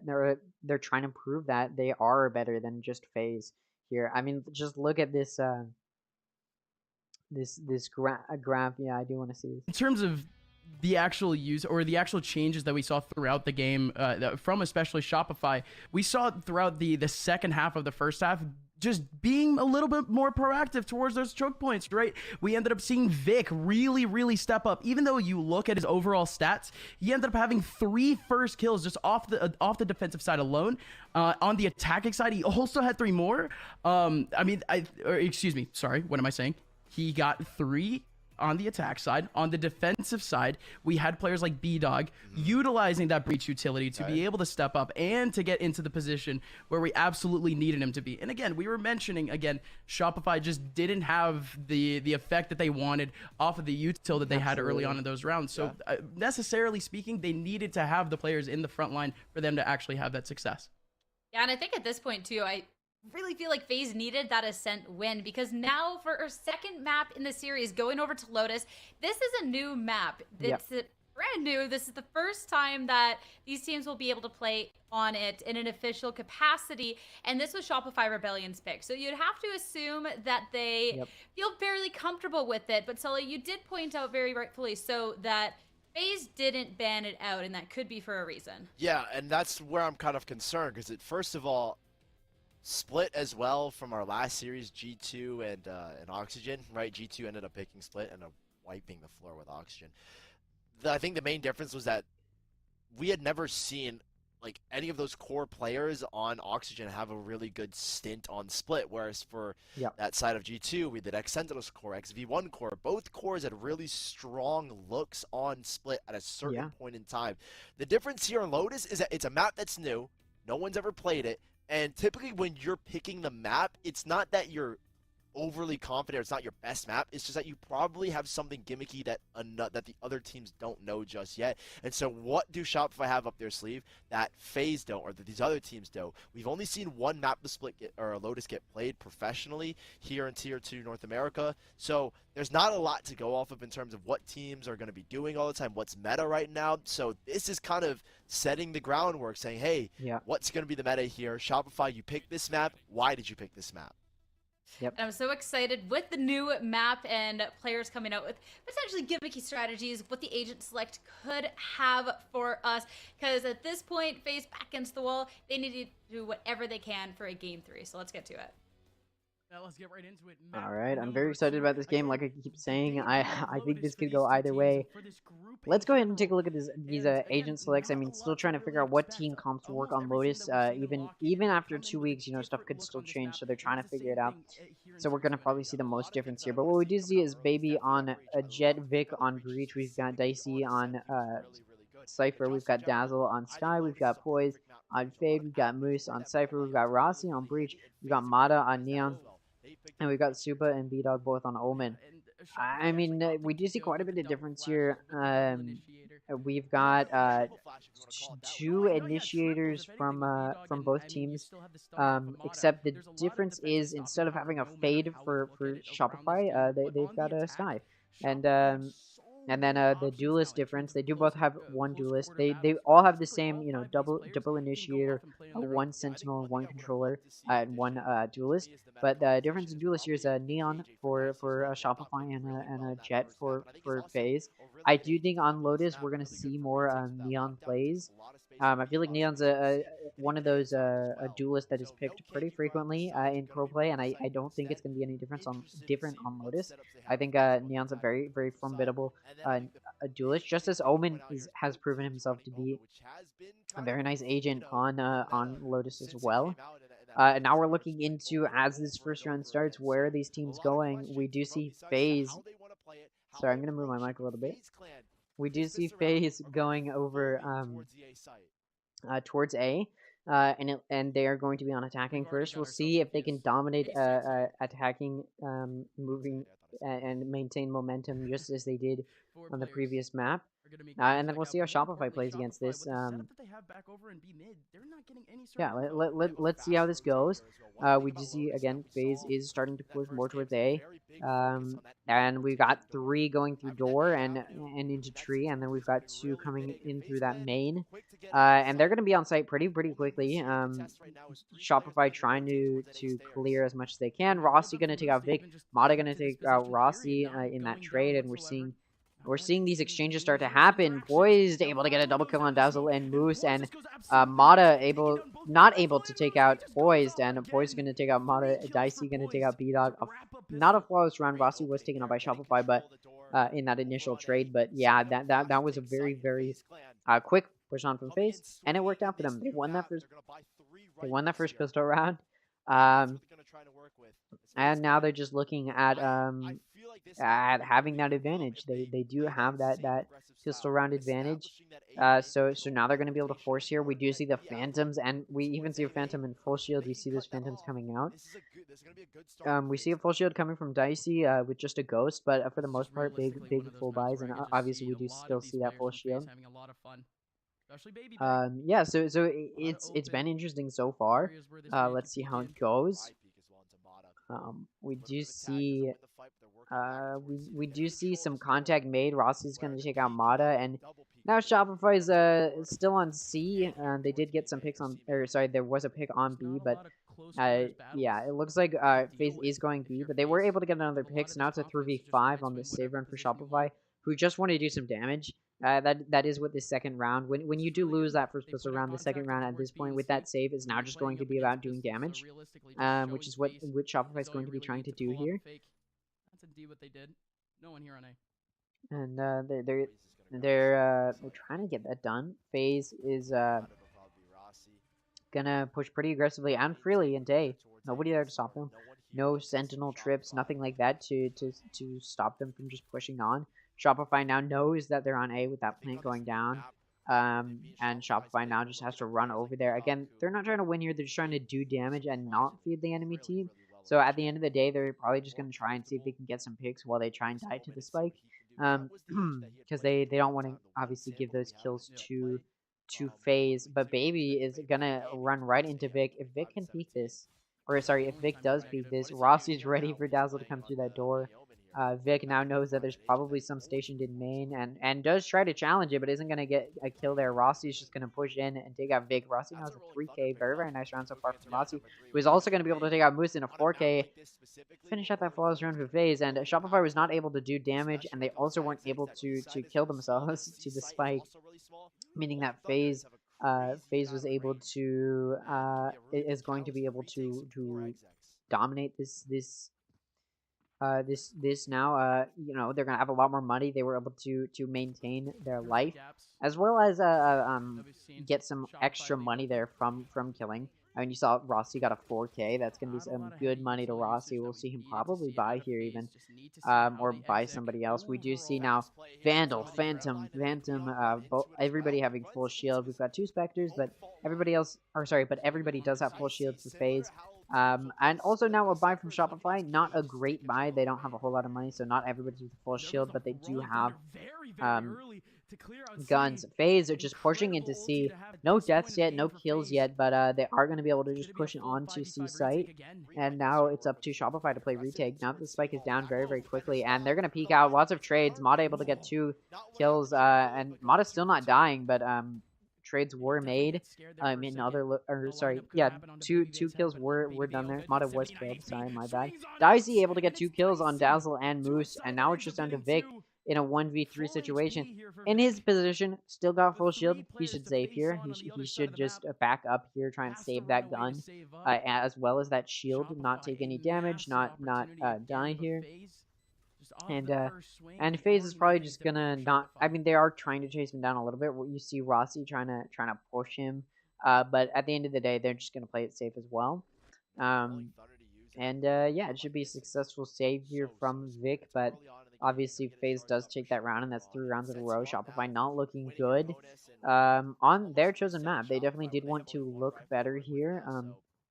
But it should be said also that on the last map, FaZe did win 6 in a row, and then Shopify won it. So, you know, we'll see what exactly happens here. If FaZe is going to be able to turn this into an advantage here in this first half, or if Shopify can start to turn this around. They are going to have to take another save here, but they are forcing for the most part. They, you know, or at the very least light buying. I mean, you do see Shopify he's able to get some good vision on FaZe. Pretty good here. Moose shooting through that smoke, trying to get some good damage done, but no damage is done. Vic is actually kind of low here. Baby is completely smoked off, trying to get some kills, but it's just going to be pushed back by Vic. And it looks like they're going to just start going through door and maybe look towards C. Shopify didn't fully rotate to B, but B is of course very rotatable, so they see that, and now they're just going to push on to C. Nobody was left on C.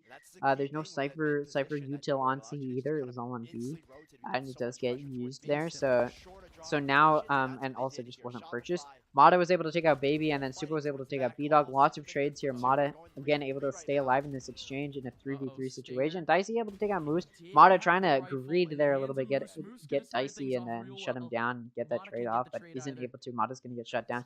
That's Dazzle in a 1v3 situation. Doesn't have any gun to work with. That Cypher Cam comes out, does pick up a gun, but Poise ready for it. Going to take Dazzle out. And that's going to be a good round here for Shopify. Shopify in a much better position than FaZe. FaZe in a much better position than Shopify. And Shopify's not going to be able to buy. FaZe just so rich now, so Shopify is just going to have to figure out how to play back against this. Supa had an amazing double kill, then Mata returned with an amazing double kill, but Dicey was just going to take that out in a gun diff. and having to drive people through smoke. So yeah, it's a difficult position here for Shopify. And we do see a lot of util used very quickly. Mata greeting on that Neon, trying to get some kills, but isn't able to get it. Super's just going to take Mata out, and Shopify now knows that most of them are on A though, so they're going to be able to play that, but that Fade ult comes out. It's only going to hit Dazzle, and Dazzle's just going to back up off of that. Vic is going to be fine, but Rossi is going to find Vic. Take him out. Vic not going to be able to return fire very much. Rossi is low on health. So is Dazzle a little bit. Dazzle's been damaged a little bit. Moose does see Baby. Baby sees Moose. Moose gonna put down that Cypher smoke. And not gonna get killed through that smoke. B-Dog takes out Rossi with an operator. Moose gonna be able to entry very well. It takes out Suba, but Poise gonna trade that off. B-Dog gonna try and fire at Poise. Gonna miss it, but Dazzle's gonna be there to get a double kill. And now it's a 2v1 for Dicey. In a tough position, the spike is in the hands of Shopify. Shopify just gonna have to try and wallbang that, but he's gonna miss that. He's not gonna be able to hit that. He's still looking for it. That defuse is gonna go off as B-Dog just sticks it. Pros don't fake. As you can tell, he's able to get that defuse off. Very, very good round there. Now it's a 1v4. Sorry, a 1-4. Shopify is in a much better position after all that. Score is 1-4. Yeah, Shopify did buy there, and it paid off. They had an op there, and it paid off. So Shopify's obviously they did full buy and lose all but one of their players. So not in a great position, but they are going to have enough money to force after that buy. FaZe is still in a very good position after a 4-round win streak. He's still going to be able to full buy, and we do see Mata coming in to try and play very aggressively up that A main, trying to get some picks, but nobody's going to be there. And FaZe is pushing into B. Nobody's holding B, and that might be the safe thing to do here. B is very closed off, and it's very hard to play from. Baby's getting shot through that smoke. Gonna try and get those people who were shooting them through the smoke. Does manage to get Vic. Poised, meanwhile, takes out Dazzle. And Supa's gonna take out Moose. Suddenly it's a 2v5 situation, and Shopify's looking at a save. Shopify definitely is looking at a save situation here. They don't really have money saved up. It's not really worth the push. Cypher's gonna use that ult. And now they're going to try and prevent that. B-Dog. Ooh, B-Dog's going to get not picked off, but is going to be able to take out Rossi. FaZe going to be able to take out B-Dog. Baby going to take out B-Dog there for a 3K. Lots of Bs. But yeah, the score is now 1-5. FaZe having a very good first half so far. And Shopify finally takes that timeout. They did win a round, but then they just lost the next one. And now they need to figure out what are they doing defensively that isn't working out here. But if you have no one on B, then it's every round that site's going to get run over. I do think there is something that Shopify isn't doing very well. I mean, here's the thing. Mata is pushing up, but not dying very much, and isn't getting kills, so I don't know if that's the issue. It's really more so that FaZe is able to just push on, and then Shopify isn't able to, like, trade each other off. They're not holding each other's angles. So FaZe is able to sort of just pick them off one by one, and Shopify isn't able to trade that. Like, they'll be holding across, and then one of them will leave right as the other one gets killed, and then can't trade that off. And it's overall just a bad position, usually, that Shopify's in. So they need to figure out how they're going to play this to even the tide here. Everyone walked away from the best of 3 between FaZe and Turtle Troop saying, what a sweep from and FaZe. It does look like we're back from that timeout. FaZe is probably going to go through to A. And, Mata's not actually on A this time. Usually, Mata likes to just push up and try and get that early pick. Dazzle's still probably going to use that bird. It is a save round for Shopify, though, so that's probably why Mata's not greeting here. They're going to save, and that's probably safe. They do have room to save. FaZe wins this round, and then they can just try and push to win all the rounds in the half. Baby's going to take Moose out. Sorry, to win the rest of the rounds in the half. Yeah, so Baby's going to be able to get that kill on Moose very quickly, and off of that, FaZe is going to push into C. And now it's just down to Shopify to defend and try and play retake, maybe. Mata with the ult is going to be able to take out Poised and Dicey before Super shuts them down, but Baby is going to flank. B-Dog's going to get taken down by Baby, and then Rossi's going to take down Vic. And now it's a 1v3 situation for Dazzle. Dazzle's just going to try and come in and maybe get another pick. Definitely not looking for a win here. It is in FaZe's hand. so to speak. It's definitely in their favor right now. FaZe watching all of their angles. They know Dazzle's gonna push this. There's nothing for them to save. Finds a gap. And Rossi's watching that. Dazzle's not looking where Rossi is. Rossi's going to be able to use that to his advantage to get a kill there. And the score is 1-6. FaZe is officially 1-6 out of the 12 rounds of this first half, and that's going to be great for them. Now, it should be said, last game they did win 6 rounds in a row, and then lost 6 in a row in that first half, so it was tied up. So Shopify definitely still has that power, that staying power. They did take a timeout, and it doesn't look like it paid off, but it was also a save round. Like, I mean, what can they hope for there? Now that they've bought, are they going to be able to use what they thought about during that timeout to transfer it to some more wins here? That's definitely what they're hoping for. We do see that cam coming out, and FaZe is pushing this C site. They have that full and they're looking at B. Or sorry, Shopify is pushing out from that B, and looking to make sure nobody's coming through there, or even trying to get some picks, but nobody's there, and they're gonna have to play back. It's a good thing they didn't push through that too, and we do see Mata activating that door, so now FaZe doesn't know if they're gonna be pushing through there. They are on site though, FaZe.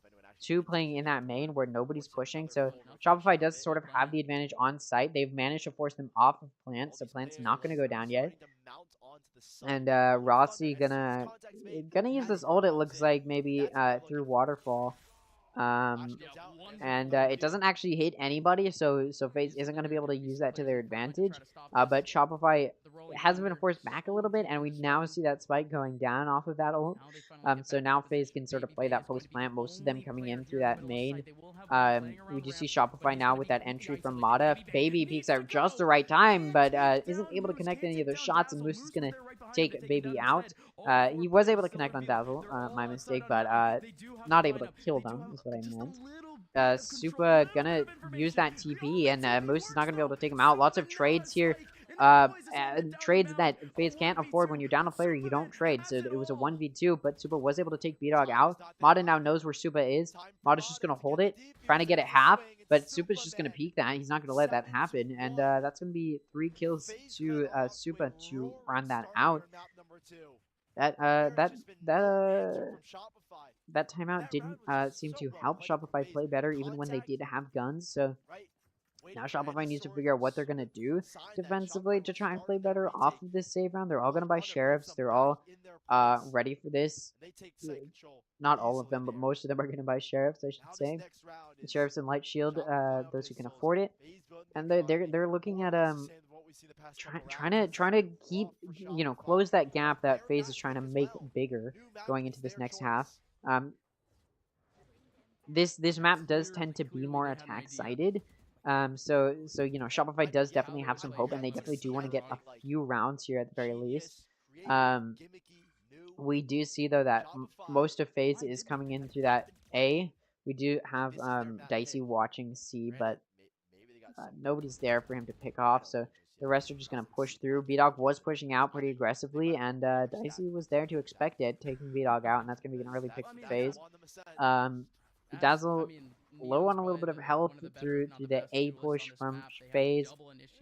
FaZe just going to run through that link and go to B. Poise is going to be able to get a kill on Dazzle, the one who's already low. Baby's watching through main. Poised able to shoot through the smoke and take out Vic with a wallbang headshot. And now it's just a 2v5 situation that Shopify wants to do some damage on, and get some kills for a little bit of money, but realistically, I mean, they might just get double killed here. Suba able to take out Mata, and then Rossi taking out Moose, and that's a flawless round there for FaZe. Yeah, FaZe is starting to widen that gap that they have.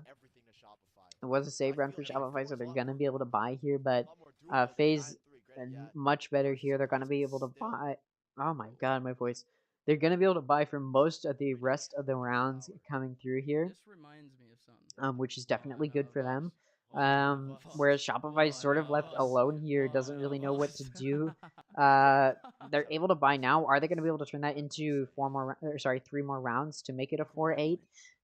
They definitely do want to win a few more rounds here. Like I said, it is a decently attack-sided map, so they do still have a chance, but they want to make it as easy as possible for them to come back. And you do see FaZe peeking in a little bit to A, but now they're starting to run back towards C. And we do see that Fade util come out, so now they know where they are. We also see that Trip get tripped from Moose. And off of that, it looks like FaZe is going to be rotating towards A. We see that door come open. Nobody's going through it. It's more of just a bait. Shopify is getting baited. They think that it might be a B push, but it's not. FaZe is pushing slowly through A, making as little noise as possible. And finally, Mod is starting to rotate over towards A, but not in a way that's... or sorry, it is in a way that's going to catch people. Mod is going to be able to catch out Baby there and take him out. Supa just going to take out B-Dog. Dazzle going to take out Dicey. Some trades happening. And good for Shopify. Now they're up a player in a 4v3. We do see that Fade util come through. And then we see that Breach util from Rossi come through to force them off. Supa gonna take out Vic. Sorry, that util from Vic, my bad. Moose and Dazzle each going to get a kill, making it a 3v1. FaZe gonna go ahead and plant on B. Rossi's over on B all by himself, gonna get that plant down, so at the very least they get that plant money. Not that money's an issue, they're up pretty good. They're gonna encounter Moose, not peeking where he is, but peeking rather where they think he's going to be. But Moose is there, so Moose takes him out, and that's an early, that's a good kill there from Moose, and that's going to make it a 2-8 score, and that's another round for Shopify. Like I said, it is a little bit more attack-sided, so as many rounds as Shopify can get here, the better, and off of that win, they're going to have a little bit more money. They're still going to have to force here, and they're looking at 2-8 the score. They want to make it 4-8, as big... or sorry, as small, make that gap as small as possible. FaZe looking for a 10-2. They definitely want to continue to win, and they're just gonna not push A here. Shopify expecting maybe an A push. You can see probably Mod is gonna run out A main. You do see actually a lot of util going into B here from FaZe, and it looks like they're just going to push right on from Baby. He's going to push very deep. But Shopify is not expecting the fact that FaZe is actually about to go C. You do see Vic using some of that util to try and get them off. Baby able to get a double kill there on Mata and Moose. Vic finally shutting him down, but it's now a player down for Shopify in a 3v4 situation. And Shopify doesn't really know that where FaZe is going. FaZe decides to plant on C. Finally getting that spike down. Dazzle is going for the flank.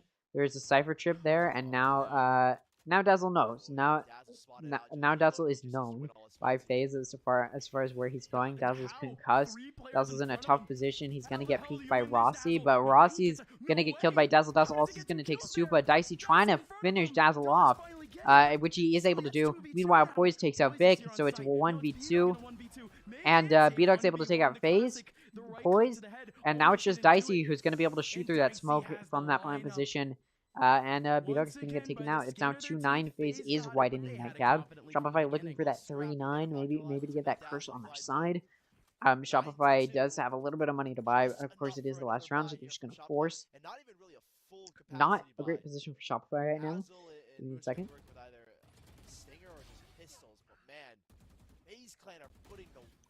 Shopify is in a very tough spot right now. FaZe has really shown themselves to be a formidable opponent,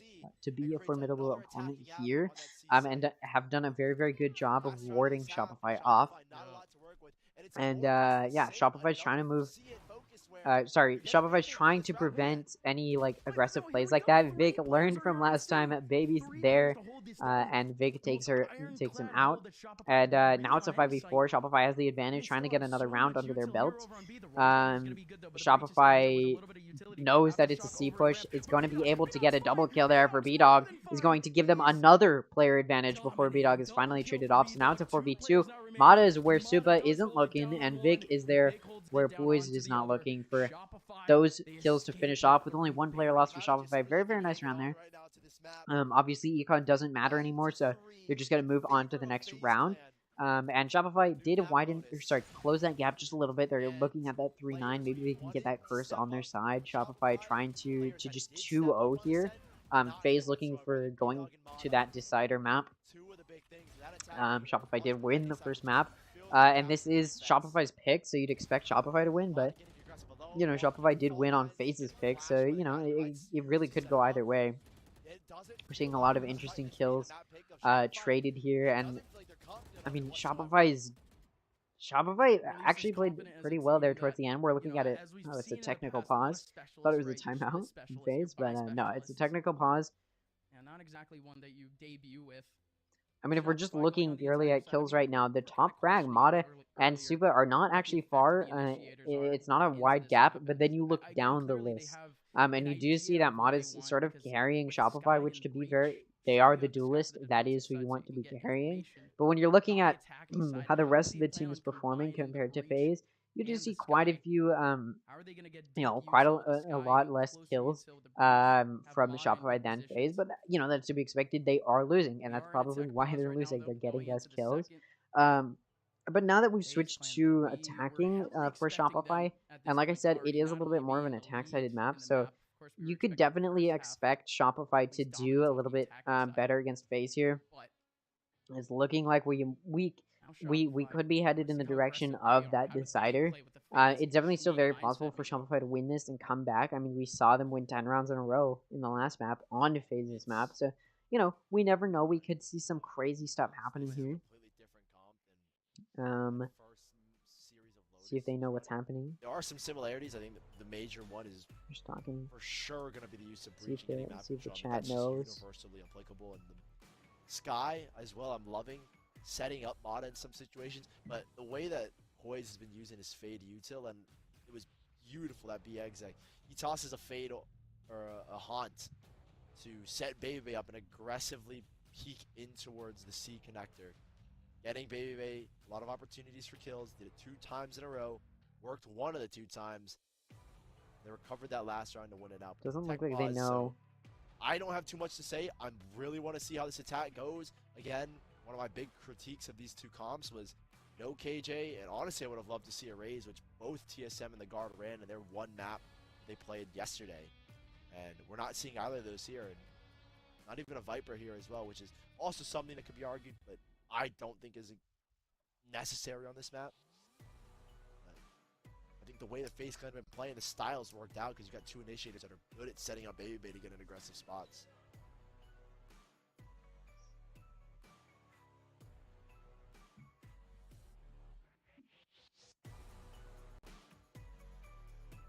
Let's see if there's anything on Twitter.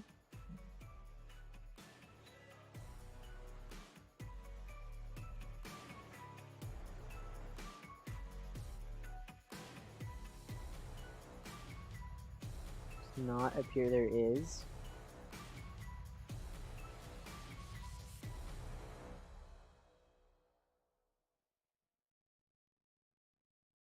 We're just about to get back into things here.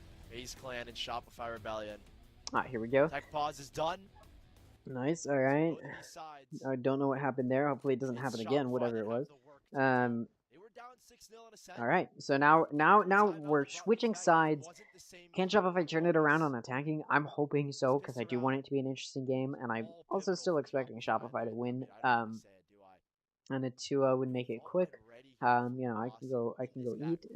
But yeah, no, it is still a very, very close game. It still could be anybody's series here, but FaZe is, of course, up here.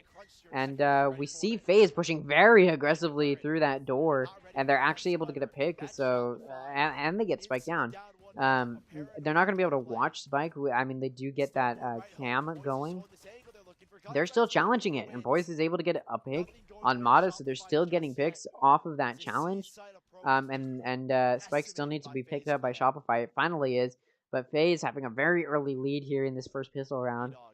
And we do see Shopify pushing out here. And then now peeking around towards C. We get that Cypher cam set up. FaZe does have that double stack watching that backside. And they're backing up here, playing it a little bit safer. And just as they're playing back, Shopify's pushing on, and they're getting that spike planted. Boys is able to take out Moose. Now both players very low. B-Dog able to take out Supa, but Dicey able to finish off B-Dog.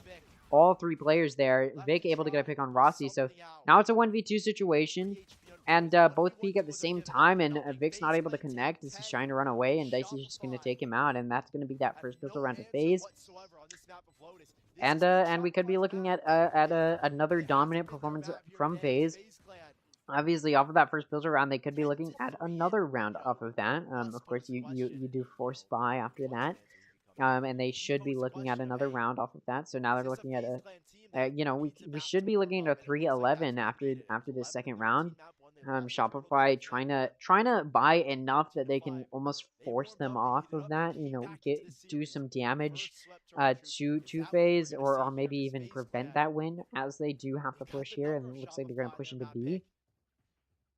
Or at the very least, they're looking at it. This is a very closed off map, so there's not a whole lot of passive play that you can do. There's not a definitive mid. And so it's really hard on Lotus to sort of like get a feel for where the enemy is on defense, or like where the defending enemy is. So offensively, you sort of have to just be very aggressive. And it looks like B-Dog is going to be peeking out here, and Shopify is sort of playing aggressively. Baby is up, up top, but is smoked off. So Poised also looking out. They do get that Cypher tag. And Mata's going through door now to try and rotate towards C. I think FaZe realizes it's more of a C. We get that smoke. And there is a trap wire there. And Mata does know where it is because is going to go ahead and shoot it. And now FaZe definitely knows that there's at least one there, but still only knows that there's at least one. And the spike is actually over near B's side, and Moose is still watching that A main. So Shopify could very easily just rotate over to B here. It's not free. The rotate from C would be very, very quick and swift from FaZe. But if Shopify can get a pick, which Mata is able to just rush towards that site and towards Elbow, not able to get a pick though, and may just get picked off. Dicey is going to push Mata here. Rossi able to take out Vig, Baby able to take out Dazzle, Dicey able to take out Mata, Rossi also able to take out B-Dog, and there's Spike down. FaZe now has the spike in their hands. Moose on this save round just wants to do some damage, prevent that flawless round, and isn't going to be able to prevent that flawless round, and that's going to be a flawless round from FaZe. Like I said, we did see those 2 rounds in a row off of that pistol round. They won another round. Now the score's 3-11. So Shopify's in a tough spot. They have to win 10 in a row here, if they would like to win without an overtime. FaZe is looking for, at the very least, 1 round to secure that overtime to prevent Shopify from winning 10 in a row. They have won 10 in a row, but that was without Econ being in the picture, as there was a difference.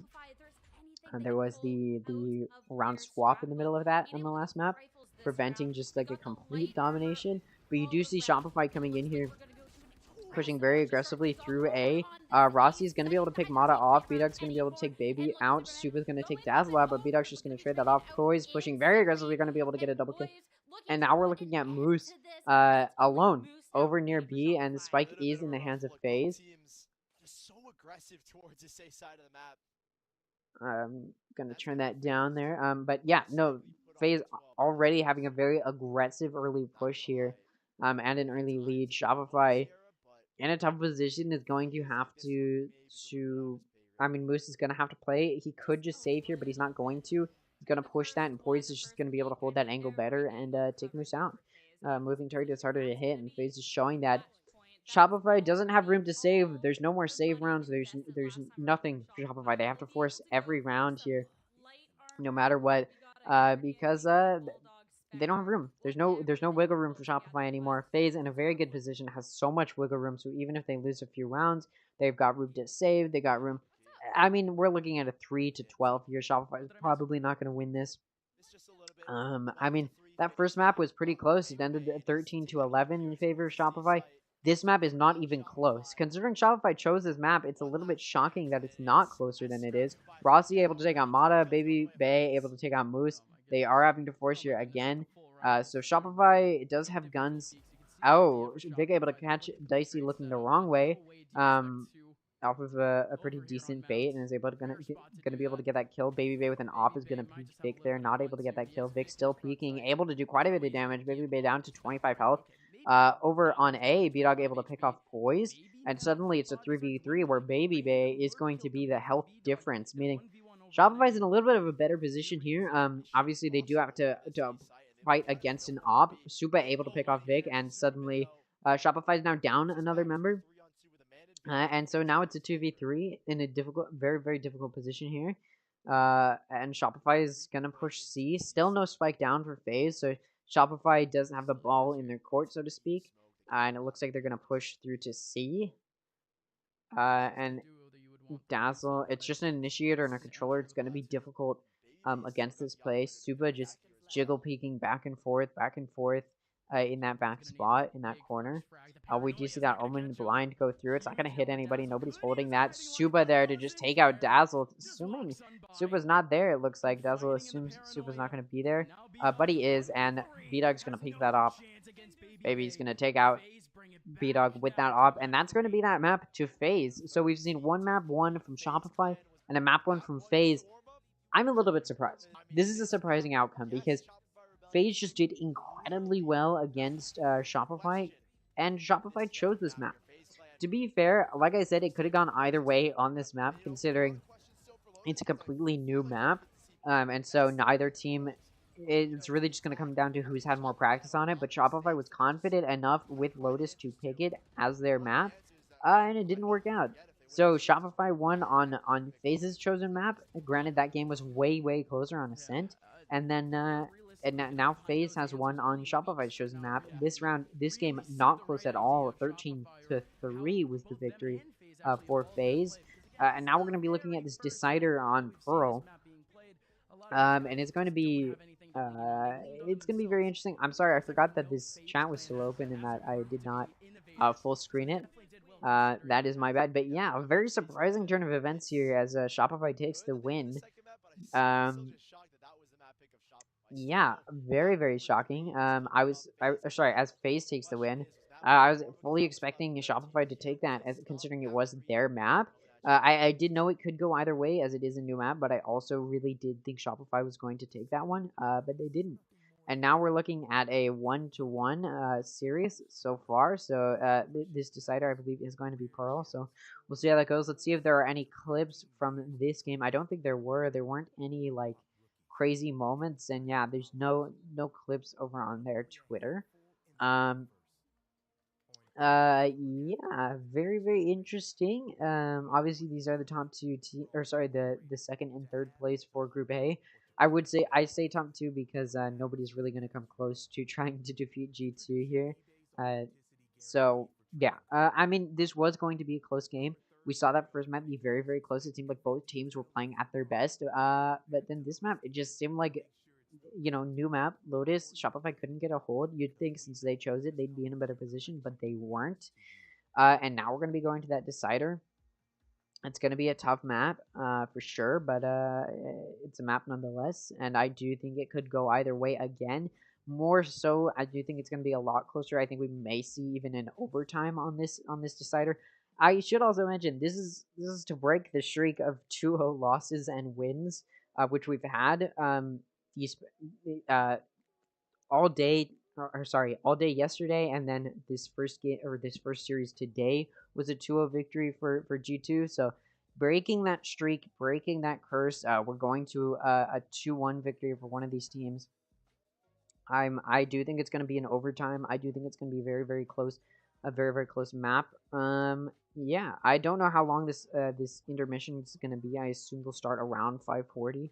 I've run out of things to talk about, so I'm just gonna put on some music and we're gonna chill out until this next map starts, because I've talked about all my predictions. I've talked about everything I think may or may not happen. So I'm just gonna put on some music. We're gonna chill out.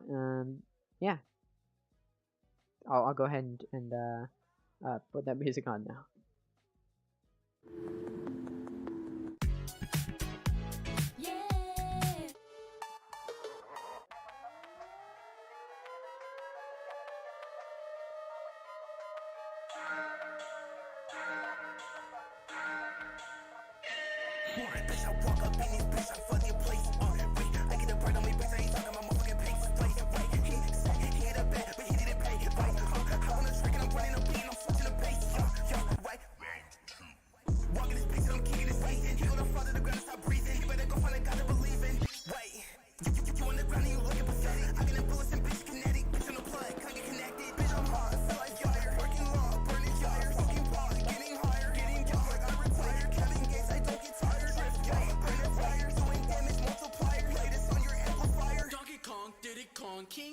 what the con, fuck 'em all. Got a white bitch, I'ma fuck her raw. Is it wrong? Do I even care? She done suck my dome. Break your jaw, get your waist split with my fucking Glock. Pew, pew, pew. Got a pea shooter in my bag. Got a big strap in the back, got a jag. Call me Pac-Man, rock a ghost when I'm mad. With my big slash, shot a sad, where you at? Smoking Paul Malls in the back of the mall. Where my weed at? Yeah, I need that. 30 mil on Spotify, I bleed that. I'm not tryna flex, I'm tryna be that god. Hey, little shorty, fuck on me in the morning. Hey, hey, little shorty, get on your knees, cause I'm horny. Hey, hey, make it gory in the house like I'm Corey. Hey, hey, spread you open, you are my territory. Bitch, I'm hot, feel like fire, working law, burning fire, fucking pot, getting higher, getting down like I retire. Kevin Gates, I don't get tired. Drift gang, burning fire, doing damage multiplier. Play this on your amplifier. Bitch, I'm hot, feel like fire, working law, burning fire, fucking pot, getting higher, getting down like I retire. Kevin Gates, I don't get tired. Drift gang, burning fire, doing damage multiplier. Play this on your amplifier. Fatality. In it, in it, in it. Feeling sky's the limit. Feeling sky's the limit. But for money, do something you get sprayed. Tryna see it on TV, how the police system operate. But for money, do something you get sprayed. Tryna see it on TV, how the police system operate.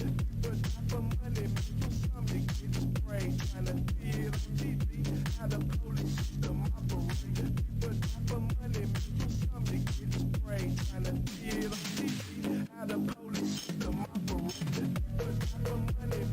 operate. For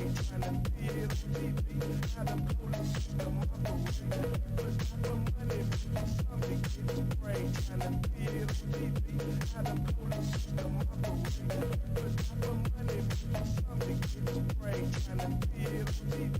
how the police system operate.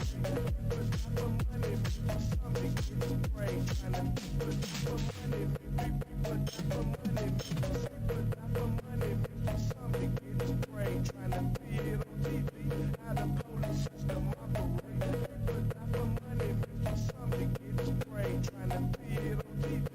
the police system operate.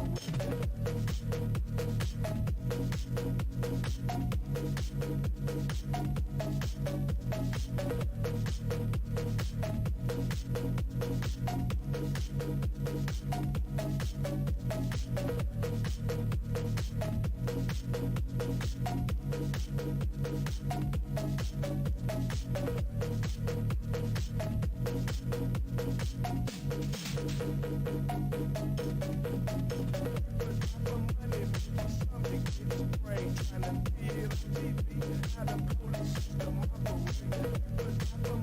Tryna see it on TV, how the police system operate. For money, something gets sprayed. Tryna for money, for money, for money, something gets sprayed.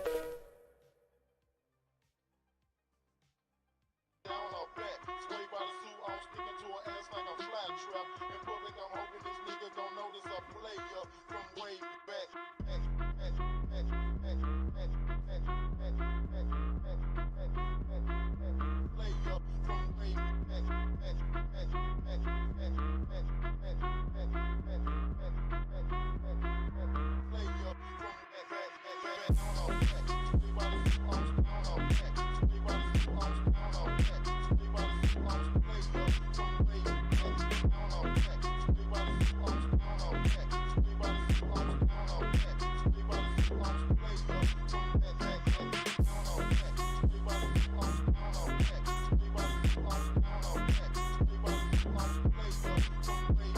For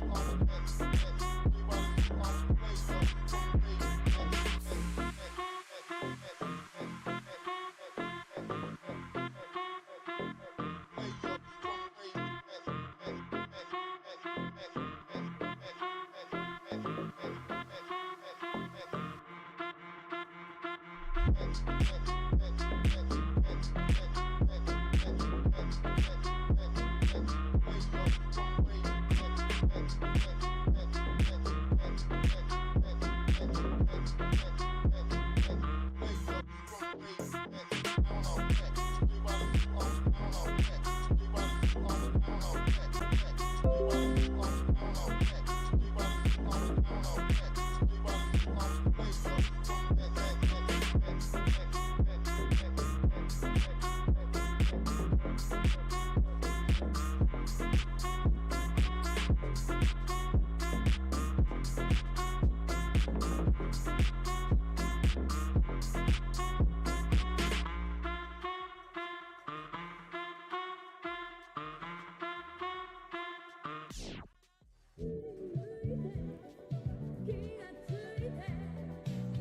Yo, yo, yo. So, I had to stop the music, but it looks like we're back. Sorry, I was playing music just for a little while we were waiting because I ran out of stuff to talk about. And now we're gonna move into, it looks like, this next map. Let's go ahead and take a listen to what the broadcasters have to say. Definitely the window for upsets or people taking maps off each other. It happens all of the time. But Sully, I'm just really confused then why Lotus in this, because this wasn't the look that Shopify Rebellion had that I would have expected. Absolutely. Yeah, I don't know. Like, it got so bad to the point where, like, Gus just left. Like, he did not want to cast this He's map out. anymore. It's true. Like, he was like, I was very surprised considering Shopify did choose Lotus. I knew, it's a new map. It could go any way, really. Like, either team could take this win, so I knew it was sort of a toss-up as to who was going to win. But at the same time, Shopify did pick it, so you'd think that maybe they were feeling themselves a little bit, thinking they were going to do a little bit better, more comfortable on the map, more confident with it. But they weren't. They didn't perform better. They performed way worse than FaZe, especially worse than they did on the first map, where they did win 13-11 on that first map. And then they went into Lotus and just got destroyed by FaZe. I mean, it seemed just like FaZe knew more their way around the map, knew almost exactly how Shopify was going to play, and they weren't so, Shopify in defense was over rotating a little bit, putting way too many on one site, stuff like that. Whereas FaZe wasn't doing that. FaZe was just outplaying, and I mean, you look at the KDs, and you're just looking at, wow, that was a pretty defeating loss for Shopify there. I do want to hear what the broadcasters have to say, though. Weeks for people to get familiarized with Lotus and be putting that time in Upmine, or do you just think it was a little bit of just a mispick in general? Well, a little bit, because if you're the one picking Lotus, you're pretty much forced to play defense in the second half. I mean, surely your opponent would want to play it later on. Yeah. Or excuse me, you're playing defense for the first half. You're playing defense for the second. Or oh my gosh. Sorry. FaZe is playing attack, right? Shopify are forced into that position because of the bans anyways. So Shopify, going into this, I would like to think that they had a better idea on their attacking side. Yeah. But by the time they even had a full rifle round on attack, they had already pretty much lost the game. I think it was already 12-3 at that point, or 11-3 at that point, when they ended up already getting their guns. So realistically speaking, I think Shopify might have a little bit more potential off of the fact that they picked double flashes, double initiator flashes going into this map, and they already have triple flashes essentially. Yeah. I would like to think that this was a composition where they had a lot of attacking potential, but just couldn't pull it out. Yeah. So then now in our series, with Ascent going the way of Shopify and FaZe stealing Shopify's pick of Lotus off of them, that means we're going to be going to Fracture for our tiebreaker at this point, with the fact that there is going to be a four-way tie at that 1-2 after that. Now, Fracture, obviously not new. These teams should be seasoned and practice on it, Sully. Yeah, the one map that we have seen Shopify play was their first game against Turtle Troops. They beat them 13-2, so we know Shopify are a good team. I think back to the time they lost to Sentinels with Shroud, and I just try to erase that match from my mind, because there's no way you lose to the content team when they picked up Shroud for content. But still, I think Shopify, this third map, it's a lot more confident for them. It's one map, like you said, Sierra, that everybody knows, and honestly, there's no excuse this time around for Shopify to have those really careless mistakes where we were seeing Mata run into his own teammate's fall line, get flashed by the flash that was supposed to set him up. There's no room for those excuses anymore. I mean, then at this point too, with that sort of mistakes, that sort of loss, something I mean, that we it's weird to think that Shopify was so confident when we did see them mess up in such stupid small ways. When you think it's a new map, sure, okay, they can make those mistakes, but you also think they picked this map, and they must feel pretty confident, and they just were not playing very well as a team. They were not coordinated. People were flashing out for each other, and it just wasn't paying off there. It was a very disappointing thing to see from Shopify, considering they picked it. I mean, FaZe was just playing better as a team. It seemed like FaZe had more practice on the map, which makes you wonder why Shopify decided to pick it. Maybe they just felt like messing around a little bit on a map they hadn't really practiced very well. But it looks like we are going to be going into the agent select to start this third map on Fracture. I kept saying Pearl. That was my mistake. I knew it was either Fracture or Pearl, and I just couldn't remember Fracture, so I just guessed Pearl. But here we are.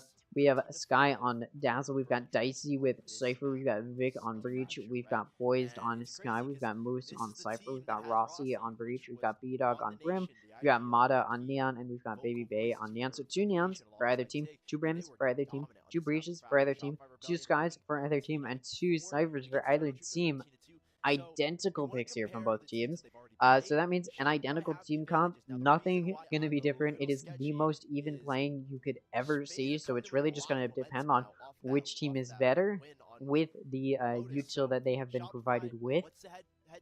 Yeah, so I'm actually really excited to see this. This is going to be the most even decider I think we'll see in a little while. Just because both teams have shown themselves to be pretty well played, except Shopify definitely played a little bit weird on that previous map. So hopefully they've shooken that off. They took a little bit of time. It was a little bit of a longer break, so maybe they were able to use that time to like recoup, rebuild themselves. Yeah, we're looking at this round start here, and it's Shopify starting on attacking this time, a little bit different here, and Shopify going into B is what it looks like they're going to be doing.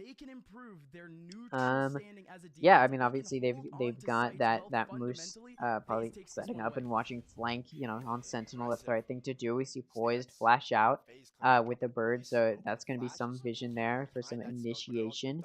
And off of that, FaZe, who was pretty aggressively pushed out into the back of B through Arcade, is gonna have to play back.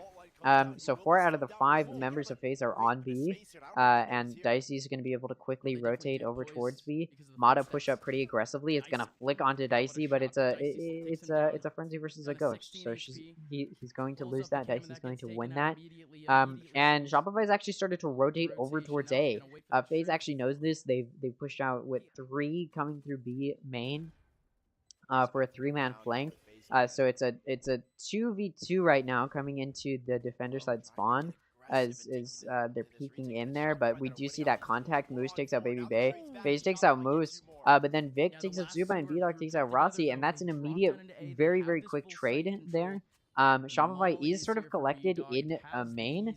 But Spike is planted for main, so we're going to see that concuss come out. We do see Poise push out pretty aggressively. B-Dog there to finish it off before Poise can get a kill. Dicey is going to be hit pretty heavily by that molly, and Dazzle's going to be there to cash in on that.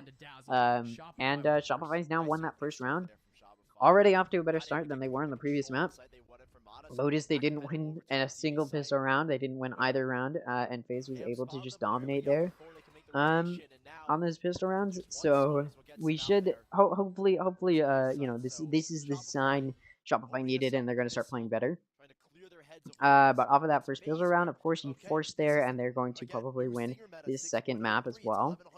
And it looks like they're going to be playing for picks a little bit. They've got 2 in that backside, and then 2 looking at B. One's going through tunnel, and I do think Rossi, Vic will follow through tunnel, at least looking like that. Dazzle does have the spike more so in the attacker side spawn than in B main. But Shopify is starting to launch this assault towards B, as we do see 3 that are going to be coming through Arcade. For Shopify, only 2 members of FaZe are actually on B site. We've got 1 in Heaven and then 1 on site. But there is Supa who is ready at a moment's notice to push onto B. And we do see Shopify who's going to launch this assault pretty much entirely from Arcade. They send that bird through. FaZe definitely thinks that's probably where they're going to be going. Off of that, and then we get that breach flash out. So maybe FaZe is starting to think, okay, maybe that's a little bit of initiation. They're going to keep their 3 over there, and Shopify is rotating over towards A. You also see Baby Bay going for the flank potentially on phase, but or sorry, on Shopify, but Shopify's not on B, and they're gonna push hard onto A, and they're gonna be able to get onto A. Nobody's gonna be able to stop them, and they're gonna plant there. It looks like they're planting not for main, or no, it is for main, but under that upper area. And we see some engagement. Baby's able to take out Mata. B-Dog's able to take out Boys, but then Baby Bay just comes through and is able to get some kills. Trades, though, as both teams have 3 players. But Baby Bay able to get a 4K there before Dazzle shuts them down. And then it's a 2v1 that Dazzle can't win. And that round is going to go to Shopify. Or sorry, to FaZe. So off of that round that Shopify should have won, they didn't. FaZe was able to win on that save round. A little bit surprising there. Shopify should have very easily won that. With that gun diff, something about just the way FaZe pushed and Shopify wasn't ready or wasn't looking in places where FaZe actually was. So the score is going to be 1-1. Usually you see those first 2 rounds go to the person who wins that pistol round. But no, we see it switch up here, and we see that we're trading who all is winning there. Or who's winning that second round. So it's gonna stay tied here. Shopify, of course, did force. So off of all of them dying, they're not gonna be able to buy. Some of them are forcing, but we do see most of them light buying or saving. We do see FaZe now is going to have a little bit of an advantage. They force here, using what they have. And even off of that win, they're actually not going to be doing too well there. When we see Shopify going up to collect that orb, and are they going to be pushing into B? It looks like they might be. They're definitely looking in that direction. And we do see Shopify, making some noise there. We've only got 1 at Arcade, and we do see Moose starting to rotate more. Mata is peeking that, Jiggle peeking, not seeing anybody. Oh, they do see Rossi. There's that contact there.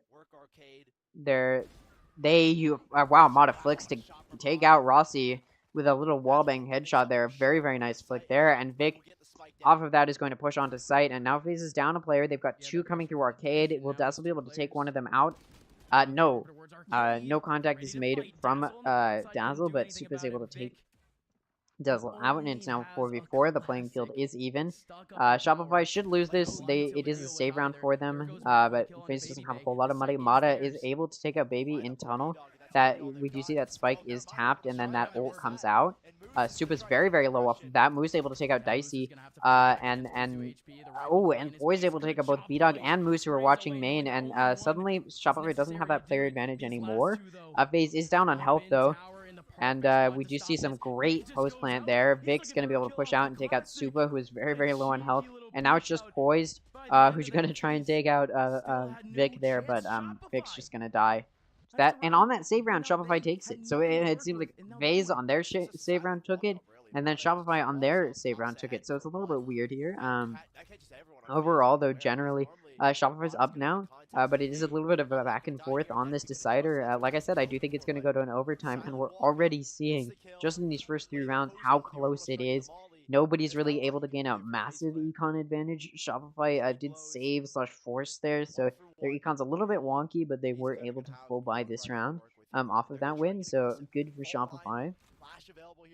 FaZe is going to have to back up. Here, as Shopify does have more weapons, but FaZe is actually pushed out very, very aggressively. Boy's going to be able to get a pick. Baby Bay's going to ult off of that, but Dazzle's going to shut that right down, only taking a little bit of damage, and it's now 4v4. They got a pick and then played aggressively, and it didn't pay off. Definitely not holding on site, though. And we're looking at FaZe. They should have had that advantage there, but it looks like they played a little bit too aggressively. So now it's a score of 1-2. It's not looking great. And I mean, Shopify doesn't really know where to go. It looks like they're angling back towards B, making sure there's no, cypher trips or anything like that, which there isn't, and they're pushing very, very slowly, playing very, very well together.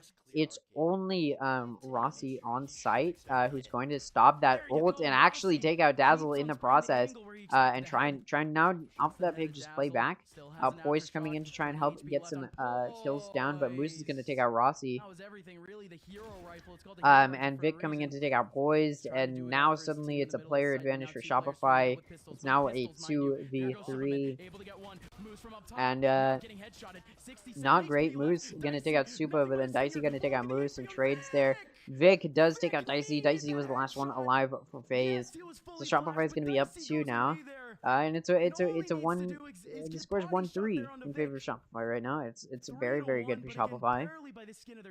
Who's just barely hanging on, as the commentators are saying. But also that does mean the econ advantage is now a little bit in Shopify's favor. Their econ was pretty rocky. Both teams had a pretty rocky econ, just off of those first 3 rounds being traded between the two teams. But off of that win there from Shopify, off of that second round win, they're gonna have a little bit of a better econ here. We do see a light shield for B-Dog, but overall the team is doing decent. Mata was able to take out Supa and also Rossi. Very nice there from Mata on the arcade push. And now Shopify's in a pretty bad position. I'm gonna have to just peek out here through. I mean, Babyface pushing this tunnel, which Shopify is just backing up through.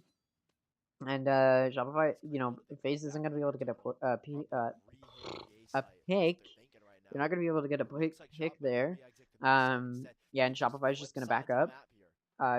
Again, through that tunnel. FaZe thinking that it's probably a rotate is actually pushing out pretty aggressively. You do see Poised leaving the site almost entirely, and now we see that initiation as they're just gonna be able to push on. We do see Baby Bay coming through tunnel. And it's gonna pay off. Get that pick on Moose, try and even that player count. It's still a 2-player deficit for FaZe, but trying to bridge that gap. Poised might be able to get that pick on Dazzle and does, and suddenly that gap is bridged. That ult's gonna come out. They're gonna know just how many are heaven.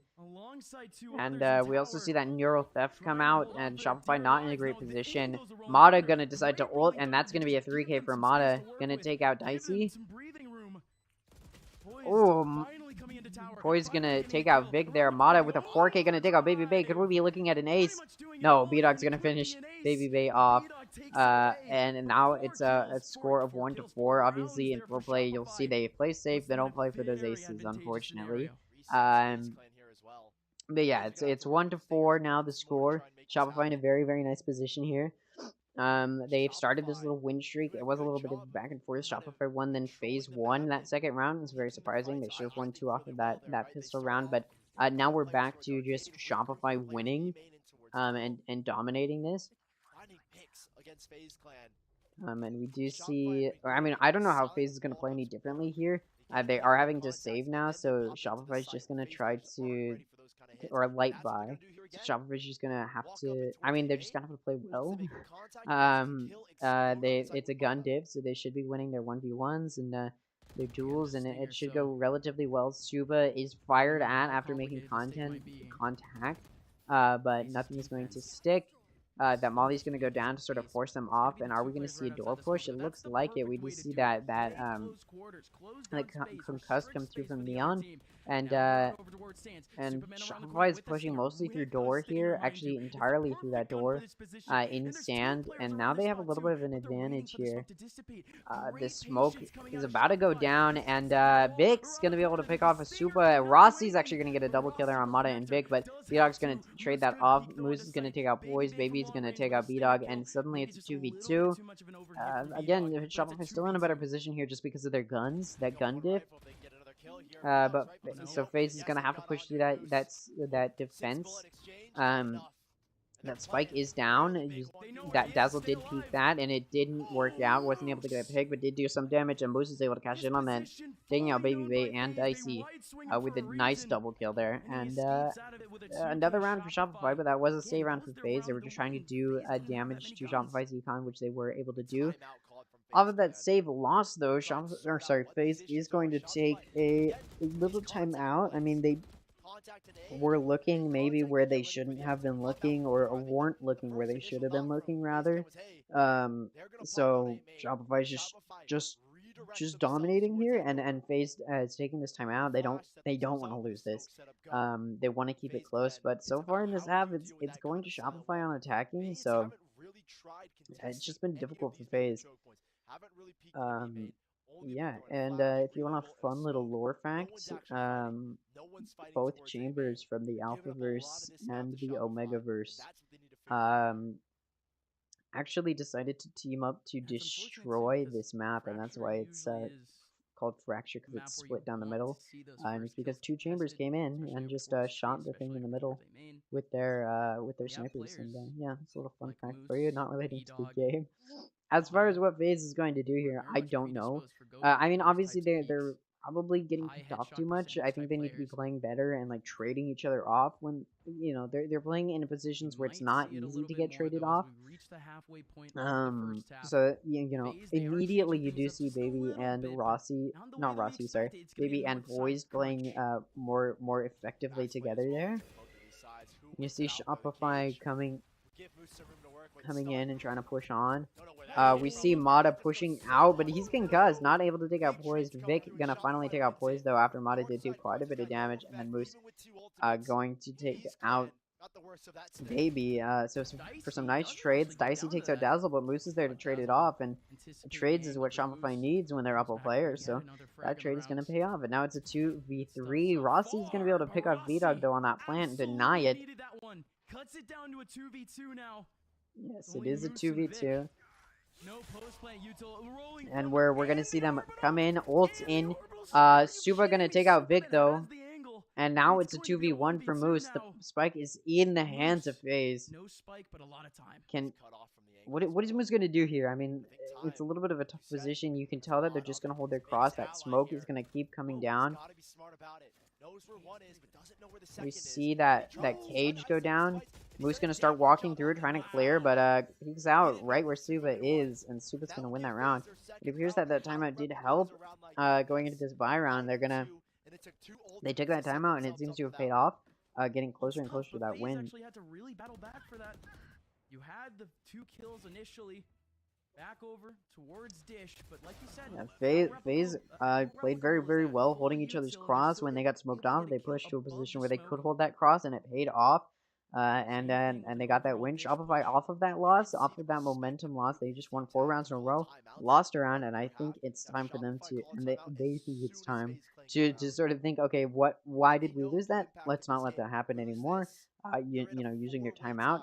This is the most timeouts I think I've ever seen used. Both teams have, I think, used both of their timeouts both times. I could be wrong about that. Maybe in the last game, FaZe did not use their second timeout.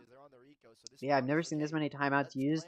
And honestly, both teams are using their timeouts effectively. I do see a big change in play from both sides when those timeouts are used. Something that is not very often seen, and I haven't seen in these past few weeks. So yeah, we're looking at a little bit of an advantage here. Gained each time a timeout is used, so we'll see if Shopify can use that timeout. Figure out, okay, this is what works, this is what doesn't. Let's get more of what works. And yeah, we'll see what they do here. They already faced the guard, or I mean, they already faced G2. Excuse me.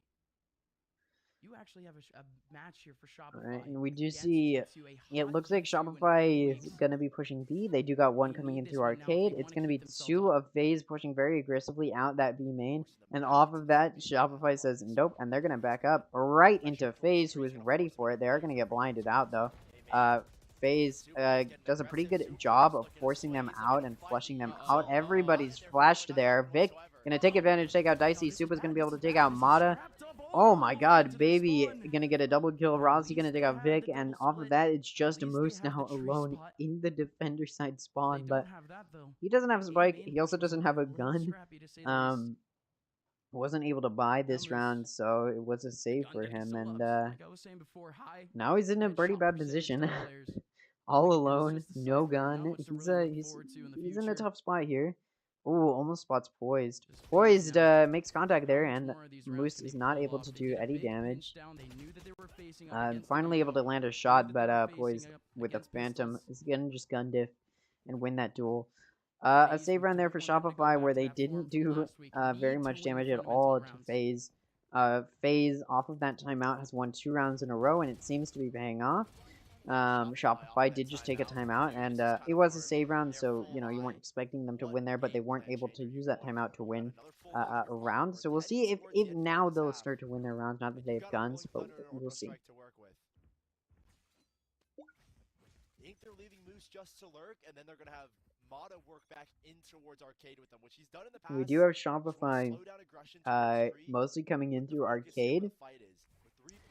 FaZe not pushing out aggressively now, definitely not trying to do the same thing over and over and over again. And we do have Big coming in for that entry.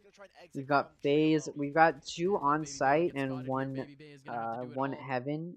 Is the one person, or it's really only one on site and then one Heaven. The other one is sort of blocked off there from Canteen. As Shopify is starting to push in, Baby Bay is trying to get them off with that concuss, shooting through smoke, lots of shots going through smoke, landing on Baby, who's now very low. Mata just shooting through that smoke. Shopify's been warded off pretty well by FaZe. FaZe is now backing off of the site, thinking Shopify may have rotated there. A little confirmation from Baby Bay is going to confirm that they haven't rotated, but Moose is just going to trade Baby Bay off of that. We do see that Brim ult come down into that defender side spawn to prevent that rotate. And we actually see 2 challenging the defender side spawn. B-Dog taking out Suba, trade going off there, Rossi taking out Moose. It's now a 2v2, and Shopify just has less health. That wallbang is going to take out Rossi, and it's just down to B-Dog, who's not looking in the right position. As FaZe just comes out, takes him out, and that's going to be 3K for B-Dog, for Rossi there, to take out B-Dog and win FaZe another round.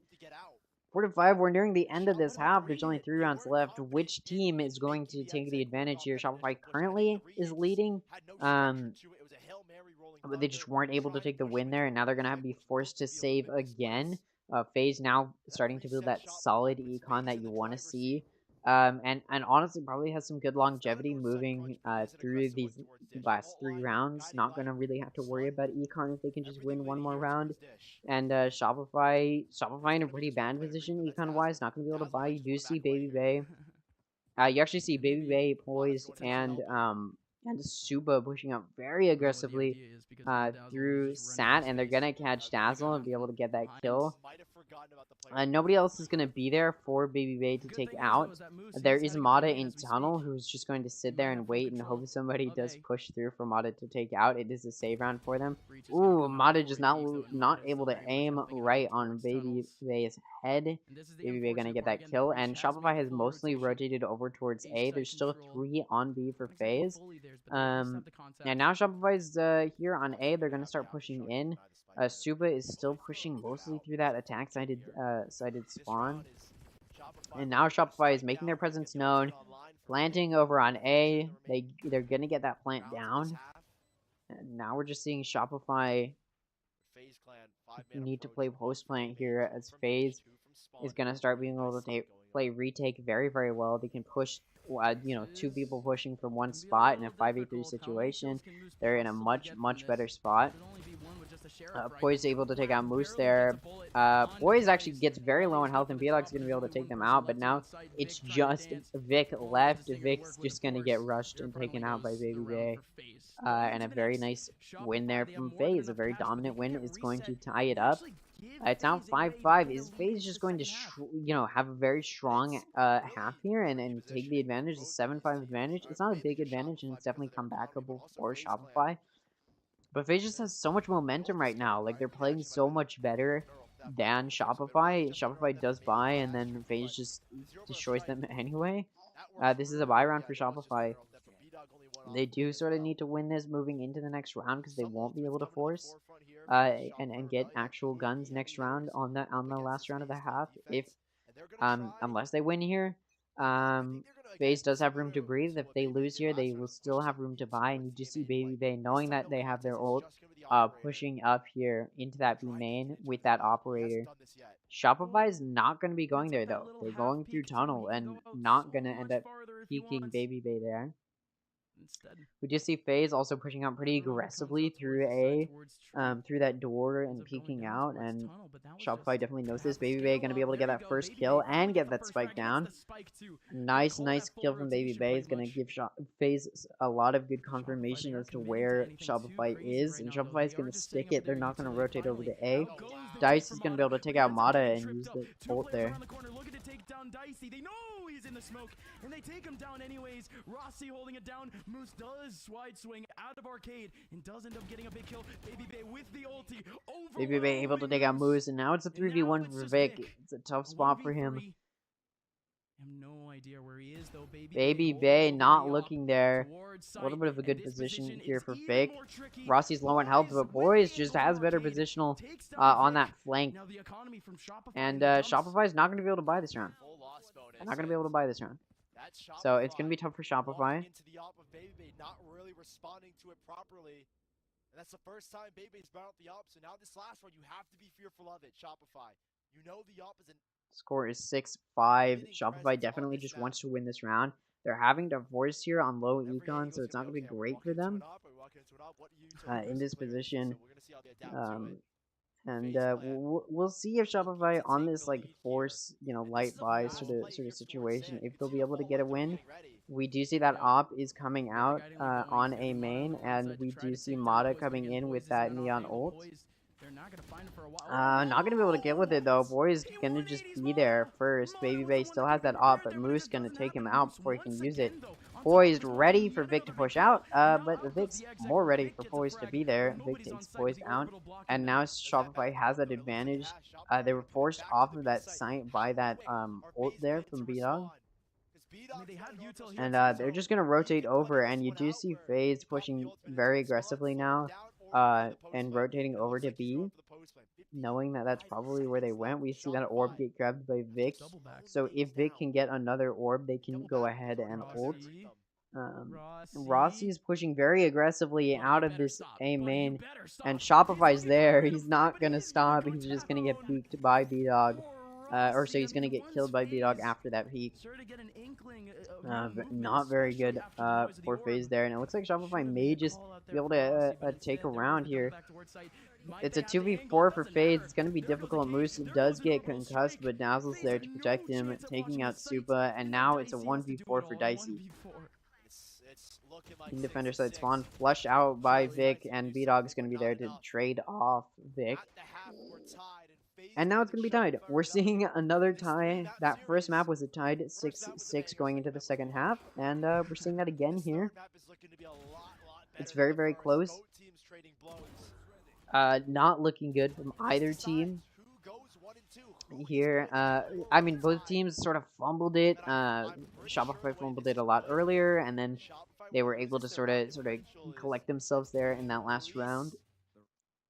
I do think overall, I think FaZe probably had a better half, but it is tied up, so it's really just whoever can take the advantage here. Now that FaZe is on attacking, all Shopify has to do is respond well to where FaZe plays.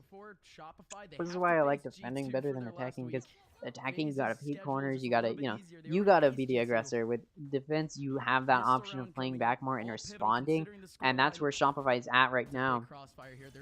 And they're gonna get, Baby Bay's gonna get tripped there, and that you're gonna see that cage go off for that one-way. A one-way which isn't going to be taken advantage of. Boy's in a lot of trouble right now, only has 13 health left with no shield. And going through door, peeking out there, not going to make any contact with anybody. Baby Bay still waiting in main, hoping somebody will push, keeping that lurk. Is Baby Bay. And also the spike is still there, Rossi. And the two out of the 5 FaZe players, including Poised, who's very, very low on health, is pushing more towards B to see if it is an option, and also just to see if they can maybe get some picks and do some damage, because they are very, very low on health. Poised gives the gun to Supa, probably a safer option. And now we're seeing that push come in, and we're seeing FaZe start to rotate over there. Dicey's still looking at a satellite. Now he's running all the way back. And we do see Shopify starting to rotate more towards B. The site is clear, and they're going to be able to just push on. Suddenly, Dazzle's very, very low. Same amount of health for both Poised and Dazzle. It's a tough spot. Now they're pushing out. Dazzle peeking first on Baby Bay, gonna do some damage. FaZe taking a little bit of damage here. Rossi, however, gonna get the first kill. Vic's gonna trade that off, and then Baby's gonna take out Mata. Vic gonna take out Poised. FaZe, Dicey gonna take out Vic, and then Super gonna get that final kill on Dazzle. 3 players left alive for FaZe, and they should get another round here. I mean, that's what I thought Shopify was going to do off of that pistol round last half, and it didn't turn into another round, so we'll see. It could really go either way. It's a tough situation for both teams. Both teams playing very, very, very well. We do see so far though FaZe in this half has taken the advantage, and I do think FaZe overall has been playing better. We did see them play very, very well in that first half, and I think they have more I think they have more momentum going into this half that Shopify doesn't, but we'll see if Shopify can you know, turn that around and play better. We do see FaZe looking at a B push. We got the spike going through tunnel, but we do also have some playing for picks over in A. This is good here now for FaZe. We see that bird come out. They know they're dealing scrappy behind me. We see FaZe now rotating over towards B. The two that were looking at A playing for picks are now rotating over there. No damage dealt from either team. Oh, and Baby is gonna make first contact with Moose. And now it's just down to B-Dog with a shorty who's gonna be able to take out Baby Bay. Poise gonna be able to take out Dazzle. They know it's just a shorty in heaven. Very good job being prepared. B-Dog able to deal some damage there to Poise, but not very much, while it's also taking a little bit of damage. More damage just simply because they don't have shield. B-Dog gonna be peeking that smoke with a shorty. It's a tough position for sure. Poise is gonna be able to take out Mata from heaven. Dicey gonna take out Vic in defender spawn, and now B-Dog is all alone, and all he has is a shorty. The enemy team is just going to be trying to push him here, and knowing he has a shorty, they're gonna try and play it safe, and it looks like that's what they're doing. B-Dog now smoked off. Nearly concussed, and FaZe is just gonna back off. B-Dog's just gonna die to this spike initiation, and FaZe did win another round off of that. Very nice for them. Score now is 8-6. Not looking great for Shopify. The first 2 rounds go to FaZe, but of course now Shopify has the money to buy. FaZe is still stuck on those, you know, those guns from last round that are not full buys and can't afford a full buy. And Baby Bay did die, so you're gonna have to buy there. Not gonna have the best weapons. Trading guns between the different players. If we do look at those top frags, though, it is Baby Bay with 16 and B-Dog with 12. So if you're looking overall, FaZe is doing better right now. We'll see if Shopify can start bridging that gap. Just the Cypher over towards A. And it looks like FaZe is mostly pushing towards A. Nobody's watching Satellite. Yeah, nobody's watching Satellite drop. Nobody's looking at that. Now they're sort of angling towards them. It looks like they heard Mata speaking, looking. Isn't gonna see anybody. They are honestly starting to rotate more towards that B. Be ready to rotate. You know, getting ready to rotate towards B. But FaZe is not getting ready to rotate towards B, and is starting that initiation from the breach. It's going to allow them to push onto site, and they're going to get on site successfully. Nobody else is on site. None of Shopify is on site to deny it. Baby Eye does take a little bit of damage there, and Rossi's able to do some damage, but also takes quite a bit of damage now to 20. Now down to 20 health. Dazzle just going to heal up the remaining players. Boy is gonna heal up his players, so damage is nullified. Mata gonna be able to spot Baby Bay and take him out. They are playing for main. Ooh, Mata gonna be able to take out Dicey. Rossi takes out Mata. B-Dog gonna take out Poise. Vic gonna take out Rossi, and the last player for FaZe, Supa, is gonna be taken out by Moose. With the time starting to tick down, they do get those kills. Vic gonna come to get that defuse and get that orb, and now it's just. And now Shopify starting to bridge that gap. You know, we did see that gun diff, and it paid off. So now that they've, you know, most of them did survive that, so they're going to be up pretty well. There, Shopify is going to start building that up, that econ, but it's still not great. You know, they can't full buy with full shield, but they're starting to get up there. And we just see FaZe with a solid econ, because that was, you know, technically a save round, even though they did have better guns. Just from the previous round, it was a save round, so now they do have the money to buy. So advantage does go to FaZe here, just if we're looking purely at econ, but Shopify just have a little bit more momentum just off of that round win. So we'll see if Shopify can turn that round win into a continual win. FaZe does acknowledge the amount of players that are on B, and is looking at a push onto A, and Poised is going to try and get vision. Isn't gonna actually be able to get any at all, and just gonna go grab orb. Shopify knows that, and they hear that, and they've got two peeking. They only saw Poise. They're playing a little bit aggressive there, just trying to force them off. Off of that, FaZe sees some util get used, and they're pushing onto B, where Shopify is almost entirely pushed off of. Poise is now on A in stands, and so is absolutely in a position to flank. And it looks like that's what's going to happen. The spike still isn't down for FaZe, and there goes that flank from Poise. And now that spike is going down. Moose gets Suba, so it's even there. That flank is still coming down from Dazzle. Speaking of, Dicey takes out Vic, Moose takes out Dicey. Shopify's in a better position here, but Boyce is still on that flank and does take out Dazzle. Rossi gonna get taken out by Mata. Poised does with that flank take out Moose, but then Mata takes out Poised. And now Shopify is going to win that round. FaZe no longer has any money left, and Shopify is going to have a stronger econ after that round, and it's definitely looking more into that Shopify direction. FaZe won those first two rounds, and now Shopify is starting to gain that momentum. Maybe this is a good time for FaZe to use their timeout. As Shopify's gained this momentum when they were on even playing ground, so as far as guns go, so maybe it's time for FaZe to use that second timeout, and maybe they want to wait a little bit. We do see FaZe waits a little while before using their timeout, just to see maybe if their team can come back. And we'll see on this save round if FaZe can use it. They also may just want to wait to use the timeout until they have guns again. Which is what may happen. So FaZe is pretty much full pushing into A main, and Shopify almost predicted that. There's 4 over on A, and FaZe may just have to back up off of that. They did use a little bit of util trying to get in there, because they do just want to all push one site off of this save, but just with how aggressively Shopify responded, they may just have to back up here, and it looks like that's what's going to happen. And we do see Dazzle, trying to use that bird to get a little bit of vision if they can over on B main. And we do see FaZe crossing across a rope. Mata on Dish is going to make contact with Poised. Poised not ready for it. Mata just backs up, not knowing how many are there. Good choice from Mata there because the rest of the team is there. A good portion of the team is there. And we do see FaZe starting to inch their way towards pushing on to A.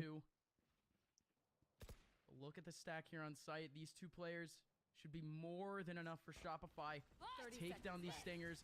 And now we're seeing FaZe with that entry. We get that Neon ult going off. It does pay off. Mata's going to get hit, but concussed. B-Dog is going to be able to take out Baby Bay. Rossi going to take out B-Dog, and then Moose from up top is going to be able to get a 3K on Supo, Rossi, and Dicey, and that's going to finish off the round for Shopify.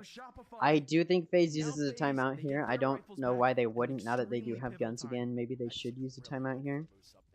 They're not calling it, though. I mean, just some incredible play. Like, FaZe knew exactly where to go. Shopify. FaZe quickly rotated. Sorry, FaZe. Sorry, yes. FaZe kept pushing from that dish. Or, sorry, quickly rotated across and then went in through the other way.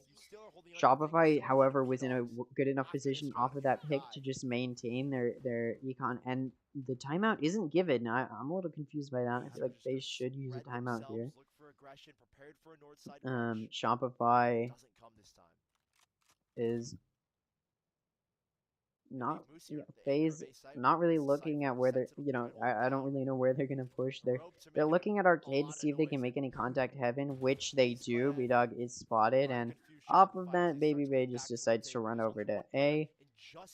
Goes across road with their team. I mean, they really just don't care. And I mean, 4 out of the 5 of Shopify is over on B and actually pushing through Arcade off of that site.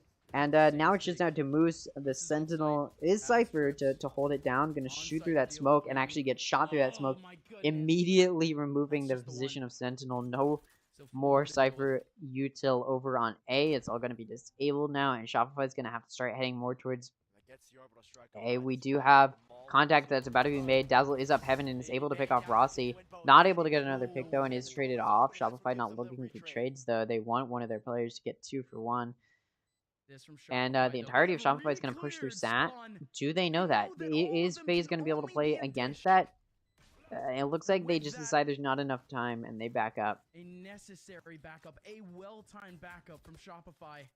They will still have Rolling Thunder going into the next round. They can still fight. They do have that Breach ultimate to help them for retake next round, and 3 out of the 5 of them are going to be able to save, so their econ's definitely going to be in a good position here. Obviously, they still have money as well saved up. Shopify's had a good win streak. For FaZe, though, if we want to look at FaZe's econ, that's going to be a big boost. 4 out of the 5 of them still alive with guns. Off of that win is going to be massive. You know, almost certainly somebody can buy Rossi, and they do. So it's looking really, really good here for FaZe now that they've got sort of econ in a decent spot. Shopify still has a decent econ from saving up after a few round wins in a row. Score's going to be 9-9. Shopify just playing very aggressively, it looks like, over on B. We've got a 4-stack on B again, but that includes the Cypher Sentinel, so the only person going to be able to get vision on A for Shopify is B-Dog, but after no contact, they all decide to rotate over to A, which is a good choice because there's 4 coming in through satellite, through drop, and only 1 coming in through main, but still 1 coming in through main. And FaZe not pushing in too hard, using a lot of util, using that Brim ult to force them off of site, which Dazzle is forced off of site. Not going to be used, not going to be killed though. Baby Bay and Baby Hig going to get 2 kills, but it's immediately nullified by Mata and Dazzle. But then the 2 kills are returned from FaZe, so now it's just Moose alive. They know where he is off of that Cypher ultimate, and now it's just Moose. He doesn't really need to save, so he may just decide to try and push this, but you know, not enough time. The timer's ticking down, and the util was used to ward him off. He's not going to be able to get a pick. He's just going to back up, and he is going to save that gun. Another round loss for Shopify. FaZe doing a pretty good job now. They didn't even have to use a timeout. I said they should probably use a timeout. It turns out they didn't need to. It was a good choice to save it. And we'll see if it does have to come out, but the game is still kept relatively close. Now FaZe's going to be in the lead. And it's not going to be... It's still... Shopify's still in a decent position econ-wise, so it's not like it's detrimental to their econ. That now FaZe's econ is going to be even stronger. So it's a little bit more stable for them. Shopify has already had a decently stable econ. Now that stable econ has been ruined just a little bit off of those 2 losses. And it does look like a timeout here from Shopify. Yes, Shopify. Okay, I was like, who's taking that timeout? Okay, so yeah, so Shopify is taking this timeout. Probably a good choice. FaZe still has not used theirs, so if Shopify takes this timeout and starts playing better, then FaZe can always use their timeout to start playing better. We did see Shopify. We do usually see that after Shopify's timeout they play better. Although last half it didn't really impact it very much, I don't think. And we do want to look. It looks like Moose is carrying the kills right now for B-Dog. 4 kills above. Sorry, for Shopify. 4 kills above B-Dog. And we do see the difference in bottom frags is a difference of 2 kills. But the person who is on the bottom frag for FaZe are the right people. Dicey and Suba on the bottom. You got the duelists and initiators above them. But then over on Shopify, it's the initiator and controller on top, and the duelists and initiators below them. So a little bit of an opposite way that the frags are going. Probably not the way that it should be going. If Shopify does want to promote a winning position here, it doesn't really matter though. At the end of the day, whoever wins. It doesn't really matter how the type of agent select played, as long as those kills are given and the team does win. And we do see a little bit of an interesting play there. Shopify does have 3 sort of looking into B, and it's the right choice as FaZe is starting to push in. You can see Baby Bay trying to take out Mata there in Generator. That concuss comes out and it does land. They know where Suba is. They can get him through that wall. Dazzle is going to get him through that wall, and off of that, I think FaZe backs up.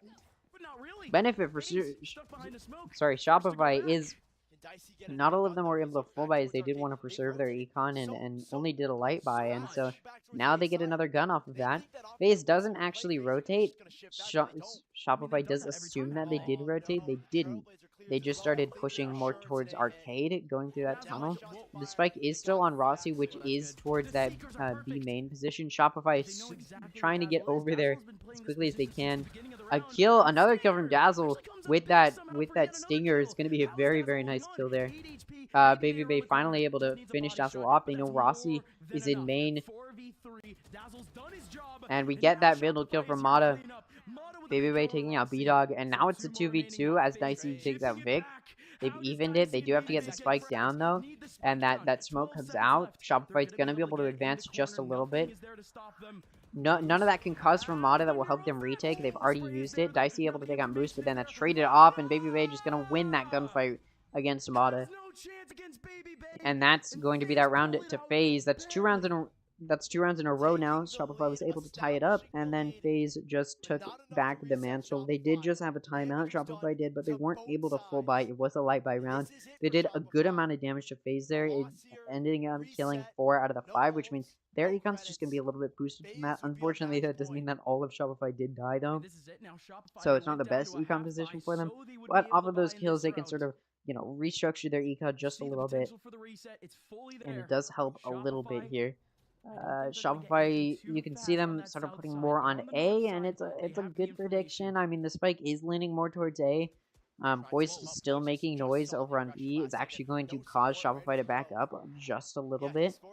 When we see that dog come through to B to try and get some vision, it's not going to get any, though, and Shopify is going to stay on A site as FaZe starts pushing here. FaZe is coming through drop. The only person through main is Poised, who's just not there yet. Well, still only 3 of Shopify, because not a whole lot of noise has been made by Shopify, or sorry, by FaZe. And then we see that Breach ult come out, and now Shopify knows, but Dazzle and Vic able to hold it down pretty well. Poised still coming through main, being the only person on main, but FaZe doesn't really have room to rotate here. With only 40 seconds left, they have to commit. And Shopify holding it down pretty well. They do still have 2 on B because Shopify has not seen everyone, and it's definitely still possible that there's a rotate. Suba able to take out Dazzle. B-Dog going to trade that off. And then Vic taking out Rossi. Poised taking out B-Dog. It's just down to Poised. In a 1v3, they're not going to win. Vic able to take them out, and that's an 11-10. And Shopify's trying to tie that up again. We keep seeing it rock back and forth. A really, really close decider. And we may even be looking at overtime. Off of that win, FaZe is just going to use their timeout. To be fair, if you would like to secure that win and you're not really worried about having a timeout going into overtime, this is a really good time to use it. Shopify does still have a timeout remaining, I think. It says they do, but they may not. There's a chance that's a bug. Either way, though, FaZe does use this timeout here, their last timeout. And I don't know really what all. I think they're just reflecting on what that loss was, but they haven't lost enough, I feel like, to really have a good analysis on why they've been losing. So that's a little bit of an interesting a timeout there. We are 2 rounds away from the last round. So Shopify just trying to keep it close. FaZe in a position where they really can't keep it close. FaZe in a position where they don't want to keep it close. They want to widen that gap and get to that 13th round. I mean, they're only 2 rounds away, but then you look from Shopify's perspective, they're 2 rounds away from making it to that overtime. So even if FaZe do win this next one, Shopify's not far away from tying it up and getting to that overtime, which means more of a battle from FaZe. And I think everybody's starting to get tired. I mean, we're on this decider, and we're this close with this long of a series so far. It's definitely getting tired from. You can tell both teams are starting to get tired here. A little bit of an interesting position. So We do still have 2 of Shopify over on A. They're not really doing any hard predictions. They do have 2 members pushed pretty deep into B, expecting a B push, but it looks like FaZe is mostly leaning towards that A. They have been rocking back and forth between the sites. And they're sort of not continuing that pattern here. Moose is heavy, or sorry, is rope and is getting concussed. Flash, he's in a really bad position. He's not able to see anybody. Nobody's shooting him through the smoke either. We do see that Neon ult shoot through the smoke. It doesn't make contact, and he's actually gonna fire back off of that, and Baby Bay is gonna take some damage there. And now it's still a 5v5. Moose was not able to get pushed off. The spike is down. It's a big retake here from Shopify. It's going to be difficult. And we see that dog come out through rope. Off of that, Shopify sort of knows positionally where people are. Dazzle's going to be able to take out Supa. Some concusses come down. That flash comes in. Baby Bay is just in main. Spike is planted for main, so FaZe is going to be playing back there. We see that wall come up to allow Shopify to get on. Rossi there to try and deny it, and then now it's just down to Baby Bay, who's not going to be able to deny it. And that's all of FaZe dead. A round from Shopify here is going to tie it up. FaZe could taste that win. They could taste just that 12th round at the very least to secure that overtime, but they're not there yet. They can't. There's still hope from either team to win before overtime. We could be looking at another 13-11 victory, just like we saw in the first one. But the question is FaZe going to take it, or is Shopify going to take it? We're seeing some really nice play from both teams. Yeah, we're seeing some really nice play from both teams, and it's getting really even. We saw FaZe use their timeout there, and it did help. They did win one round, but then Shopify just turned it back and won another round. So we'll see. The econ is pretty even here. I mean, both teams. I mean, FaZe actually does want to win this one, so they do have that money for next round. But Shopify's in a good position for the rest of the time before overtime. If it does go to overtime, Shopify is good for the rest of the rounds. And it looks like FaZe is looking at a B push. Most of them are looking like coming through arcade. B-Dog is in heaven on B, and he's trying to ward them off. He does have a shorty, so it doesn't matter too much that he's concussed, because Baby Bay is not going to be able to push that. Moose going to be able to take out Baby Bay. Dicey does take out B-Dog. Moose takes out Dicey, but then Rossi and Poise each get a kill, and that's going to help even it out. Mata's not ready for Poise to be where he is. Poise doesn't know, however, that Vic is also on that flank, and he's going to get taken out. And now we're seeing that concuss come in to try and clear sight from Vic, announcing. I mean, everybody already knew his position. Supa's coming in for a little bit of a flank. We get that ult coming up, and it is going to hit Rossi. Rossi's not going to be in a good position to help. Nobody's in heaven. He's going for that defuse. The spike's been down for quite a while, and he's not expecting Supa to be in main. FaZe does take that round. Shopify could have taken that round and helped push themselves towards that victory, but FaZe has secured at the very least an overtime for them, and at the very most that advantage they may need to get towards that win. Shopify is one round away from securing that overtime and getting themselves to have another chance. FaZe just wants to finish it off and get that 13-11 due to Shopify, what Shopify did to them in that first map. Shopify did 13-11 FaZe. FaZe is looking for 13-11 here, but we are also very close to this overtime, and I think it's a very real possibility. FaZe looking at an A push here. We do see them pushing very aggressively, and Shopify pushing out aggressively actually towards Dish, but nobody's there, and off of that they actually back up, and we see this ult is going to come into that defender side and sort of force them off of there as most of them come through door. None of Shopify is actually going to take enough damage there for it to matter. And we do see this 5v5 coming through. Supa is very low, and it's going to have to get healed there. He's going to be at 100 health, but no shield, so it's going to be a little bit of a difficult battle for him. It is planned for main, and so they're going to push main. So they're gonna play from main. Shopify is going to have to push main and then push back on that. We see the concusses coming through, the initiations, the flash. That way they know where they are. We see that defuse get tapped. Mata and Vic each getting a kill. Poised managing to trade off Vic. Poised also able to take out Dazzle. Rossi able to take out Moose. That ult comes out. Mata's able to take out Rossi, and Supa's gonna end it. And that's going to be that round to Shopify as B-Dog just held down the defuse. They were able to just hold down the defuse. How many times have we seen that these past few days? In these past 2 days, the amount of times I've just seen players just sit down and hold down, the defuse button and not get stopped. For some reason, in pro play, for some reason, these past few games, they just haven't been able to stop the enemy team. They just assume it's a tab when it really isn't, and they're not even checking. I mean, this is where pros don't fake come from. It's games like these where they aren't faking and they're just holding it down. And now we're going into overtime. We're going to see Shopify on attack. Both teams, obviously, it was tied going into. Was it 6-6? FaZe might have had the advantage. I don't remember. The games are blending together. But yeah, Baby Bay is holding down A main, and may actually be enough to ward Shopify off and make them want to rotate. They're definitely thinking about it. They get that concuss off on Mata.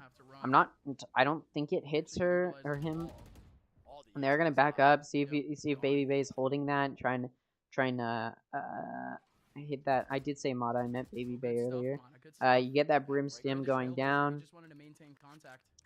Just in case, but they do start backing up a little bit. There are still 3 people on B for FaZe. So if Shopify does end up going B, it's going to be a difficult setup, especially with Cypher's chips there. And they do send Dazzle over to try and just get a lay of the land, see what's going on. He's able to see Dicey is there and is going to flash out while Shopify is actually pushing into A here. It's just Dazzle looking for a pick, isn't going to be able to get it, and just decides to back up and start rotating towards the team. Mata with a very nice entry is going to be able to take out Baby Bay. Boy's actually going to be able to get 2 kills before traded off, which is going to make it a 3v3. The spike is going to go down, and it is going to be a play from main. There is a flank coming from Dicey, but the tripwire alerts Shopify to know that they're there, and they're actually going to play it aggressively. Vic is actually playing on site to guard the spike.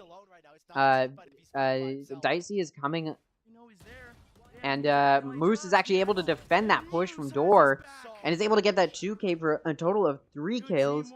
That's going to be a nice round for Shopify, and they're going to have this advantage right at the start of overtime. Shopify just needs one more round. This is a very, very close game. I mean, both top ranks have the exact same amount of kills. The second to top, actually, the difference is massive. There's a 22 kills for FaZe, 19 for Vic, so it's completely different, like completely different 10 area. But then you start moving down, and it's a little bit more even. I mean, the bottom frags have the exact same amount of kills. So you got the top frags and the bottom frags having the exact same amount of kills. And then, Baby Bay making up that difference for FaZe, as the middle frags have more for Shopify. It's more spread out amongst the middle frags for Shopify. In any case, FaZe on the attacking now is pushing in mostly through Arcade. They've got 3 going through Arcade, 2 in that main, and are looking probably just to see if they can't make some, the initiation happen. And it starts, the initiating is happening. FaZe is coming through. Baby Bay takes out Dazzle, and the rest of FaZe is pushing through. Moose is holding this angle. He does have a shorty out. Is Baby Bay going to get picked off here? Like the little shotgun, though, Baby Bay. I don't know. He does get flashed, and Moose is not going to push that. A very weird concuss and flash happening in Heaven, and it looks like a little bit of a Heaven fight. FaZe is going to be able to take out Mata. That flash comes out. Vic is there, and now Moose is also there still. Ooh, Baby Bay knows Moose is coming. He's going to be able to take him out. Vic's going to take out Baby Bay. Poise is going to take out Vic, though. It's a 1v4 right now. B-Dog in a very tough position. Caps the spike, and it's going to get peeked from both sides, I think, and is able to take out Poise, but is traded off by Rossi, and that round's going to go to FaZe. So it's still tied. Another overtime round coming in here as we switch sides once again. Another very, very close round. I mean, FaZe did dominate on the previous map against Shopify. I mean, it wasn't even close. It was like 13-4, right? And that's just an insane difference. So you'd honestly expect 13-3. So you'd honestly expect Fracture, going into this map, that it'd be a little bit of an advantage for you'd think there'd be going into this map, there'd be a little bit of an advantage for FaZe, but it just seems like it's staying as even as it was on Ascent. The only difference with Lotus was that it's a new map, and Shopify just clearly did not have time to practice. But boy, have they practiced on Fracture. Both teams are very, very strong so far on Fracture. FaZe is taking their second timeout, their last timeout here, and is probably a good choice here to try and figure out. Okay, we need to assure this win. Shopify having already used both of theirs to get to this point. FaZe now using their last one to try and get to this point. And now that timeout is over, players are moving around again. We see Shopify trading places. We see immediately Dazzle and Moose trade places. And I guess they decided they wanted to think a little bit about where they're going to go positionally as well. And Shopify is going to be able to push out here.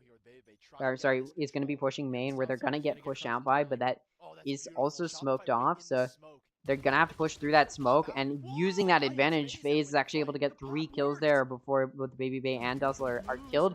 And Moose, being the only one who's really able to watch that flank effectively, is going to get killed off. And is going to be a trade, but obviously Shopify is down a player, so they can't do that.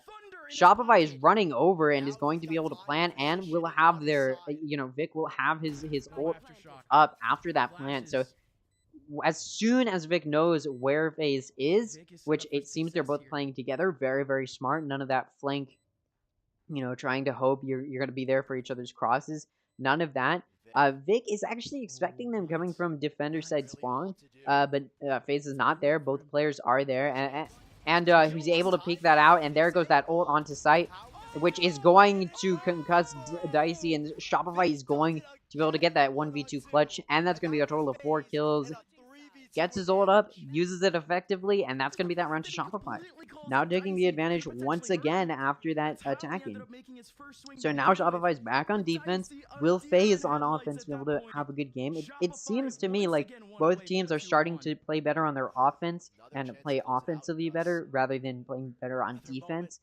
So, if FaZe can continue to play well, it seems like that timeout didn't help FaZe. I mean, they did not secure that win.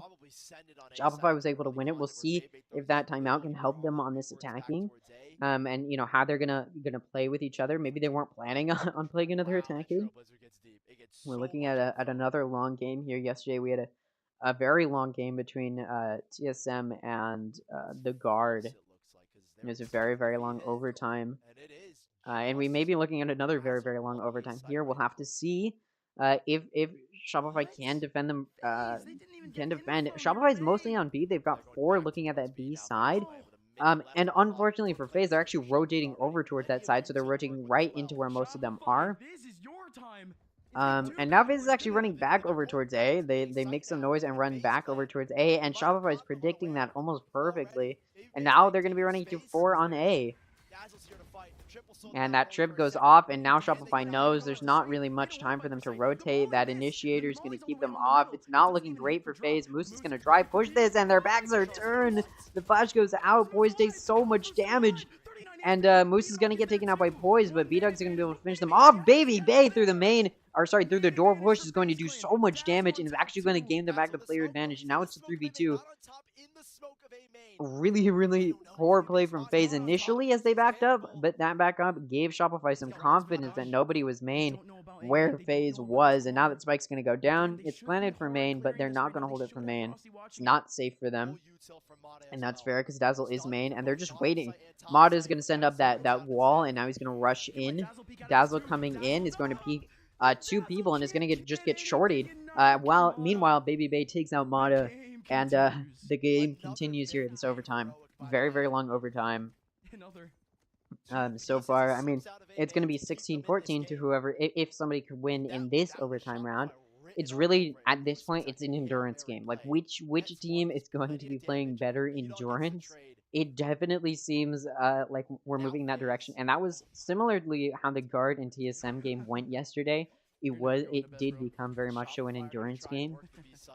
So we'll see how it goes. We do have FaZe pushing out very, very aggressively into that opposite side where nobody is. Shopify's not there. And in fact, Shopify can get a free pass on to B here if they just push fast enough.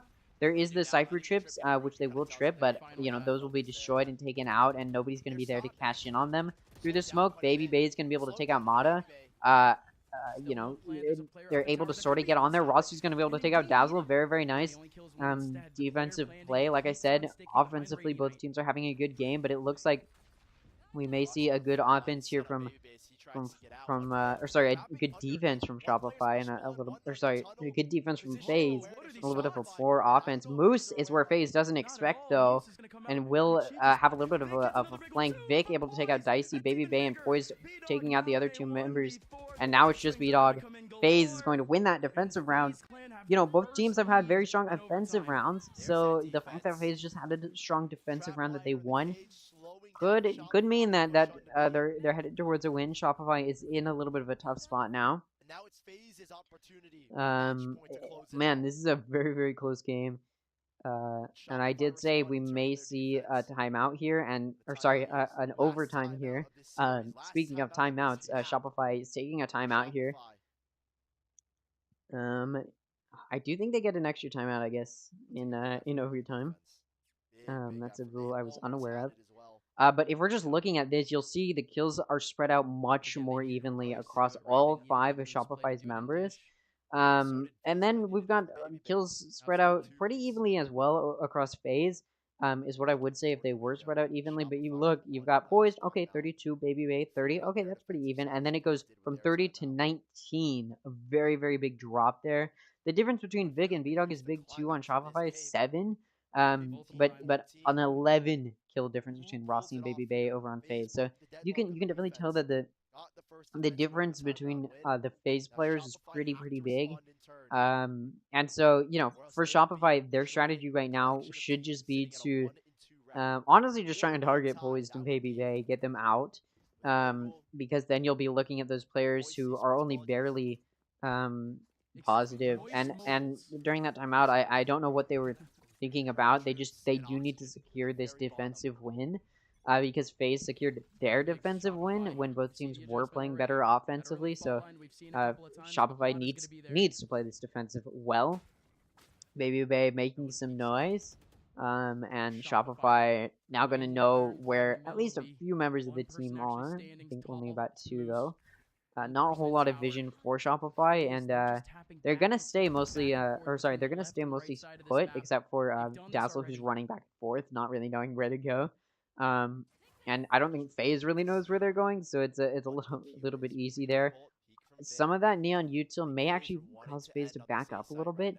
You do see Shopify rotating more towards B and like getting ready to rotate. You do think they do definitely think that that's where they're going.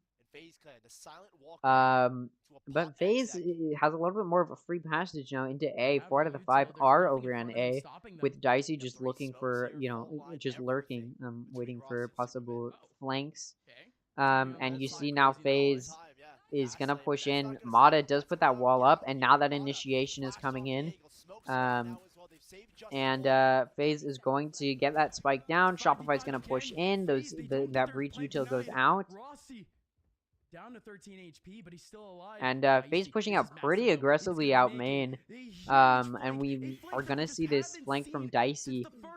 That's not going to happen yet, though. Shopify has time to push in before that flank comes. Baby Bay trying to take out Mata, but Mata's going to turn around and take him out first. Poise able to take out Moose, and B-Dog's just going to watch Sands and is able to get a kill there. But Dicey comes through with that flank that we were just talking about. Dazzle's able to take them out. It's a 1v2 right now for Dazzle. Can he clutches up?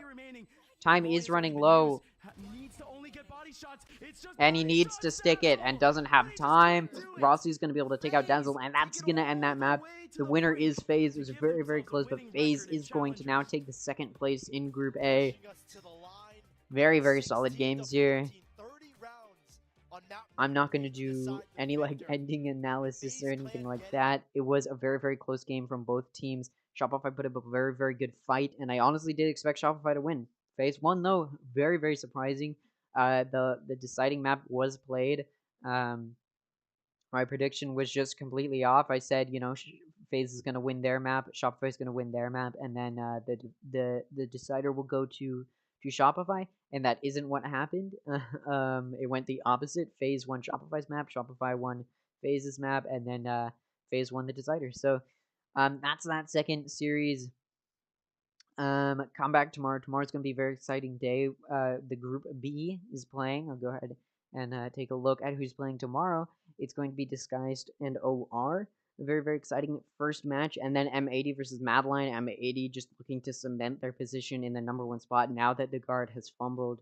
So, yeah. I'll see you guys all tomorrow. Thank you guys so much for watching. If you guys did enjoy, make sure to scroll down, see if you're subscribed. If you are, thank you so much. If you aren't,